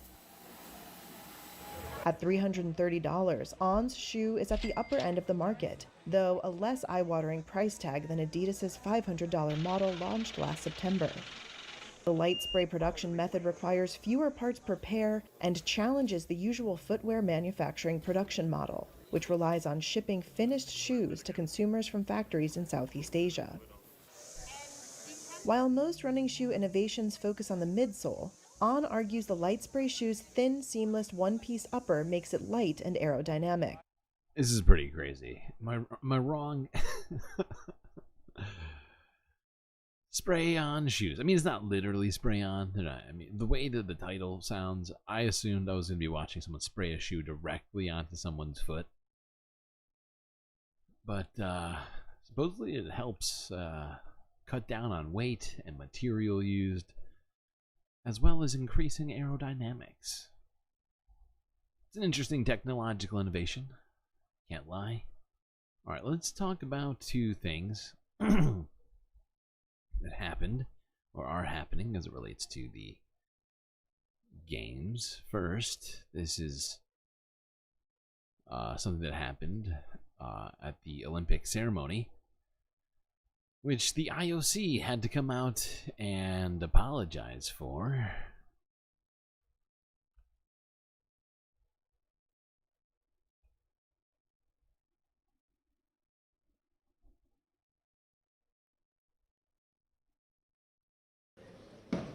The International Olympic Committee apologized to South Korea on Saturday after its delegation of athletes were introduced as from rival North Korea at the Paris Olympics opening ceremony. So we made it very clear from the IOC an operational mistake was made. We can only apologise in an evening of so many moving parts that mistake was made, and we apologise to people from the Republic of Korea for that. So yeah, the team from South Korea was referred to over the loudspeaker on live international TV, were referred to as North Korea. And let's hear what they had to say about this. For that era.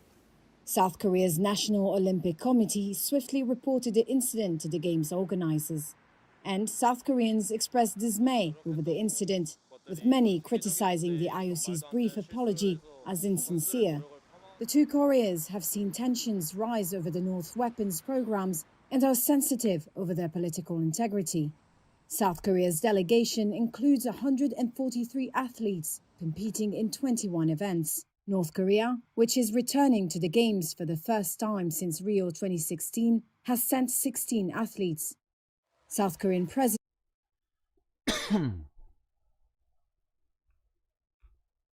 Okay. So yeah, a bit of a gaffe there caused a international incident. Okay, it might be a little bit of an exaggeration, but still a very unfortunate mistake to have made. And this is our last story about the Olympic Games here for the day. I feel like we really covered it. I figured Sunday Funday was the day to talk about it. I don't expect us to be talking about it constantly. Hopefully there's no reason for us to talk about it too much here. Let's go on. What's last? Oh, yes, this. This is from BBC News from 13 hours ago. The Palestinian Olympic athletes competing in Paris 2024.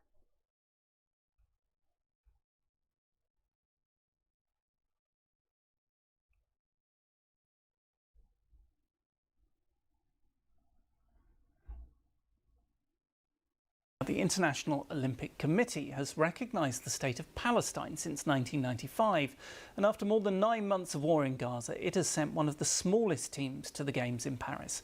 Team members say they all know people who have been killed during the war.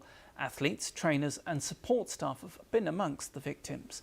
The war has also thwarted the ambitions of some Palestinians who dream of representing their people. Paul Adams reports from Jerusalem. In Gaza, it's hard to keep your dreams alive. But here, in Tamer's own Olympic village, he sticks to his routine. Tamer's home is... This guy is practicing for the Olympic Games from a tent in a refugee camp. Illegal. Destroyed. He and his family have had to flee twice. Last December, his coach was killed in an airstrike.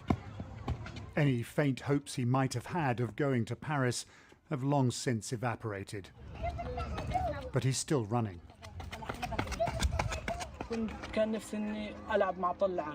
I wanted to compete with the world's best athletes, like Jakob Ingebrigtsen, the current world champion in the 1500 meters. I wanted to run alongside him, to feel what's it like to compete with the world's best. Tama had never worn spikes until a year ago, but he's already represented his country twice. In China, at the Asian Games, he got to know other Palestinian hopefuls, like the swimmer Valerie Tarazi. Valerie has made it to Paris, days away from competing in her first Olympics. Born and raised in America, she comes from one of the oldest Christian families in Gaza, a child of the huge Palestinian diaspora. The war has touched her too. 4 relatives were killed early on. We have to deal with something that very few countries around the world have to deal with. And for us, this is our friends, it's our family, it's our teammates, it's our national team members. It takes a toll on us. It seems like every day, every week, we have people very close to us dying.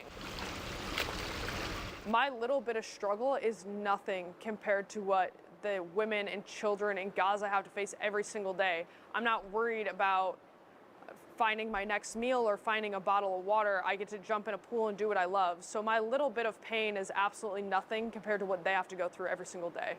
Yeah, so we had... The team's headquarters are in the West Bank, in the city of Ramallah. Diala is the chief nutritionist. From training to travel and the endless tragedy, the war has thrown up countless challenges. It's definitely been a setback, but I think in terms of our ambition and our plan and our willpower, it was not affected. And if it was affected in a way, it was just a way of getting us more determined. Back in Gaza, the city's only athletics track is a war-ravaged place of refuge. It's been months since anyone trained here. Amid the date palms of Deir el-Balah, Tama knows his time has not yet come. He dreams of getting out, getting strong, and once more running for his country. Okay. It's tough. It's tough to watch. Yeah.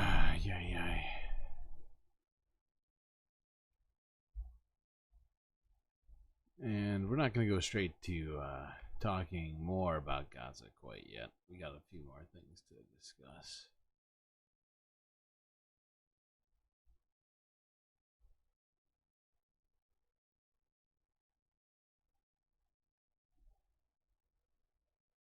But yeah, I'm glad. I'm glad too that she's speaking up and that the Palestinian people are being allowed to compete in the games, that the IOC did the very bare minimum and recognized the Palestinian state, even though Israel refuses to. Israel, the same people who they've allowed to compete in the games under their own flag, who are committing a genocide right now. That's not me talking, although it's definitely me talking. That's the ICJ talking. Let's go on this.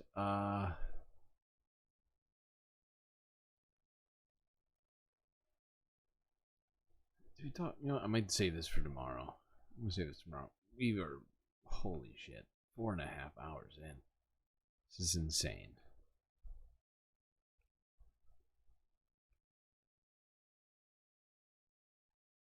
This is ridiculous.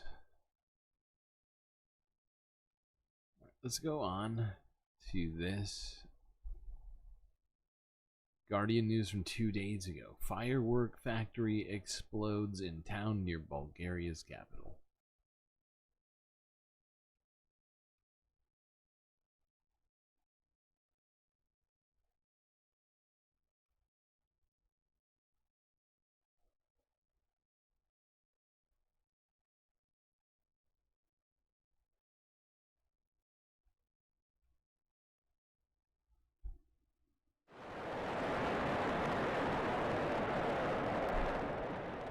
Damn. The blast began approximately approximately at 6:30 p.m. in the town of Ellen, about 15 miles east of Bulgaria's capital, Sofia. At least one person was killed and another injured in the blast.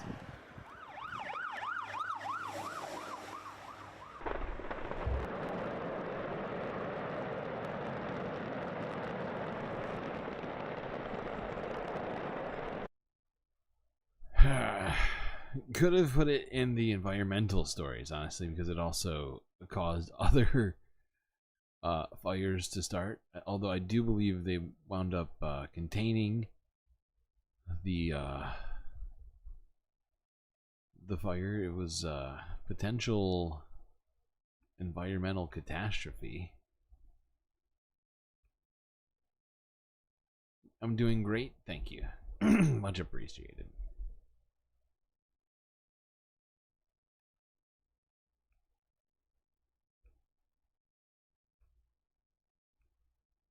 All right. So this is from France 24 English, 17 hours ago. They discussed a new security pact which was signed between the US, Japan, and South Korea.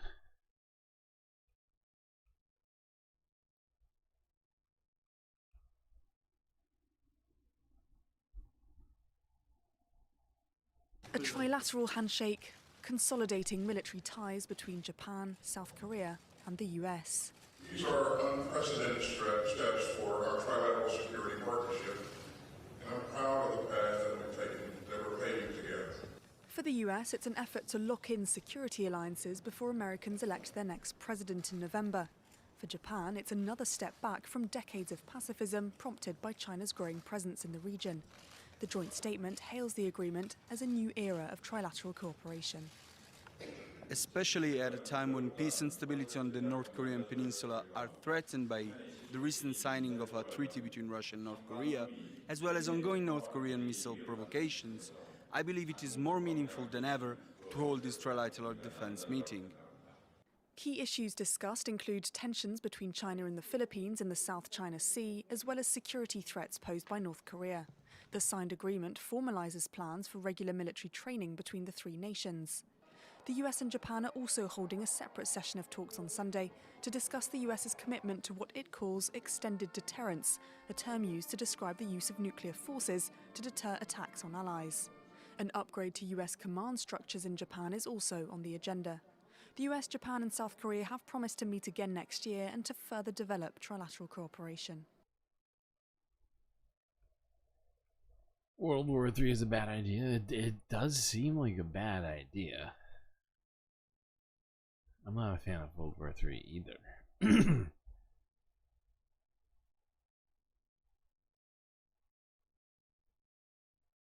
That said, I do feel like this particular development was always sort of, well, not always, but it was in the works for quite a while.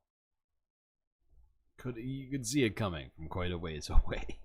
We have been talking about the escalations happening in the Pacific and in Asia in general happening.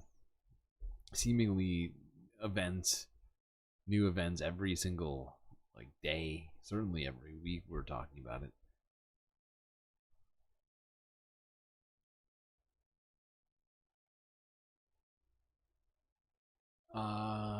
While we're in Asia, let's talk about this, which is just a continuation of another story that we were already talking about earlier this year. We only need 3 more likes to hit 60. Wow, that's a lot. You already have a rollover seeder for next stream, which is not currently showing up, and you're 3 away from getting a second. This is unprecedented, especially with 5 characters already out there. Just, wow. I feel like someday, not yet obviously, but perhaps someday we'll exceed the number of characters which we could can have. We'll max out on emotional support characters.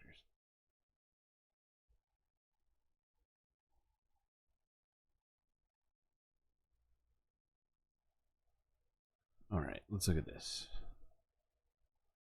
South China Morning Post from 3 days ago. North Korean trash balloons flying into South seen at border. Back to the goddamn trash balloons.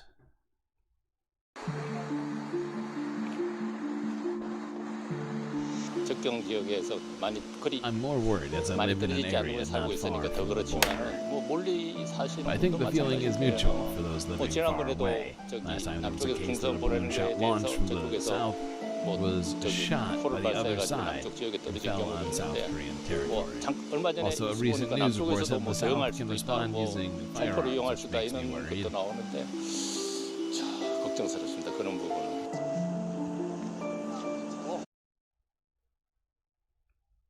Yeah, and there's been other sorts of escalations, including loudspeaker propaganda, increased movement on the north side of the border near the DMZ.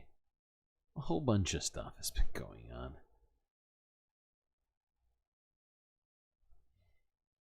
Now, I don't know if these balloons had poop in them. Pretty sure it's just garbage. You have 60 likes? That is insane. Okay, I'll roll. That's an 11. Do you want the Gary? I can roll over a Gary for you. I'm going to give you guys a choice. Do you want to roll over Gary and Cedar, or do you want me to re-roll? Because I'm not going to be able to add any more characters right now. Put one in chat, or Gary's in chat if you want Gary. One's or Gary, I'll accept either.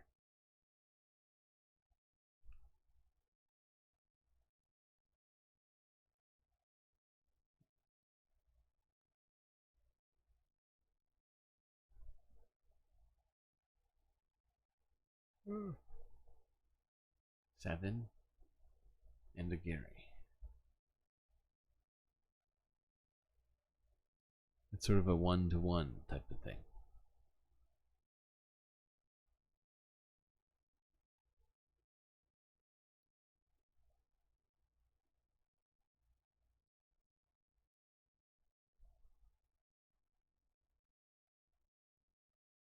I feel like I should just put a poll in chat. That's what I'll do. That's what I'm gonna do. Start a poll. Gary or re-roll. Give me Gary or give me re-roll.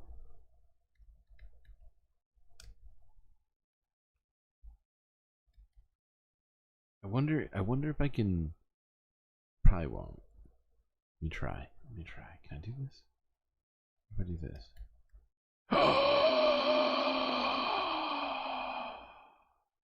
Oh my god.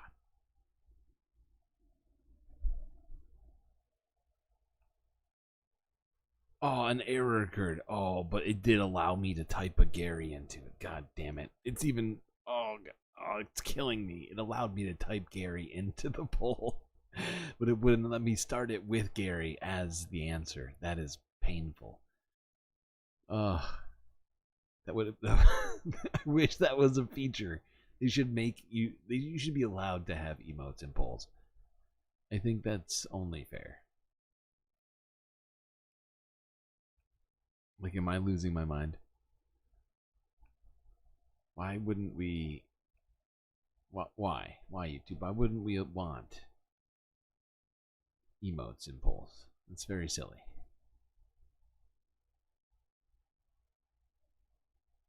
Wow, this is a more contentious vote than I was assuming. I don't know how many votes that is, but it's 50-50 between Gary and reroll. Oh my god. 7 votes. 9 votes. Gary taking a slight lead. Alright, let's go south real quick. Let's go to India, where UK's Foreign Secretary David Lammy is aiming to reset UK-India ties. This is from BBC.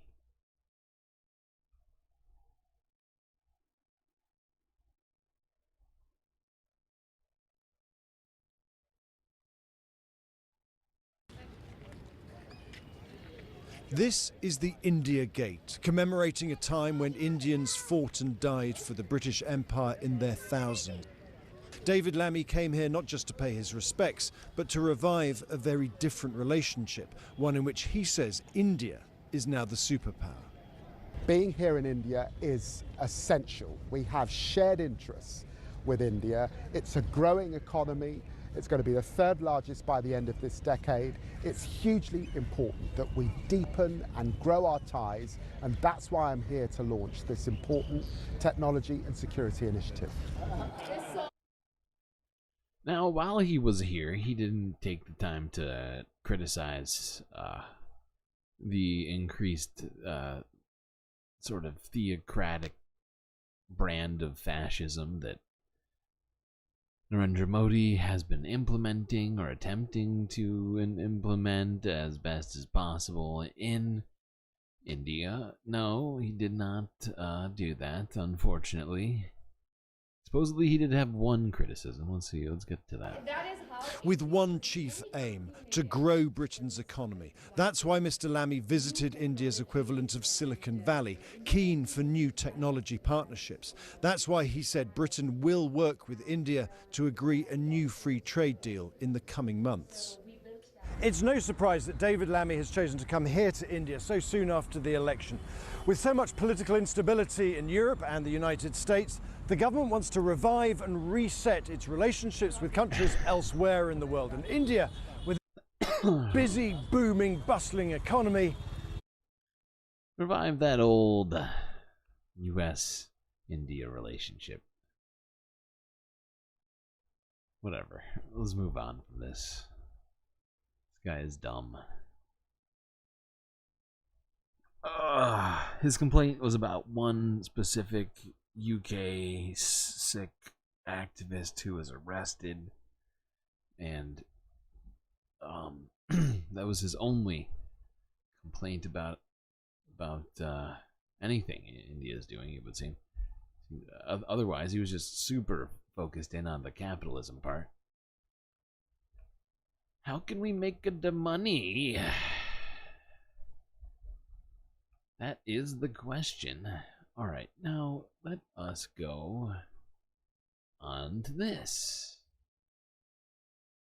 where other people were hanging out with some questionable people. Oh, by the way, Narendra Modi granted a in-person meeting with David Lammy as well. I'm just gonna point that out, which is pretty what's the word? Pretty rare to some degree, especially for someone who's not prime minister. So it would seem Modi is on board too with this whole plan. Now let's talk about somebody else meeting with a questionable person. Two questionable people meeting, actually. Donald Trump and Israeli Prime Minister Benjamin Netanyahu met. Figured we would start off our discussion of Israel and Gaza with this.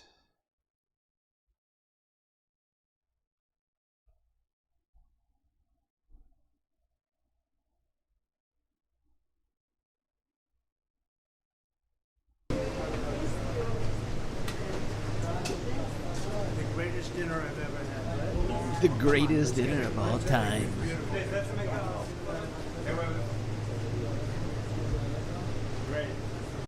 They were the very best cheeseburgers ever had by literally anybody.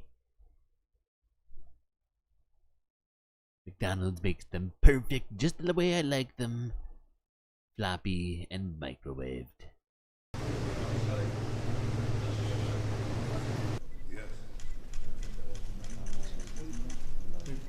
The picture, photo of one of the toddlers that is now held hostage, still held hostage in Gaza, and his grandfather wants me to give it to I did everything right and they indicted me. We'll get that taken care of.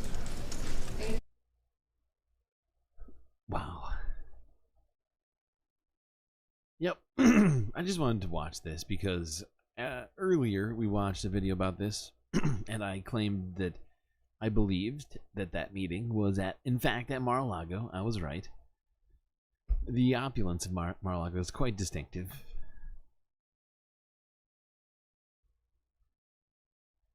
So yeah,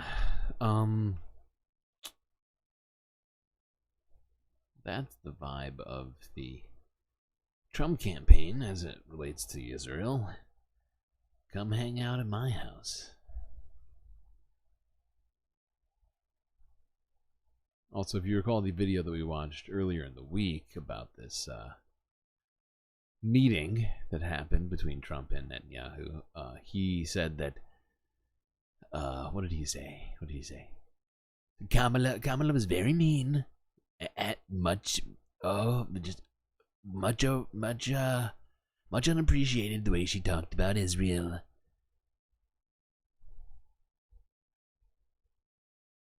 It was very wrong of her to say those mean and nasty things about my good friend Bibi.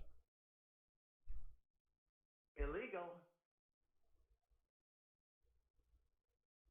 Alright, let's go to this. This happened in the last day and has been sort of escalating in the time since then. Start here. Al Jazeera English. At least 11 killed in rocket attack in Israeli-occupied Golan Heights.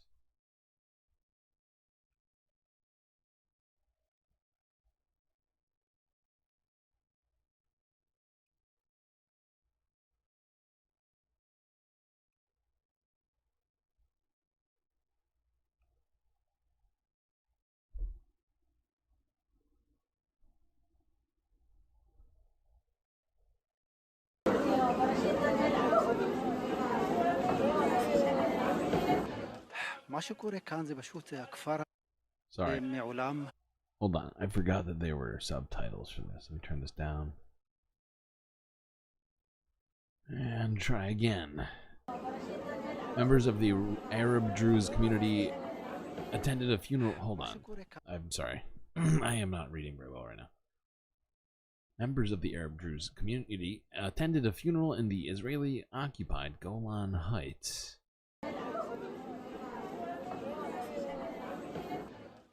For the victims of a rocket strike on a football pitch. The strike killed 12 children, all aged between 10 and 16. Footage captured the moment the rocket struck a football pitch. The Druze village, what was that word? Jesus Christ. Of Majdal Shams.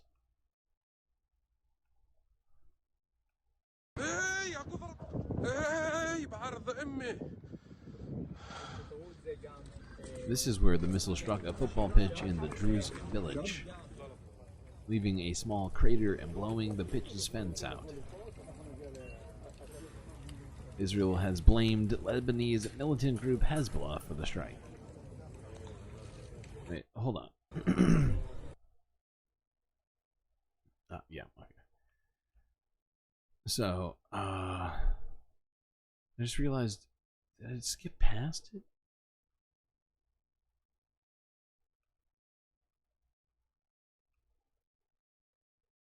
Oh, I did skip past it. Let's go to this Al Jazeera piece. It's out of order now, but this is actually the one from a day ago. That one was from The Guardian. Children were playing football here, and then a rocket hit. Several people from the Syrian Druze community of Majd al-Shams were killed, while dozens of others were injured. Israel was quick to attribute blame and said it was working on a response. The IDF is currently holding a situational assessment, and we will prepare for a response against Hezbollah. We will finish our assessments and we will act. In the United States, Prime Minister Benjamin Netanyahu said he would return to Israel as quickly as possible and convene the country's security cabinet immediately upon arrival. Hezbollah distanced itself from the attack, The Lebanese group putting out a statement saying it categorically denies any involvement. So Hezbollah claimed that it was not involved at all. So that is an important piece of information. I think we should remember. The fact is Hezbollah has been pretty clear about what they are and aren't doing.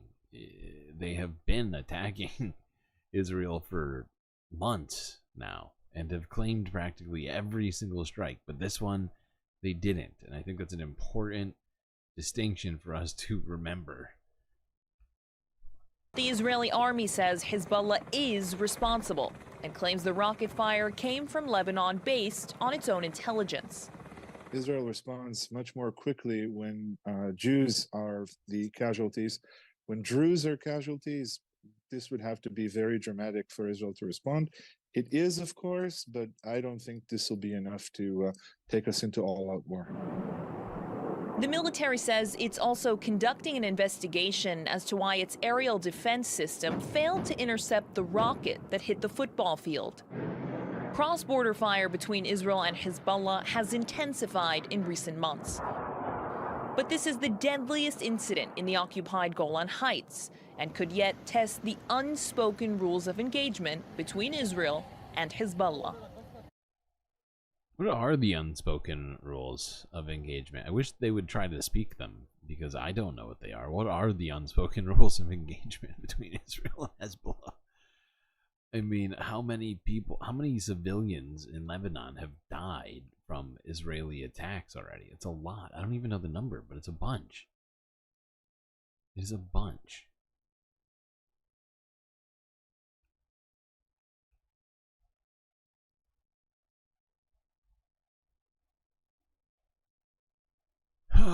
Okay, let's go on to this.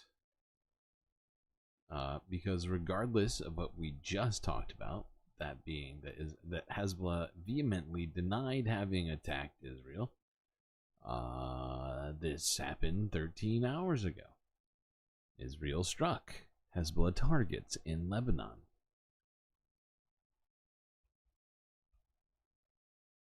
Seemingly in retaliation, supposedly, for these strikes.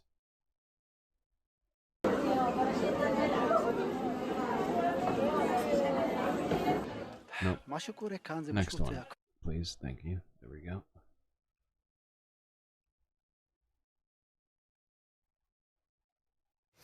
The Israeli military says its aircraft have carried out attacks against Hezbollah targets in Lebanon. The IDF says in a statement that the strikes targeted militant infrastructure inside the Lebanese territory on Sunday. The Israeli attack comes on the heels of a rocket strike that hit a soccer field in the Israeli-controlled Golan Heights, killing at least 12 people, including children. Israel claims the attack was launched by Hezbollah in Lebanon. However, the militant group denies it. On Sunday, a funeral procession took place in Golan Heights for the children and teenagers killed in the rocket attack. We are in the area of the crime that happened yesterday. The village where we lost 12 of our dear ones. Today is a difficult day and a very heavy loss. It's chilling.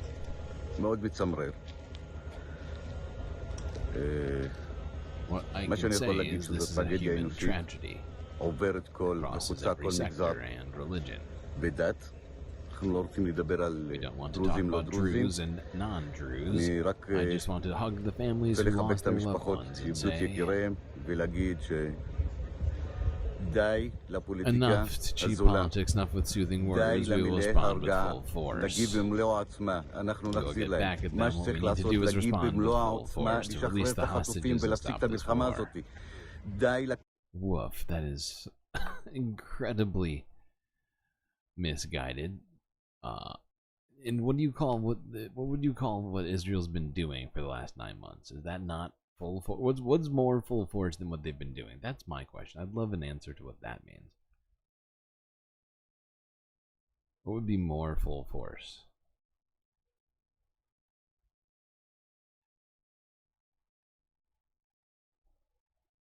I can't imagine what would be more full force than what Israel's been doing, aside from only one particular thing, which I'm not even gonna go to. I'm not even gonna go to that right now, because it's fucking insane. Okay, now I promised it earlier in the week, and I bring you the very same video, which we have now watched after this for 3 times at least. This from Middle East Eye from 4 days ago. Little montage of Benjamin Netanyahu speaking in the United States in Congress. According to him, practically no civilians were killed.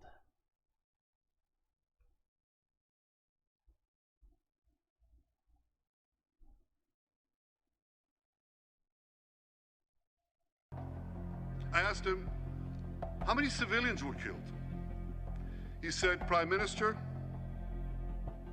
practically none, with the exception of a single incident where shrapnel from a bomb hit a Hamas weapons depot and unintentionally killed 24 people. The answer is practically none. You want to know why? Why? Because Israel got the civilians out of harm's way, something people said we could never do, but we did. Wow. I don't want reality. This guy is just living in an alternate universe right now. But our timeline's being affected by it somehow. What's happening? How was he allowed to say these things in U.S. Congress without being arrested?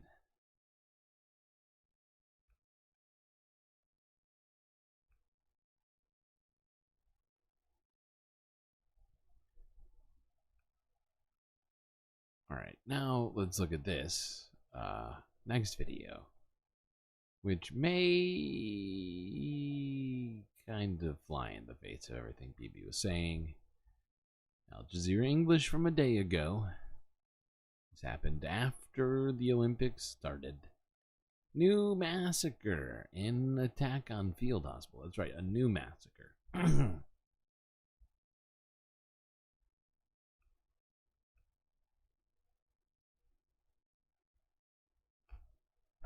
How good and so great. Children used to study here. This school for girls in Deir el-Balah became a makeshift field hospital and a shelter during the war. Israeli military aircraft bombed it twice, killing dozens of people. This man narrowly escaped. Destruction is everywhere. Me, my father, and my daughters were outside for treatment, but we had just been right here in this room. God bestowed His mercy on us. Thank God my family is okay.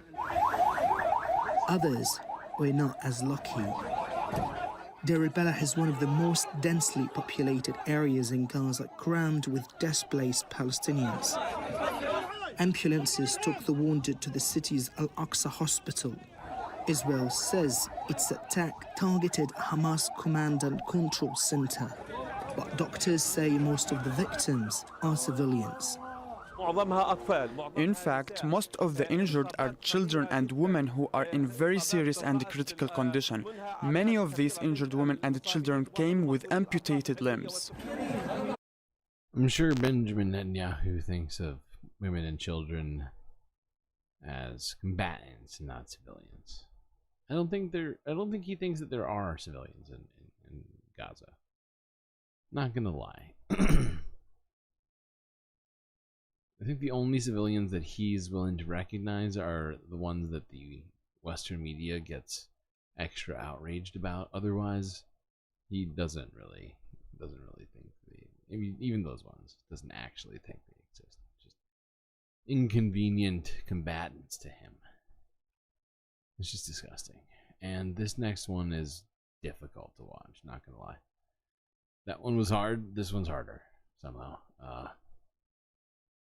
18 hours ago, Middle East Eye, Palestinian child killed by the Israeli airstrike on girls' school is mourned by her sister. I have to turn the volume down.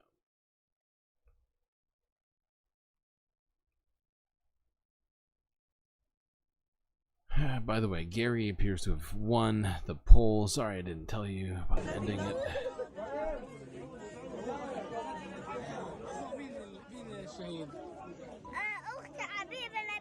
My sister, Habiba Nabil Abu Armin. Inaudible.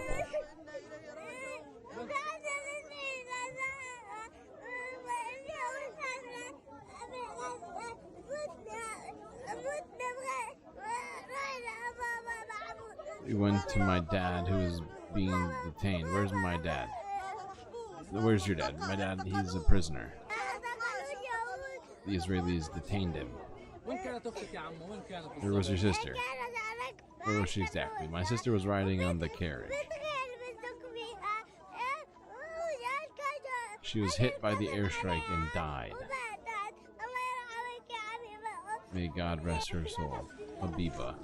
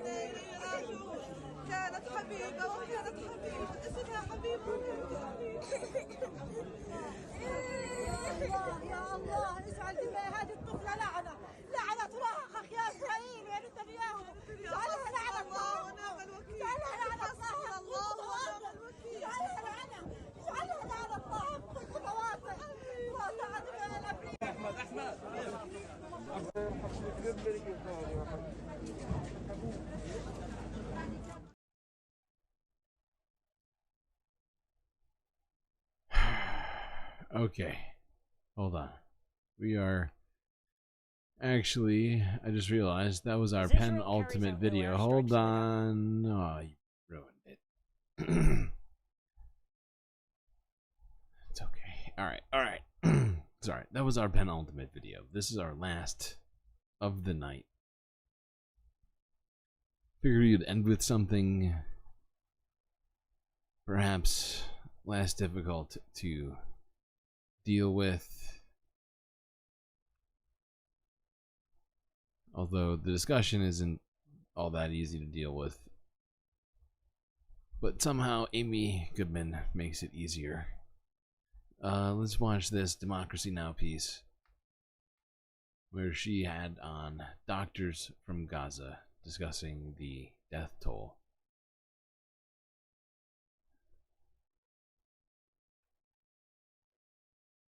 That doesn't sound, saying it out loud doesn't sound at all fun, but God, it's better than the last video ending on the last video. I feel like, is it? I don't know. Fucking hell.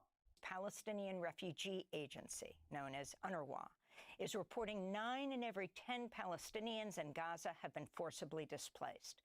Meanwhile, the World Food Programme's warning Israel continues to block delivery of aid and says it's been forced to reduce food rations, quote, to ensure broader coverage for newly displaced people, unquote.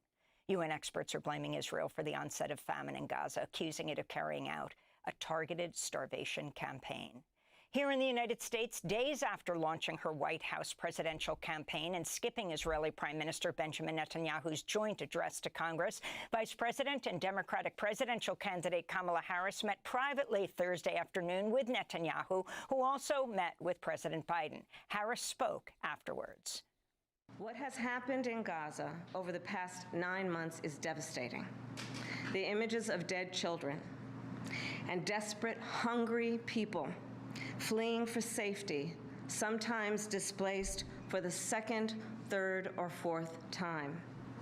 We cannot look away in the face of these tragedies. We cannot allow ourselves to become numb to the suffering, and I will not be silent. Harris described her private meeting with Netanyahu as frank and constructive. She said nothing about cutting U.S. military assistance for Israel, even as she reiterated calls to finalize a ceasefire deal. This comes as a group of 45 U.S. doctors, surgeons, nurses who volunteered in Gaza since October 7th have written an open letter to President Biden and Vice President Harris demanding an immediate ceasefire and an international arms embargo against Israel. The group of health workers include evidence of a much higher, they say there's evidence of a much higher death toll than is usually cited, more than 92,000 people, which represents over 4% of Gaza's population. Two of the doctors join us now. In South Bend, Indiana, we're joined by Talia Pakianakis. She's an obstetrician gynecologist who returned from Gaza earlier this month after having worked at Nasser Medical Complex in Khan Yunis. And joining us from Stockton, California, is Dr. Feroz Sidwa, a trauma surgeon who volunteered at European Hospital in Khan Yunis in the early spring. He worked with the Palestinian American Medical Association in collaboration with the World Health Organization. He recently co-wrote the recent Politico article, "We Volunteered at a Gaza Hospital. What we saw was unspeakable." We welcome you both to Democracy Now! Dr. Talia Pakianakis, if you can start off by talking about the conditions and what you are calling on President Biden and Vice President Kamala Harris to do right now. The conditions in Gaza were unacceptable and really difficult. We had no soap to wash our hands in the hospital, no drapes, no sterile gowns. You know, we would go to work and the nurses would say, we don't even have water to drink. So you can imagine the situation for the patients who would walk an hour to the hospital, pregnant patients. Yeah, no kidding. I mean, having people show up and then have nothing to give them, nothing to help them, and it's insane, you know. Dirty, everything's dirty, nothing's being restocked. It's not a good situation.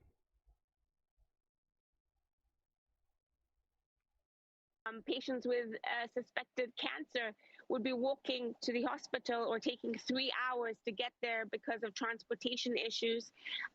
There's no sanitation. It's unbelievable, the situation over there. Talk specifically about what women face. You are an obstetrician gynecologist. Yes. The pregnant women do not, we've had, you know, when I was there in just a week, we had 4 deaths, fetal deaths, because we were unable to monitor the babies. They didn't have any monitors to monitor women in labor. And so, you know, we'd had, you know, fetal deaths. We also had women coming to the hospital delayed with a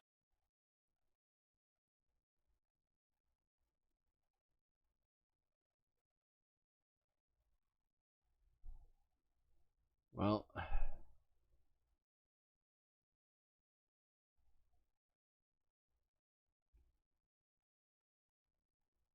perhaps unshockingly, the medical situation continues to deteriorate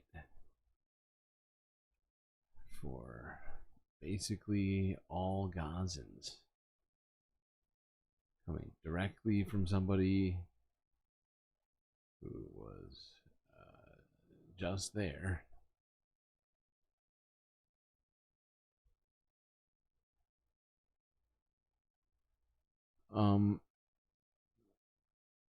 Let's hear a little bit more of this.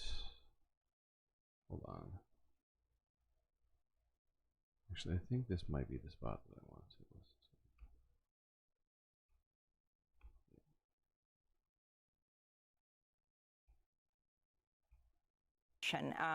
Thanks for joining us once again. We spoke to you right after you had been at European Hospital in Khan Yunis. Talk about the organizing of this letter and the significance of what happened this week, right? You have President Biden stepping aside in the presidential race, Kamala Harris being the presumptive nominee. And yesterday, if you can respond to what she said, and if you feel that there's a difference in Kamala Harris's approach to what's happening in Gaza. She skipped Netanyahu's joint address to Congress. She would have presided over it, but she wasn't alone. She joined about 100 Congress members and senators in skipping that event. Do you feel a different message is being sent? Yeah, thanks for having me again. So the organizing of the letter, the organizing of the letter, you know, a lot of American physicians have been to Gaza since October 7th and plenty before that too, but we wanted to focus on the conditions since October 7th. And we basically all saw the same thing. You know, the medical community isn't that big. We all talk to each other. Actually, I met Thalia just because she randomly happens to be married to a buddy of mine from high school. So, you know, there's kind of these connections just blossomed. And it was very clear to us that we all basically saw the same thing. We all saw evidence of a death toll that is certainly much higher than what is reported by the Gaza Ministry of Health, which is not unusual in wartime at all. And I think that I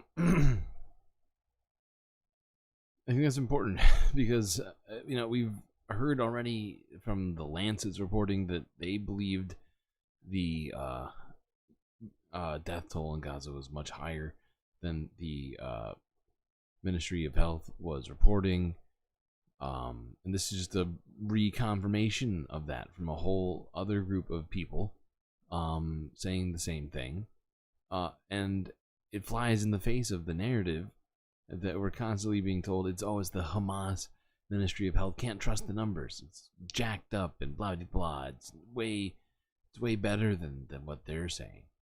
But instead, it's being confirmed right now in front of you know, for a second time, that it's actually higher than that. And you know, I feel like that really kind of puts that, oh God, I don't want to use that narrative. What's the I think of a different way of putting that. It sort of full circles this thing. That's really not what I was trying to say. Was it 200 that the Lancet said? I thought it was like 160 or something. But you know, like they just said 95,000 just now.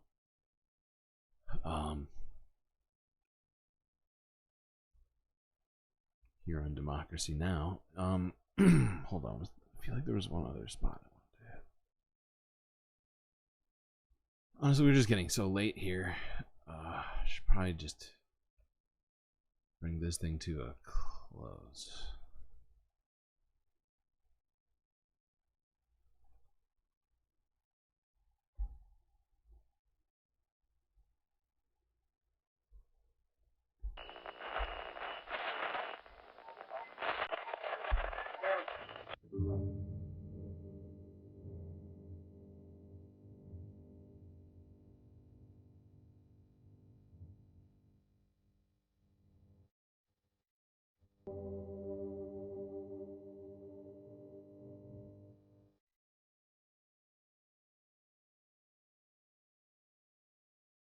Well, made it to the end of another one, chat.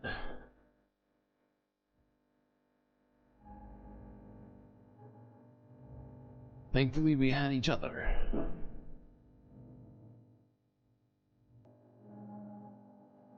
Till I see you next. Stay classy. Galactic Stream Nation.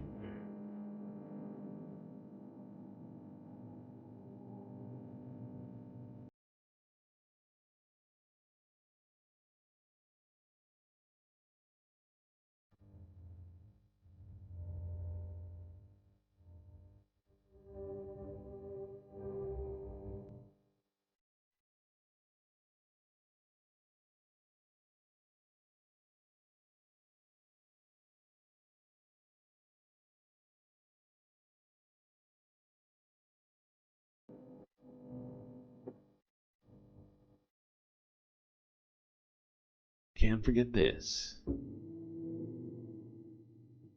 These are your galactic patrons. Gabby, Goth Dogs, Aaron W., Schmegley, Mitty, Afroponics, Narwhal by Nature, Interplanet Janet, PB, Robot Cat, Selena, The Anti-Corporatist, Oanoa, Nadia, Mrs. Jen, Omega Star, Pitchfork Dragon, Vincent Morales, and Donald James X. That's right. All of these people here helped produce the stream which your eyes and ears just got done enjoying. You can too. Just a few dollars a month. Click that link in my bio or in chat.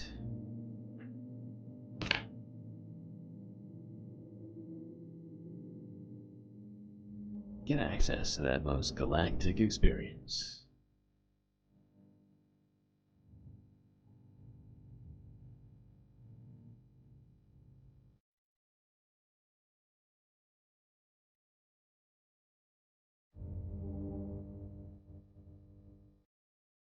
Now, before we do a very short galactic after stream, we have one thing to talk about, as it is a Sunday fun day. Something we do every Sunday. That is this.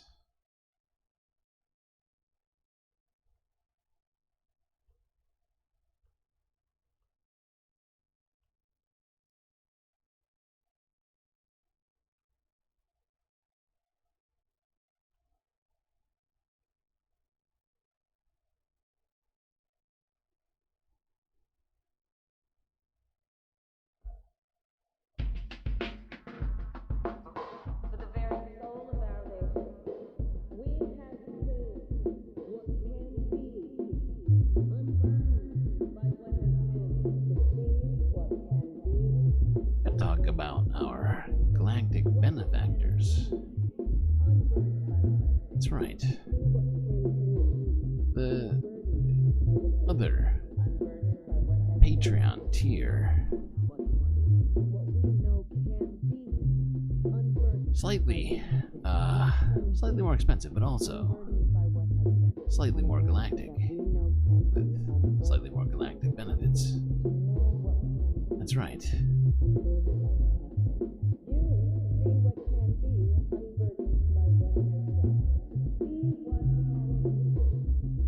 People such as PB. Oh, there she is, in chat right now, saying goodnight to everybody. Nadia. Not sure Nadia's in chat, but also a benefactor. Moana Whip. Not just a benefactor, but a mod. Omega Star. That's right. Going as galactic as possible. Can't forget Selena. A new addition to the benefactor list.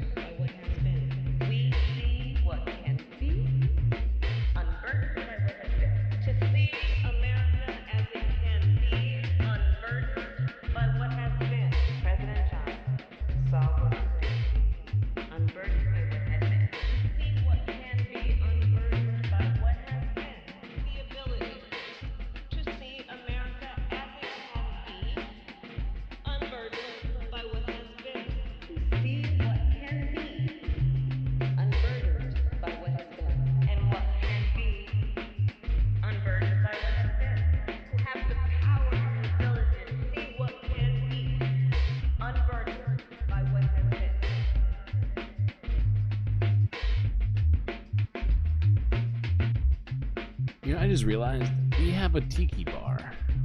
I feel like I predicted the future somehow. Like I knew the coconut was gonna become a thing. It's in chat right now. Left is coconut. We're taking back tiki.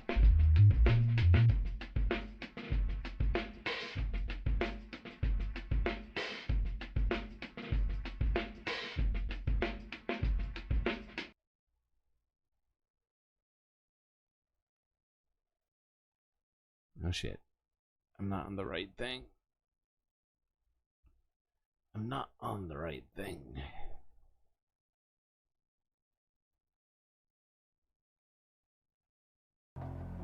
I asked him, how many civilians were killed? He said, Prime Minister, Oopsies. How did this get started? none. With the exception of a single incident where... What just happened? That is not something we need to hear. That is not how we... no. Oh, God. Having to hear Benjamin Netanyahu's voice? I am so sorry, Jeff.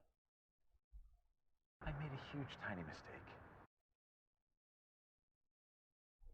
It's very rude.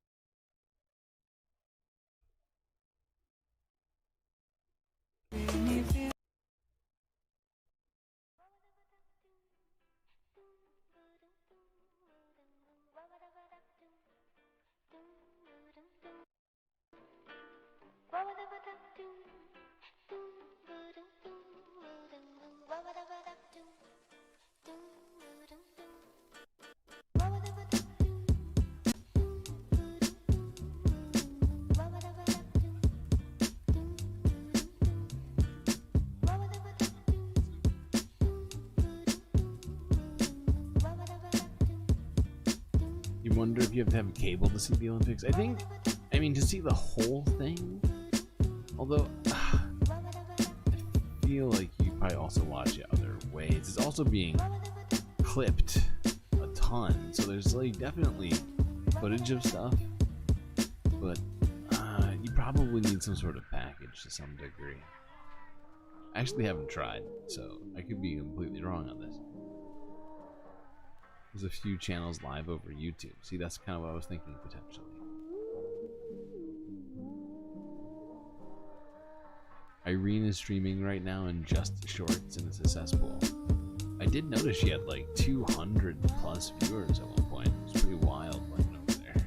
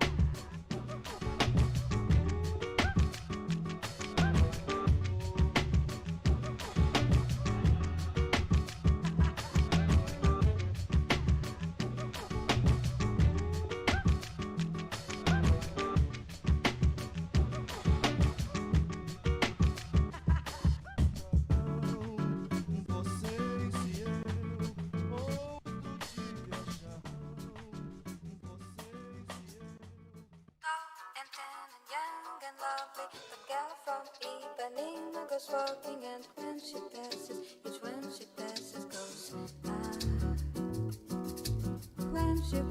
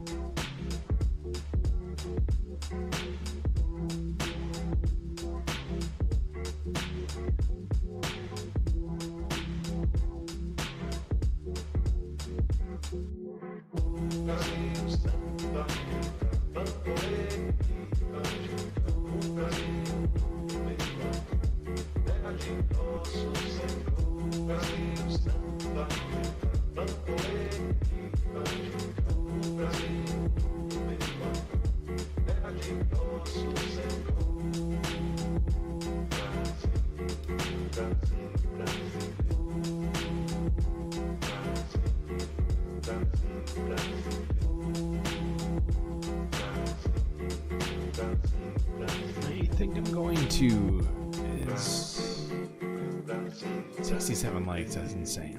I just realized I should see if anybody's streaming right now on Twitch. Oh, little raid complaining lady. Well, if you want more content, we are going to raid Complainy Laney on Twitch here, who appears to be discussing a moral litmus test for the world. Interesting. As well as Palestine and feminism. yeah, if you want to help raid, spread the galactic love, oh yeah, follow that link in YouTube chat. Get a drink, have a good time now. Go to paradise,